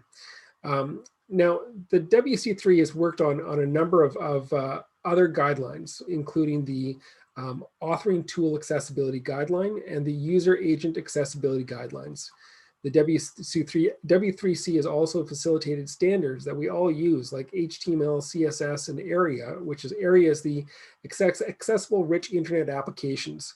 And all of these are really critical for accessibility. And as the internet evolves, we need to be able to provide more and more means to provide semantic meaning and semantic relationship between content and within the content. So the WC3 is a small consortium with less than 100 staff, and they've really done such an amazing amount of work to go off and to support the development of the open web and open standards, and it's really being great for building a global movement around a common set of standards. So I wanted to go and raise the little Section 508s, or the states, counties, and cities that are also looking at accessibility. And so the little 508s are, they're implementing legislation across the board, and as the internet continues to evolve, there are some agencies that are adopting policies more quickly than the federal government. Some are just leveraging Section 508, and others are building upon it. So the There's a number of jurisdictions in the US that are already adopting WCAG 2.1 as AA as the standard.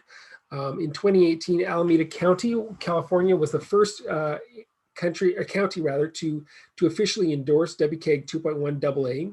And although this was through a settlement with the National Federation of the Blind, so it wasn't exactly a decision a proactive decision to try and address the issue beforehand. California state websites are now using WCAG 2.1 AA as the standard. And as far as I'm aware, this was because of forward-looking politicians. And it is interesting to see how California has in many ways started to take the lead on adoption of digital policies and within the United States, and to try and look for ways of adopting best practices for things like privacy as well. So I'm now jumping outside of the government of the U.S. to look internationally at well, Ontario. So some of you will have heard of the Ontario's Accessibility for Ontarians with Disabilities Act, or the AODA. This applies to government, nonprofit organizations, as well as the private sector. The mandate is very wide, and it applies to organizations that work in the province. It has introduced a number of really interesting innovations for government accessibility regulations. The first one is that it's progressive, in that the implications had a wide range of organizations, but government and larger organizations had to implement it beforehand. So smaller organizations and for-profit and non-for-profit organizations that were smaller had more time to go off and implement these standards, but government was held to a higher account. And also ICT was one of its focuses, but only one of them. It was really trying to be an all-encompassing effort to try and deal with both the digital world as well as the built environment. And so it focused on services, so that even volunteers were required to get training on how to go off and communicate effectively with people with disabilities. In the legislation, organizations and the directors can face hefty fines if they fail to meet the requirements of the AODA. So there was, at least initially, quite a lot of interest in this and early adoption around accessibility. Unfortunately, although the legislation was passed in 2005 with the goal of making Ontario an accessibility leader in 2025, we're now at 2020, and it really doesn't feel like we've made much progress in the last decade. It really does seem that government enforcement is really quite critical, and unfortunately in Ontario it has been largely absent. So I also just mentioned that all of these photos are photos that I've taken, and in travels and whatnot around the world and across Canada, of course. I'm not putting a copyright on there or describing them here, but they will be described in the notes that are associated with this. So if people with visual disabilities want to be able to know what was featured behind me, there will be, the full slides will be available after this talk, and they'll be able to read a description of the image that is used in the background. So in 2019, just last year, Canada passed the Accessible Canada Act. The goal was the realization of a Canada without borders, very much like what Ontario was trying to do. They explicitly were trying to go off and to have an aspirational goal that they could support all Canadians or all Ontarians to try and to live as free and equal lives as they can. So the goal of the ACA was to be achieved on or before January 1st, 2040. That's quite a ways away. Canada is a federal system, and there are clear distinctions between the responsibilities of the government of Canada and the provincial governments. The Accessible Canada Act applies to the federal government, but also to all federally regulated agencies. So banks, airlines, resource extraction companies, anything that is federally regulated will need to comply with the Accessible Canada Act. There are some other interesting highlights from this act. There's a specific call for the creation of chief accessibility officer, and there's other accessibility roles that are specifically noted in that as well as specific roles to give different departments responsibility for things within the enforcement and management of this. One other department, the Accessible Standards Canada, was actually implemented to try and help build accessibility standards in Canada. So that's another neat thing that came from that. The program also included a significant program to hire people with disabilities to ensure that the Government of Canada is more representative. This applies, the work of the Accessible Canada Act also didn't just apply to public-facing websites, as previous regulations had done, but actually applies to all of the public sector facing content as well. So administration interfaces and editing interfaces, all of that needs to be made accessible. And this is a huge transition for the IT industry, and something that as an industry we have not really dealt with. It's generally being assumed that WCAG requirements really only apply to those things that anonymous users would see. And unfortunately, that's not the case. There's a lot of other people who need to be involved, either through interaction or through an authoring experience. So yeah, essentially what the ACA is requiring is the ATAG 2.0 Part A.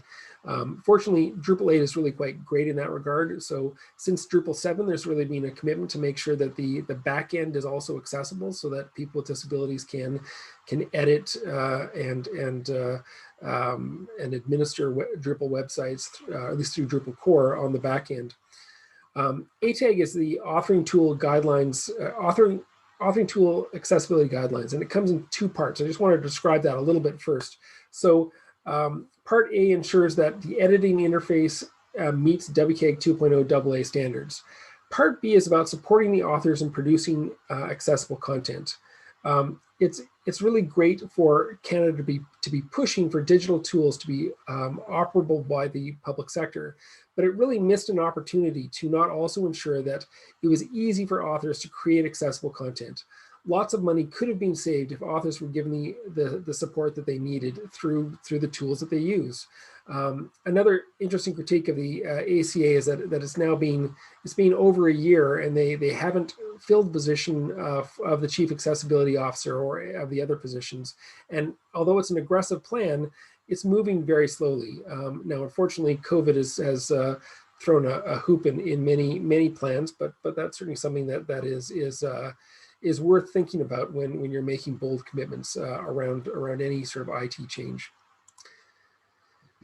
So Europe is really the government that is leading accessibility innovation around the world. The Web Accessibility Directive and the European Accessibility Act in particular are really setting the stage. These are European directives which require legislation to be implemented in the member states to enact it. So the way these government directives work is that the EU goes and creates a directive, and then France and Germany and Italy all need to try and figure out how specifically to try and implement that in their own context. And then there's as long as they exceed the requirements of the European Union, then it's good.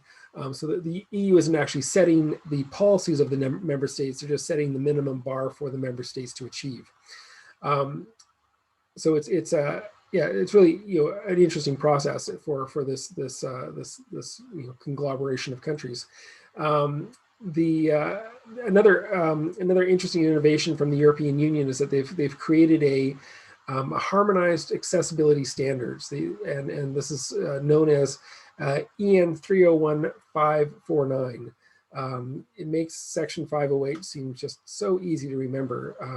I still have to go off and read EN 301549 every single time because it just does not stick in my head.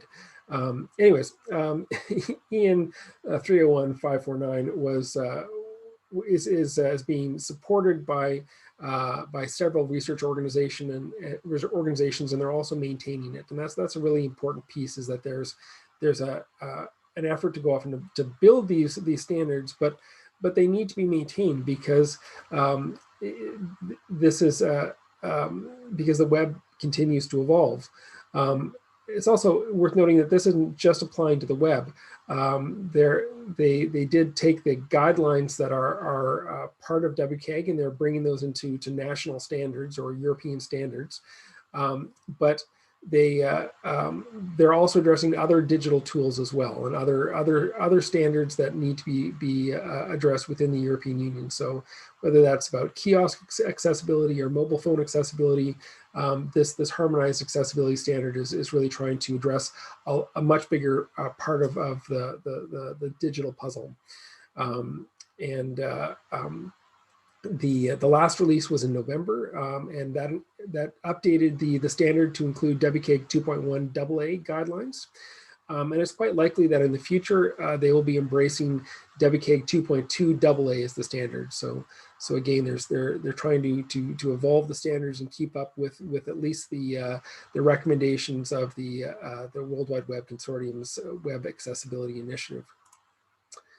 So it's impossible to go off and to talk about the EU without mentioning the UK.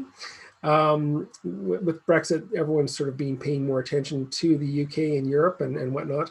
The UK is still part of Europe, but as you know, they're on the way out, and the transition is going to happen at some undetermined time point. Now, because the UK is still in the European Union, they're still obliged to go off and to be part of this, and that's good because the UK Government Digital Services is doing a really amazing job in setting up and communicating and managing this information, the UK is really the key government that is driving both open government innovation as well as they're a key part of the digital nations. Now, many in the US may not have heard of the digital nations because the US is not part of it, even though it's such a digital country. But the digital nations is a group of countries that have signed a charter that principles include a whole number of best practices for modern government. For the purpose of this talk, the charter includes a section on accessibility, but of course it also includes pieces about open government and sharing and collaboration and education and a bunch of other interesting things. So the UK has been collaborating in the space of accessibility, building on the EU's requirements, and sharing their progress along the way. Now, many of you will have heard about the Government Digital Services design principles, and these included a number of critical elements like that tools be open by default, and because it makes things better. And another is that this is for everyone. That the digital web isn't just for young savvy people. This is for everyone with no matter what age, disability, race, gender, background. Like this is for everyone. How do we make sure that these digital tools are able to really reach everyone? Now, these principles have spread around the world and have really been inspiration for playbooks that are also popular in the USA. The UK is also will probably keep with the European standards even after Brexit is implemented, and it's something that because Europe is so closely aligned with the rest of Europe as a critical, it will always be part of the trading, an important part of trade in the UK. I also wanted to note that the UK has created their own standard, which is BS 8878, that has been now been superseded by ISO 30071-1. And this is really about not just the technical implementation, but trying to go and look at what an organization needs to do to try and to build accessibility and trying to build a culture of accessibility to make sure that that's a possibility. So now back to the European Union. So the Web Accessibility Directive. Now, just as of yesterday, the Web Accessibility Directive was passed a couple of years ago, but as of yesterday, all public sector websites of all member states of the EU must conform to WCAG 2.1 AA. This is great, and there's a deadline for countries to achieve this, And I don't think that that there is I don't imagine that every government department in every country, the European Union is complying with this, but it's great to go off and have that landmark. What's even more important is that they've added some other elements. So accessibility monitoring is part of this. So your departments are now responsible for doing automated monitoring and evaluating how accessible their whole websites are for all of the departments and all of the governments of a particular country. They're also responsible for having accessibility statements that'll make it easy for people to understand what the goals are, so citizens can understand that and report that. And they've made some changes in the procurement process as well to make it easier for vendors to know how to go off and comply with the new requirements of the European Union. In 2021, these will be applied to mobile apps. In December of 2021, all member states will need to make their public reporting public, or make their progress public for people. So we'll be able to find out in early late 2021 how various European countries are doing in the implementation of the Web Accessibility Directive and how close they are of meeting the WCAG 2.1 AA. So also wanted to talk about the European Accessibility Act. This is one that's coming up, and it's very similar legislation, but it applies to the private sector. So this is one that will probably have a much bigger impact for the US and particularly for American companies. So the EAA is focused on trading relationships to make sure that member states are standardizing their trade, and they wanted to make sure that it's easier for companies to go off and transfer between each other. It's also great that disabled persons organizations are going to be involved in advising the national authorities and the European Commission on the implementation of the Act.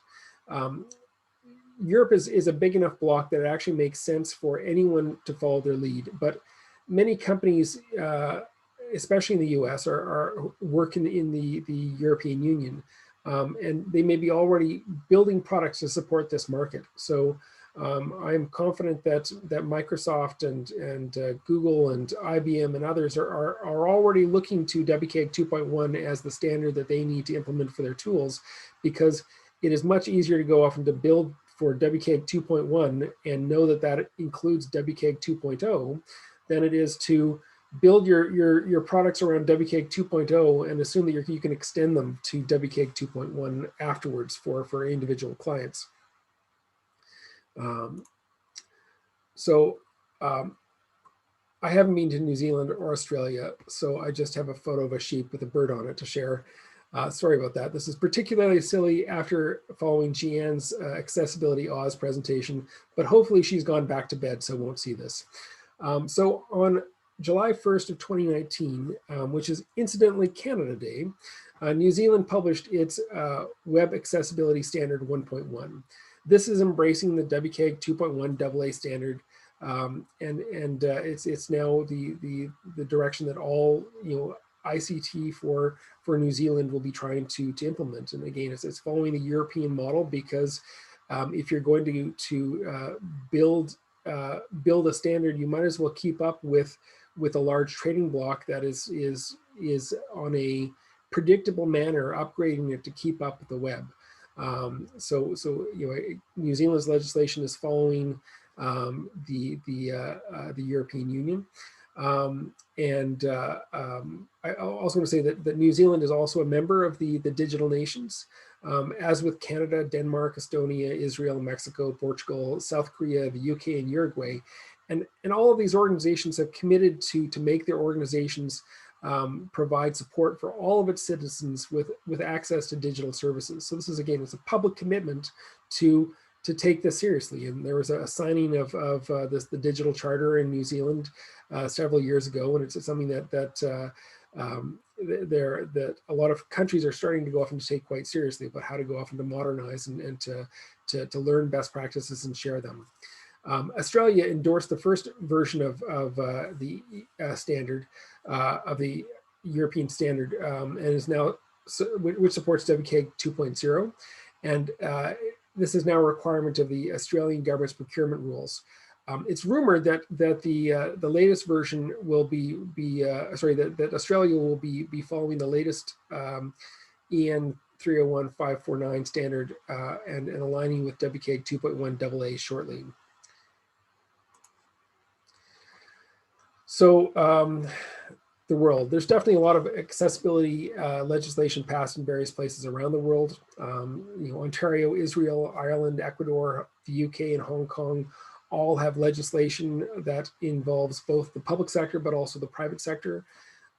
Quebec, Norway, China, Japan, and South Korea have all created WCAG 2.0 derivatives that are part of their national legislation. And unfortunately, there's no central place to find all this information. So there's as is common in much of the accessibility world, there's pockets of this information, but it's not all in one place. I also wanted to add that that all the countries with accessibility legislation have also been signatories of the Convention of the Rights for Persons with Disabilities. The USA signed this document in 2009 and have yet to ratify it. The handful of other countries that have signed but not ratified include Ireland, Libya, Lithuania, Belarus, Kyrgyzstan, Uzbekistan, and Bhutan. At this point, almost every other country in the world has ratified it, and it's about time for the USA to follow suit. That's all I have to say on that issue. Investing in the future, the WC3 is done, the European Commission is sponsoring the W3C in a great many projects. There's the WAI Tools project, which is about creating open scalable web accessibility assessments. Easy Reading, which is about trying to create, make it easier for people with cognitive disabilities to understand and use the web. The WAI Guide, which has support training and accessibility awareness and capacity building. And the We for Authors and We for Authors clusters. This is an initiative to improve authoring tools that Open Concept is involved with, but it's being led by a group in Sweden called Funka. I was presenting with the others in this cluster at 7 a.m. this morning, so it has in fact been a rather long day. I wanted to remind folks about the importance of the authoring environment for accessibility. Editor input has been attributed to up to 50% of accessibility errors on sampled websites. So if we want to eliminate barriers to people with disabilities, we have to make it easier for authors to do the right thing. Drupal 8 is one of our community's first efforts on implementing WCAG 2.0 Part B, and our work has been really unique with other content management systems, but fortunately others are coming on board. As a result of the We for Authors clusters, we should have a number of other recommendations that all publishing tools should consider adopting. There will be opportunities to engage with user testing, A/B testing, and other elements to try and evaluate and to develop a best practice around this. This type of work is very time consuming and it's rarely funded. I also wanted to note, just for transparency, the U.S. Department of Health and Human Services is also a sponsor of the WC3. So in terms of lessons learned, government procurement is a big one. So governments in some countries are working closely with their vendors to see that they are able to meet the new digital accessibility requirements. In many countries, government is the single largest purchaser of goods and services. The impact of government contracting is huge and can really change the realities for people outside of government. The EU is setting up an accessible ICT procurement toolkit to help make it easier to purchase accessible digital tools. I'm not sure how this will compare with the buyaccessible.gov or the new accessible regulations tool that the US government has set up, but all governments can benefit from learning from each other and finding out what really works, particularly when it comes to the implementation phase. There are many examples of ICT firms that are improving their accessibility in order to win government contracts. I've also heard recently about I've got examples of accessible procurement in my GitHub page if people are interested in looking at it. That's easy enough to find on Gifford on GitHub. So many countries have fines, but few enforce them. Ontario should be, Norway and Israel are. Mitchell Evans went and noted that some accessibility professionals are actually squeamish about legal enforcement, concerned that it drives mere compliance instead of for quality. But laws spur organizations to start accessibility programs. Quality is a function of company culture and individual skills, independent of how the program got started. I've heard that small businesses concerned about receiving fines in Israel was actually a motivator to get the user-focused Wix in San Francisco to dramatically improve their accessibility and associated accessibility documentation.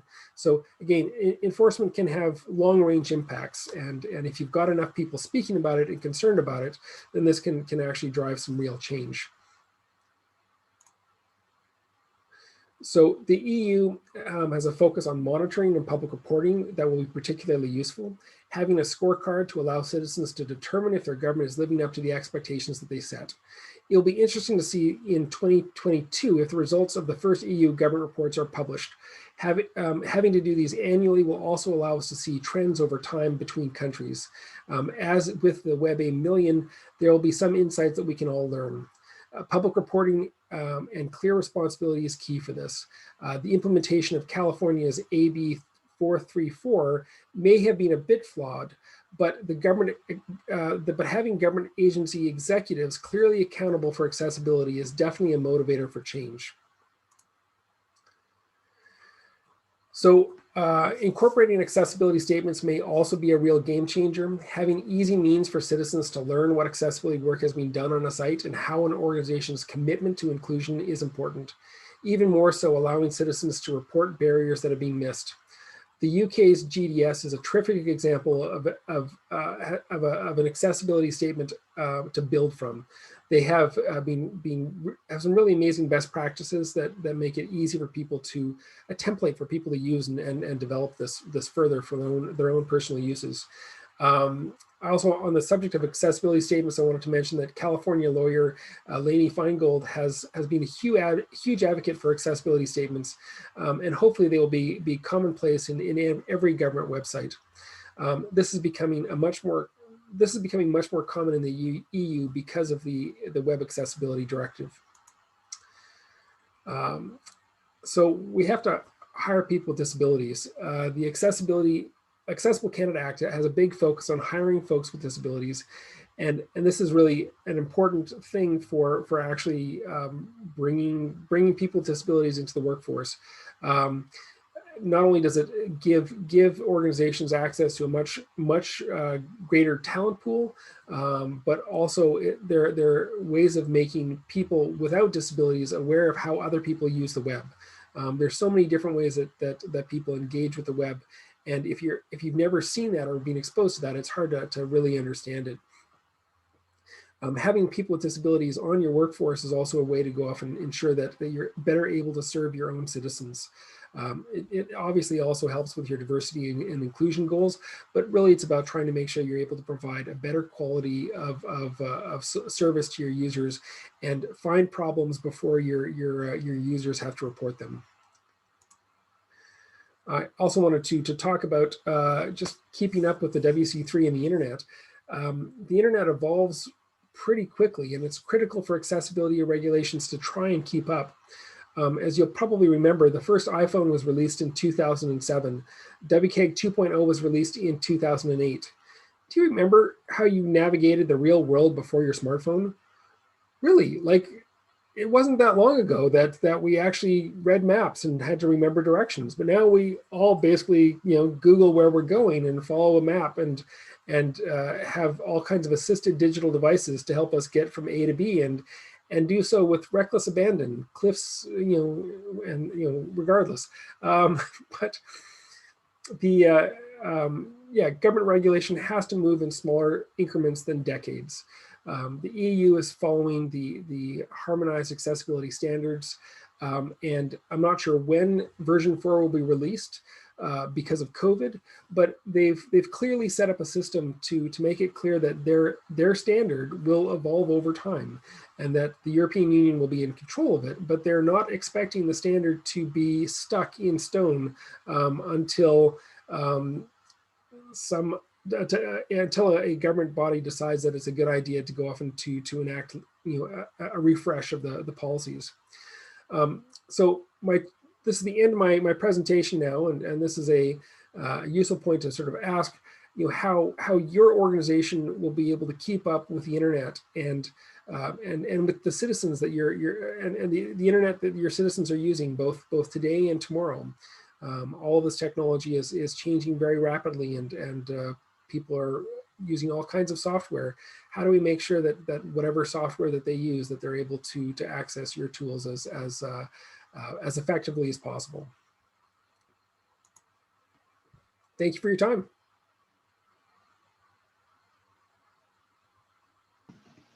Mike, thanks so much. And we've got a question, at least one question here from Wombat Buddy. I'll let you read it if you want. Sorry, where is this? This is, is there a benefit for ordinary people from the accessibility policy laws? If there's a benefit, what is it?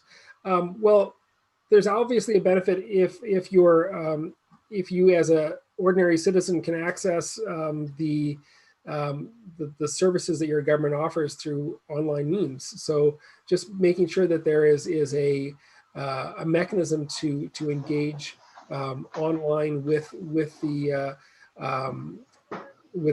what's available. Also, some of the legislation is geared at private sector organizations and other organizations, and forcing organizations of a variety of sizes to be able to comply with WCAG 2.0 or 2.1 requirements. So there's absolutely a requirement, or there's benefits for people with disabilities to use the websites for organizations that they depend on, whether that's for shopping or whether that's for going to work or for participating in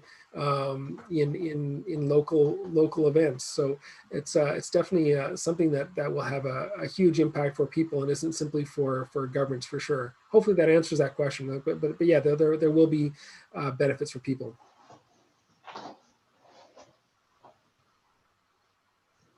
Thanks for that. Anyone else have questions and want to jump in? You can feel free to unmute or put your hand up and I can unmute you.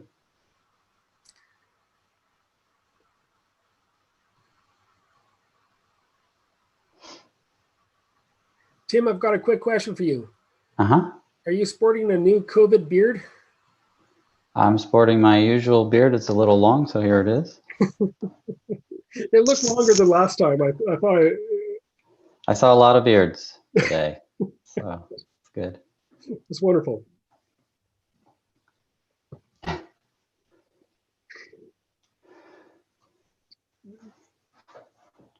Well, thanks, Mike, for presenting today. Yeah, go ahead. Does anyone have any experience with legislation outside of the U.S. that they want to have questions about, or inside the U.S.? Is there anything that I missed?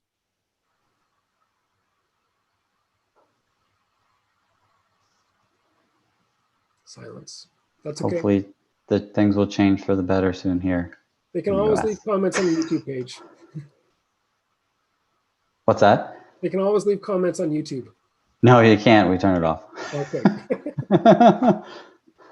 This was great, though. Yeah, seriously. Thank you. Okay, Tim. Take care. And everyone, the next presentation in here, we'll put up the slide shortly to see that. And with that, I'm going to stop the recording. Thanks again, Mike. And thanks for everyone attending. Appreciate it.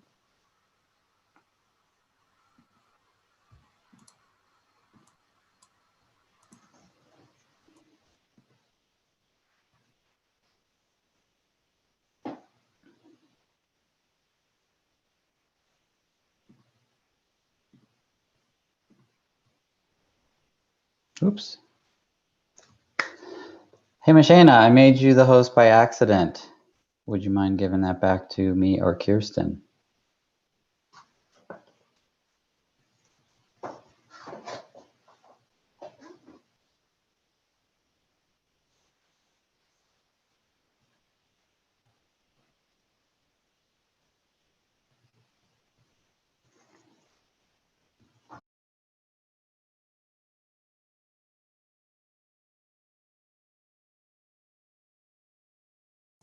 Sorry about that, guys. We're getting set back up here. No problem. Just go ahead and make me the host so I can start running the slide. Lifesaver, thank you. No Hey, problem. Bill, this is Abby. Hey, am I in the right room? You're in the right room. Nina was Mobomo. supposed to do it, but she is got called into another meeting. Oh, okay. So you got to listen to me, huh? I do have to listen to you today. I'm so sorry. Start my video just to say hi. Okay. So I'm planning on sharing my screen, or is that okay? In my slides, and I'll control it. Yes, I'm host now. So what I'm going to do is start our slideshow, and then I will turn it over to you at what time did we start? 5:30? Yeah, 5:30. So I got a little bit of time. You got plenty of time. I have been in one meeting after another since 9, so hopefully I'll be coherent. Well, I'm gonna start my slideshow and then be back in a minute. Okay, sounds Oh, good. hi, Machina.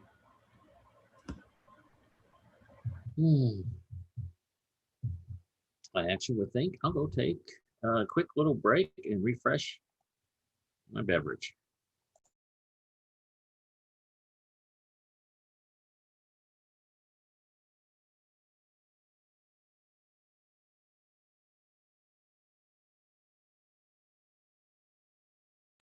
Kirsten, I'm going to reclaim host for 1 second. It shouldn't stop you from sharing. I just want to make sure our captioning URL didn't change.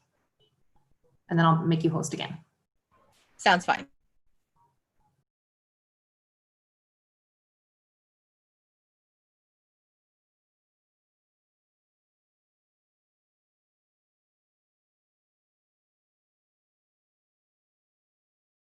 Okay, you're back.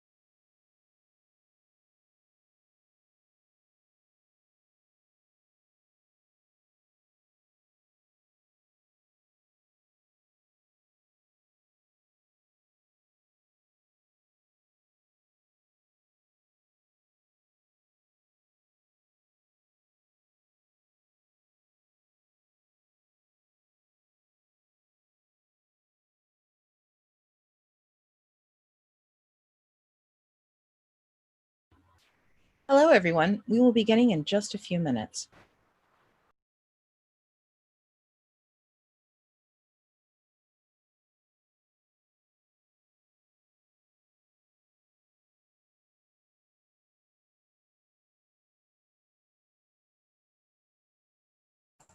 Kirsten, this is Bill. Bill? Yes. Can you make me co-host or make it so I can share my slides? Yes, I will be doing that in just a minute. Thank you, ma'am.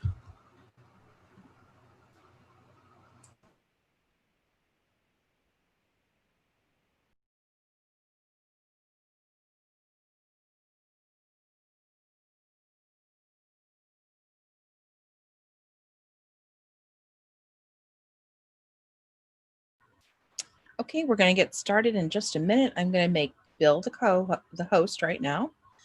And he will be able to share his screen in just a minute. Do you want me to also hit the record button when we get ready? Nope, I can do that. Okay.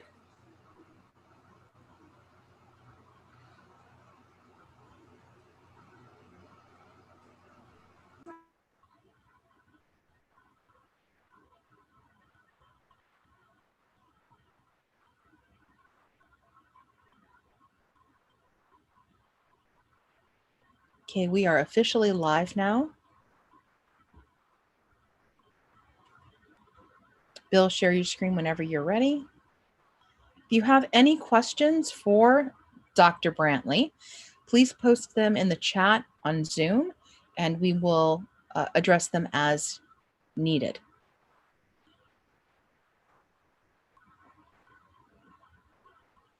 Whenever you're ready, Bill. I am getting ready, and one thing, you don't have to call me Dr. Brantley. You can call me Bill. Okay. So how is everyone doing today? And you can open up your mic. I like to have an informal session here, so please stop me at any time you want to ask questions. And, we're going to go through this, and it might be something new for some folks. And if you're one of these people that already have Discipline Agile certifications or an Agile certification, I ask that you keep me, just keep me straight there and make sure I'm telling the good stuff. And I'm going to jump right into this and talk about why we need Discipline Agile. And the first thing I do is want to kind of set the stage. So real quick history lesson. We've had 20 years of Agile. And I'm on the Agile listserv for the federal government. I'm one of the co-owners. And we've been seeing lots of discussion back and forth. I'd say maybe in the last 4 or 5, I don't know how many years, of Agile, where's it going? What has it done? How's it working? And you get everything from, Agile is the only way to go, to sometimes I see some articles in Forbes magazine about, the death of Agile and we should just stop doing Agile. So lots of opinions and stuff out there. And to give you a little bit about my background, I am a project management professional by PMI. I got the PMI Agile Certified Practitioner a few years back, and I recently got the Certified Discipline Agile Practitioner. And some of you may know that Project Management Institute, because they're making a big push into Agile, essentially bought the intellectual property for Discipline Agile and another type of Agile for organizations, something called Flex. So you're seeing more and more acceptance of Agile. And if you work in the federal government or in state and local governments, you also see kind of this hybrid, okay? So the idea here, and I don't want to have to go through the arguments, and I'm pretty sure everyone's pretty much convinced why we use Agile for most projects, although I'm one of these people that I still use waterfall when needed. And the way I kind of look at it is if I know where I'm going and I know how to get there, and it's a project that makes sense to use Agile, not Agile, but waterfall, like building a road, we'll do it that way. Though I haven't done much road building lately. But with Agile, I've been an IT project manager for a while before I became a trainer and developer. And I still do keep my hand in building applications. I'm more low code, no code these days, especially with the Microsoft platform and some of the Google app things, but still keep my hand in it, still run software projects. So really quickly, what have we learned in the last few years with Agile? And if anyone wants to open up the mic and tell me some things they've also learned, but one thing, we have lots of methods out there. I'm pretty sure we all agree. I was a Scrum Master. I should look back and get my certification on Scrum Master again, but I got the Agile Certified Practitioner. And there's a discussion, I just had one recently on LinkedIn on which Scrum Master certification is the best. And if you've ever worked in government or in some organizations, you get kind of this hybrid model. And a good friend of mine who's the co-owner in the list really hates this idea. It's either agile, and I call this Roadhouse Agile, if you all know the film, my agile way or the highway. And in some places, they like to do a hybrid model, so you have an agile fall. So a little bit of agile, a little bit of waterfall, whatever else you can mix in there, all right?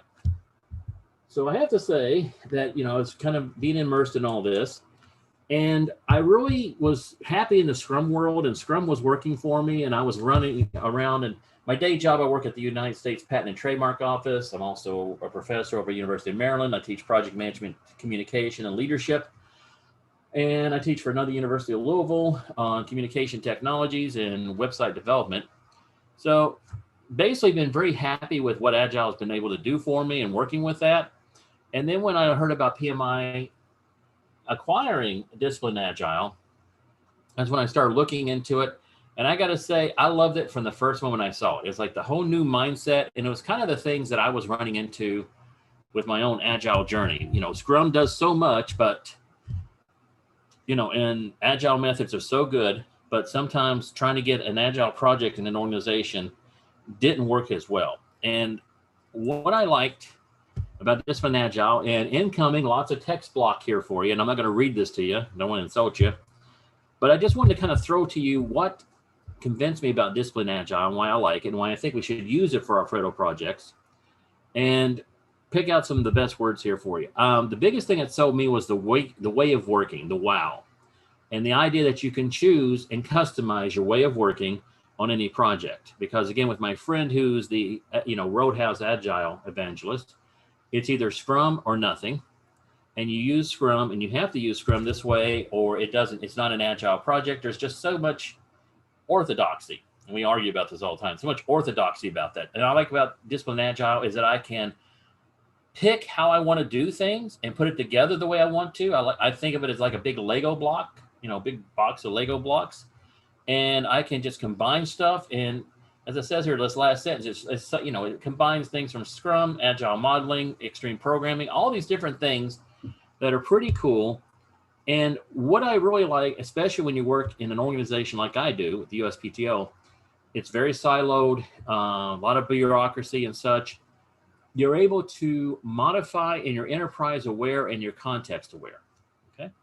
So I'm going to pause before I jump into the next part here, but just any questions so far? Any comments? Anything anyone wants to express? Give a moment here. Okay. All right, good. Well, I'm gonna go ahead and jump on in the next part. But again, feel free to just open up the mic when you want to ask a question. And when I went through Discipline Agile, now when I got and realized that it is changing and it's evolving. So when I got the certification earlier this year, and I think it was probably February or March, it was still under the folks that had created it. And it was just transitioning to Project Management Institute. So they had still their Agile Manifesto. So they had taken the Agile Manifesto, added a few more things to it, added some principles to it. And when the Project Management Institute got a hold of it, they decided we're not going to use manifestos because that, it seems kind of a little outmoded to them. They wanted to start with principles. So these are the 8 principles of Discipline Agile. And I love the first one, just be awesome. Okay. And that's a pretty nice lofty goal there. But the second one to me, and this really is how I do a lot of my projects, be pragmatic. I'm not so much as concerned, and this may shock some of you, that I'm not so much concerned of how well I manage the project as much as how well do I get that project product out there to the customer, because that's what they care about. That's what my customers care about. So when I'm developing a training course or I'm developing an application, my customers are not as excited about the project process, and if I followed it correctly, as what did I deliver, and is it something they can use? And back when I was an IT project manager, actually had almost a career-ending move when I developed a product that, hey, I managed the project really well. I did a great job, but the product was not at all what the customer wanted. And my managing partner basically said, I don't care how good of a project manager you are, and I just got certified. you're still disappointed the customer, and that's not going well. And then I like these other parts here. Choice is good. Context counts, very important. Delighting customers, enterprise awareness. How many of you, and you can raise your hand or tell me, how many of you work where you feel like your project, you're running it right, you're running it well, but you feel like you're in a foreign land there because your projects kind of feel isolated and you're stuck with the bureaucracy and silos, and you're doing the best job you are, but you just feel kind of out of touch with the rest of the organization. So that's what I like about this one, Agile. It helps you kind of put that stuff in there. And Lyra Atwater raised a hand. Yeah, go ahead and open up your mic and say hello. I hope I got your first name right. You did. You just said raise your hand if you agreed with you. So I raised. Okay, good. Right. And, you know, some other these principles here. So yeah, these are, you know, optimizing flow and such. And with the principles, you have promises. And some of these promises I like because it's not really IT world, but it's more about the organizational culture. And I got to be honest, as a trainer and developer, I do a lot of time work with helping people with emotional intelligence, psychological safety, and the organizational culture, because honestly, as an IT project manager, I have found that it's really important about the soft skills sometimes, keeping the team happy, keeping the team well, and helping them develop and thrive. Because, you know, as an agile project manager, I know most of you, you're only as good as your team. And if you don't have a happy team, and if you're, you know, and if you're a scrum master or you're a product owner, if you don't have a happy team, you're not going to get the products you're wanting. So creating this psychological safety, embracing diversity, very important. One of the things I really like on this is collaborating proactively. It's not just collaborating, but getting people to think ahead and collaborating with each other. And this is an interesting one here. I want to see if anyone else thinks about this. Improving predictability. Just going to open up a mic. Why do you think it's important that we promise to improve predictability?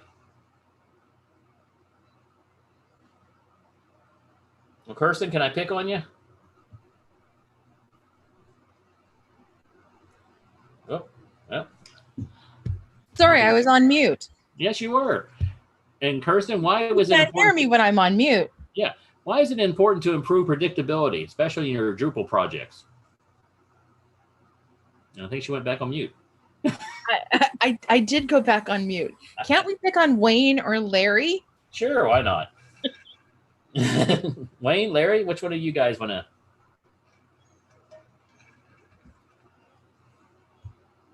Oh, Wayne does. Wayne does. Okay. Oh, Larry's there. Hey, Larry. Well, I think I'm failing here at the interactivity part, but let's go, Larry. Well, I'll jump in. Sure. Okay. This is Elizabeth Pierce with Indian Affairs. And we want to improve predictability because we've not been known for a lot of successful IT projects. We've had some challenges in the past. If you recall back in the early 2000s, we were the reason the entire Department of Interior got yanked off the internet for cybersecurity. Anyway, nonetheless, that really impacts our ability to project what we're able to do in the future, like the private sector, delivering business value and updating our antiquated systems. So absolutely, we need to kind of get out of the waterfall mode and delivering value quickly. Yeah. I mean, the biggest thing here when I see improved predictability is I'm saying you're establishing trust, because a big part of trust is I can predict your behavior. I can rely on your behavior, and I know you're going to deliver for me. Very good. Yes, that does build trust. Thank you. And then we have guidelines, and some of this stuff here, you know, like design thinking. I'm a big design thinking person. One of my favorite ones is creating effective environments that foster joy. And, you know, we want our products to inspire joy in our team, because if you got a happy team and they're joyful, they're going to come back and do more stuff for you, but you also want happy customers. You know, it's really, I know this sounds kind of fluffy and maybe a little, you know, oh, happy, joy, like Ren and Stimpy, but it really does help improve this organization, because when you get these applications out there and when you're doing these projects, you want to make sure people can predict, they trust you, they feel safe in being innovative, and they know you're going to deliver, because that's all about being awesome. All right. So that's why I like the guidelines here. And that's something I can take to my customers and say, this is what we're going to do for you. I did a series of trainings, and this is kind of interesting. I did a series of trainings for the Office of Communication at USPTO, and I brought in these guidelines, and they're starting to adopt some of these for their communications. And it's, you know, and it's kind of odd, guys. I'm teaching a communication office dealing with press releases and events and things like that, and I'm teaching them agile project management. But it almost makes some sense when you think about it. And maybe Larry Gillick will maybe disagree with me, but I hope not. Okay. I am not going to disagree with you. Okay, perfect. So we have the Discipline Agile Toolkit, and in the shareable file, I have to admit, I try to get some permission to use this, so I'm not really supposed to show it to you guys, so don't look at it. But I'm trying to get the copyright clearance from Project Management Institute. Didn't get it in time, so I'm going to show this to you, but it's not on the shareable file. But it is, I got a link to the page where you can see this for yourself, okay? So don't look at this diagram. But what I wanted to show this to you is how they've reorganized it. And the idea about how Discipline Agile goes from the Discipline Agile Enterprise. So you can see this little piece here. Let me see if I can turn on my pen. Yeah, here's my pen. So you got this little Discipline Agile Enterprise. And these things here are called blades. And I'll talk a little bit about these in a moment, these little hexagons. And then you've got the value stream piece. Then you got the Discipline DevOps. Do I have any DevOps people in this house? You know, raise your hand if you are. Say yay. And all this is essentially fitting together, and it's part of the value stream. And down here are the foundations, principles, promises, and guidelines. We talked about that. We talked about the different kinds of workflows, work lives, the roles that people play, the teams, how you organize your teams, and the ways of working. And all these come together. And if you have this done correctly, your entire enterprise is built around the Discipline Agile, and they work with each other. Okay? Kind of making sense so far? And this is where we talk about context matters, but you have an enterprise awareness. So it's not just my isolated lean project somewhere in the, you know, the 5th level of the bureaucracy, but we're all helping to support each other and helping all these things work with each other. And like the other day, we were just talking about this with the knowledge management folks yesterday about, okay, what does asset management have to do with security, with cybersecurity? Or what does, you know, people management have to do with our data management? And we started drawing the connections between them.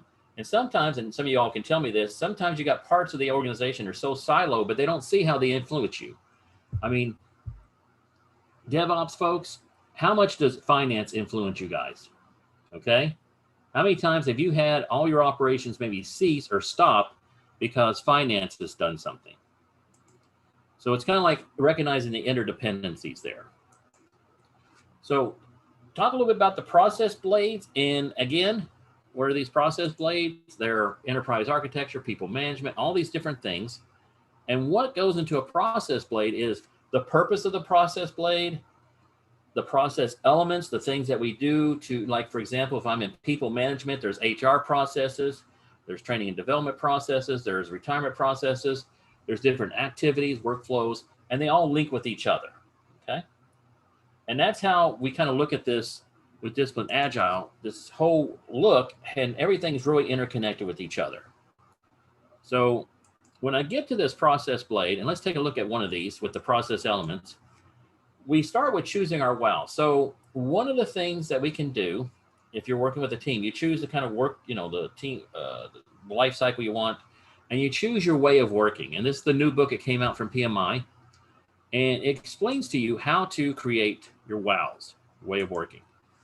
And first thing we do is we figure out, well, what kind of discipline agile life cycle? So we have agile, right? We have lean, and we're all familiar with these different life cycles. And then you got this continuous delivery agile, which is like agile, but you're on a continuous delivery model, continuous delivery lean. And then you have exploratory projects.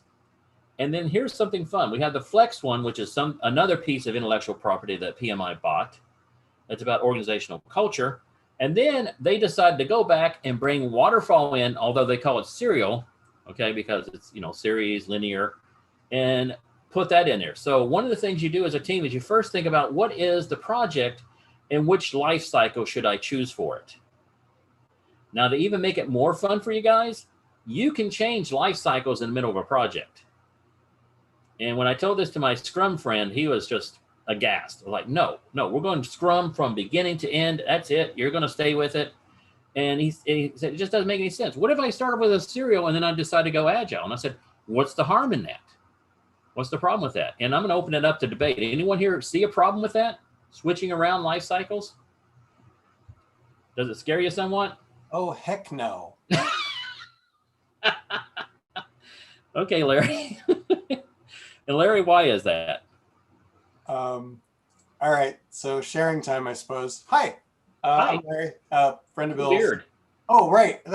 It's a different thing here. I'm a friend of this Bill. Yeah. So, anyway, yeah, I've actually experienced joining a new team that is so into its type of Scrum. I think it was like they were doing safe agile, which is great if you're doing product development, but I'm in a comms shop, so we don't do product development. I'm always in a comms shop wherever I work.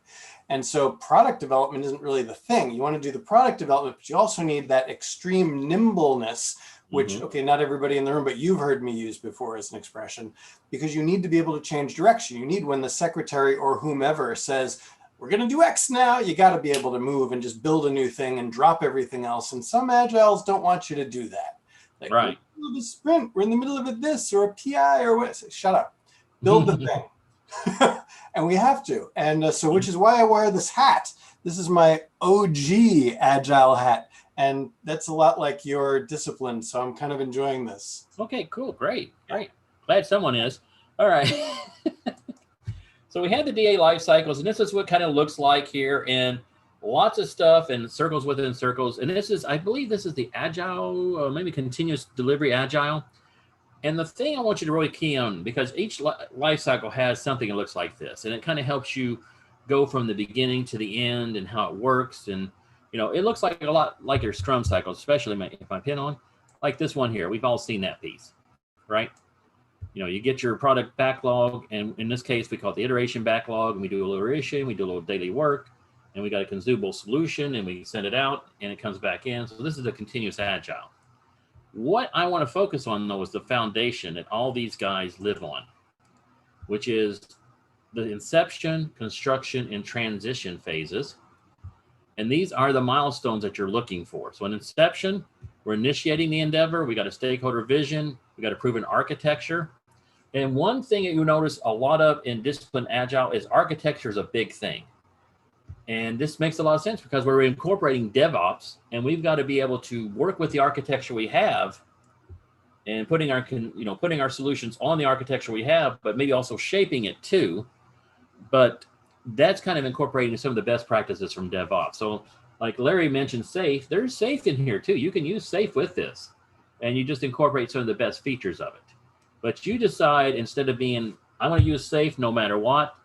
And I remember going to some training in SAFe, and it's fascinating, but I'm still trying to wrap my head around the idea of the trains and, you know, the art stuff. And this here, I can pick what I need to use.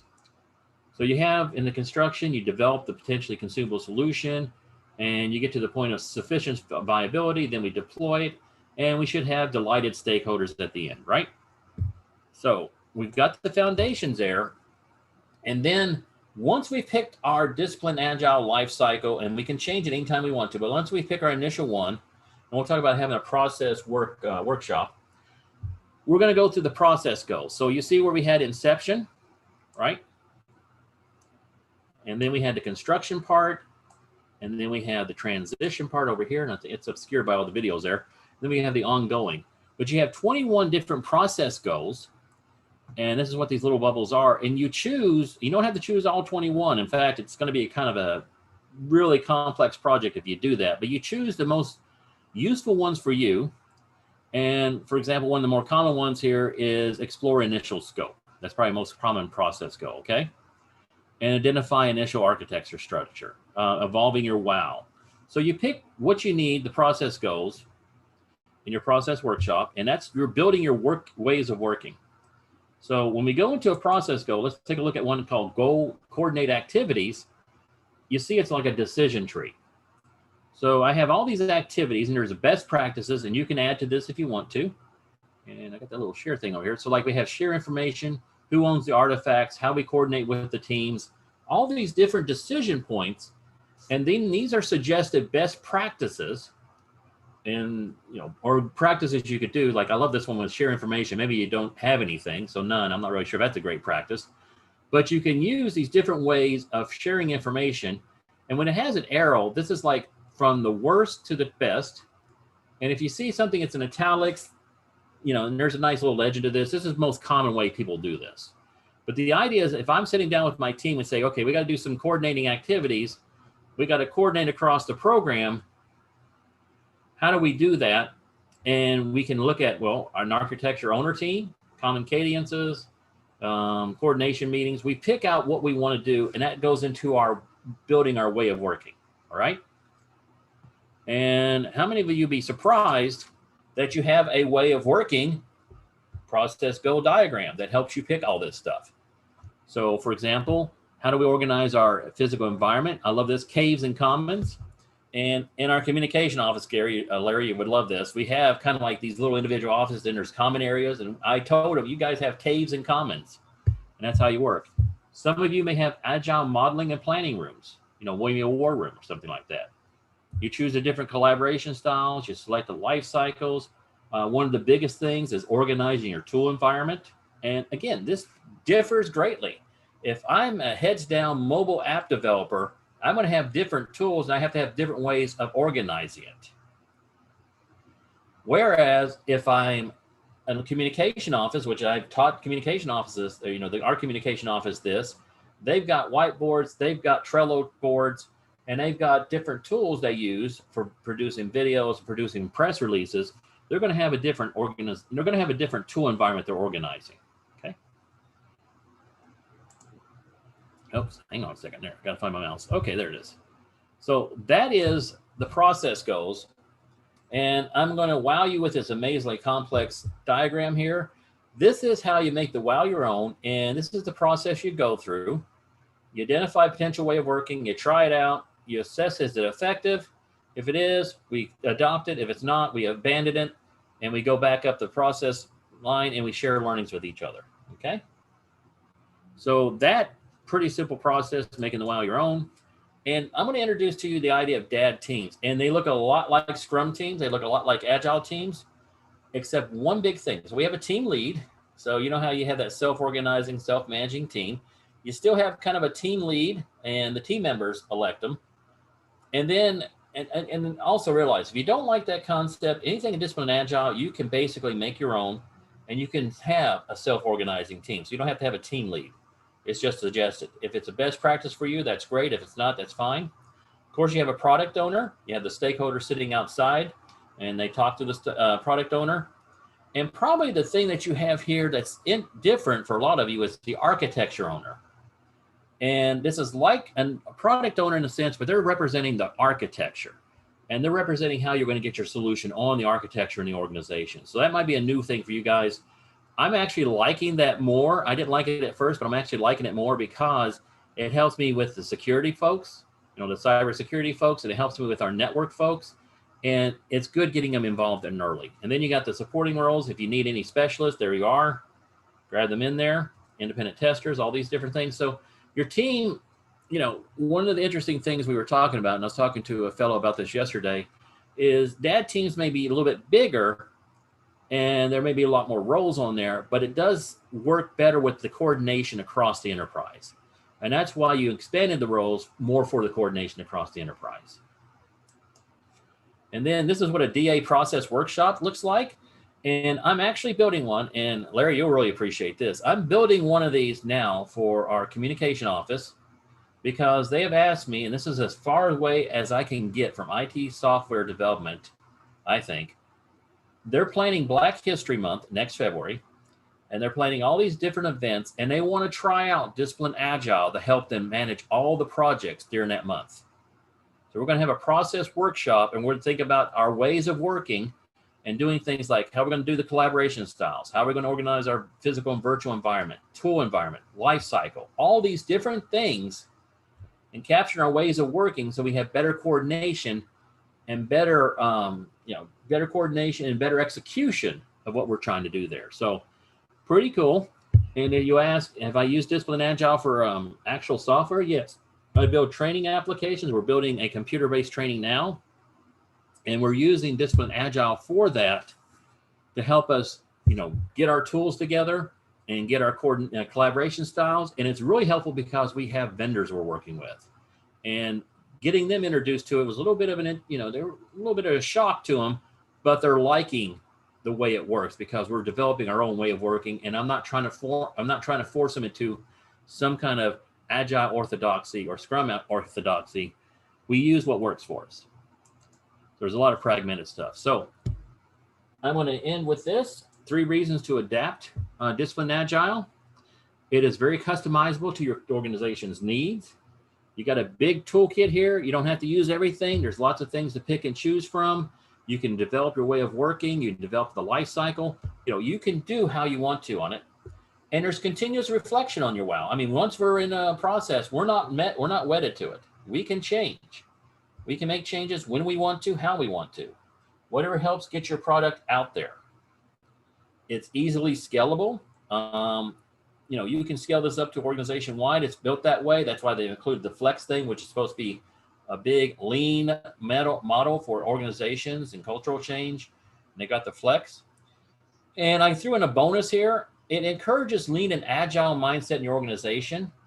And I find it's been a little easier to sell this and say to folks, I give them the principles, I give them the guidelines and the promises. And I say, this is what we're trying to do here. And it's in language they can understand. It's not technobabble. And I think a lot of folks just love the analogy of the Lego box. Here's my little blocks here, but this is how we're going to build it. And we're going to deliver something for you. So it's very free form. But there are guide rails, there are guardrails there, and that's where your process goals come in. And it's funny, when I show people the process go diagrams, they get it. They get how that works. It didn't have to take too much explanation for it. So I thought I had to do a little more education on it, but that's worked out well for me. So want to thank you. This is how to reach me. BASA is my own private little consulting company on my side. So, just kind of pushing that out there, but those are all the wonderful certifications I have. And I want to open this up if we got some time for questions, comments, and arguments. I love when we get arguments. Okay, so I'm going to stop sharing. And you have a copy of these you can download. It's an Adobe PDF. And please feel free to talk to me anytime you want to about this. So any questions, comments? I see some chat open.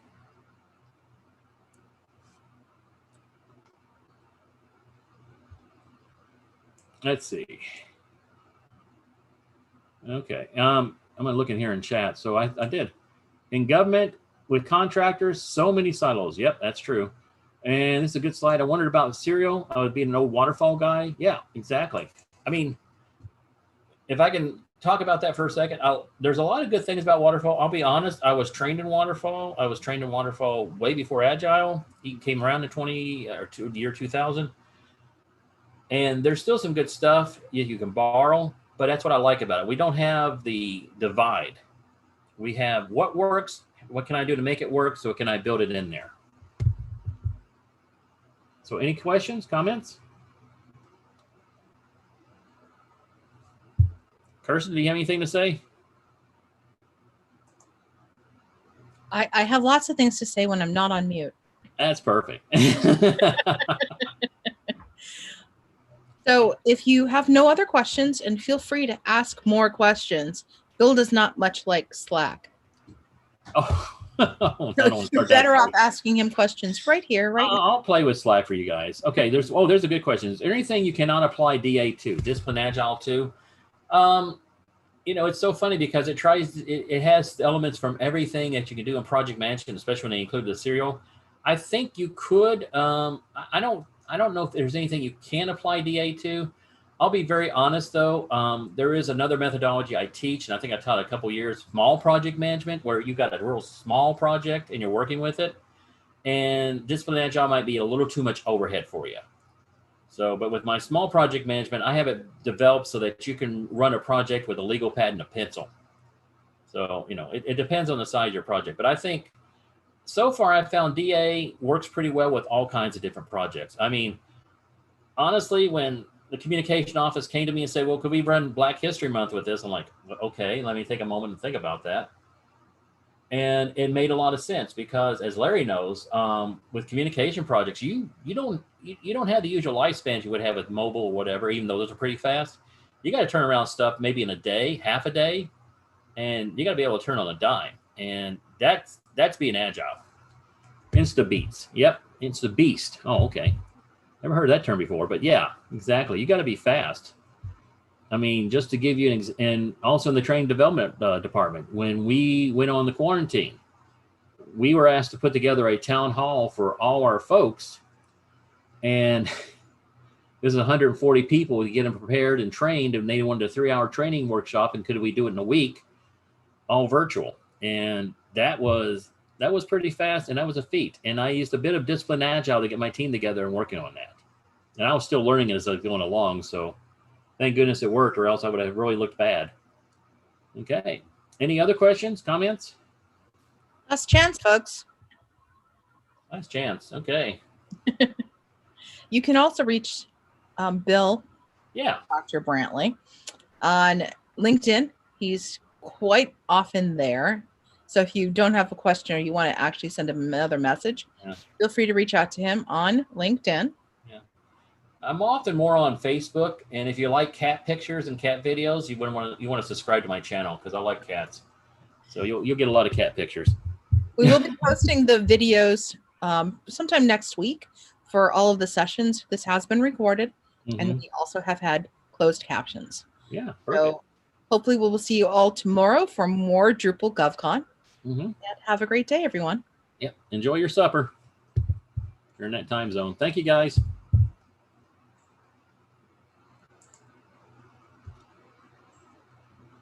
And Kirsten, are we off recording? We're all set. I've stopped the recording, so it's all you now. All right. So how was that? Or everyone's gone. There's still 12 people left. You guys can still ask questions. Yeah. So how was that, Kirsten? Was that cool?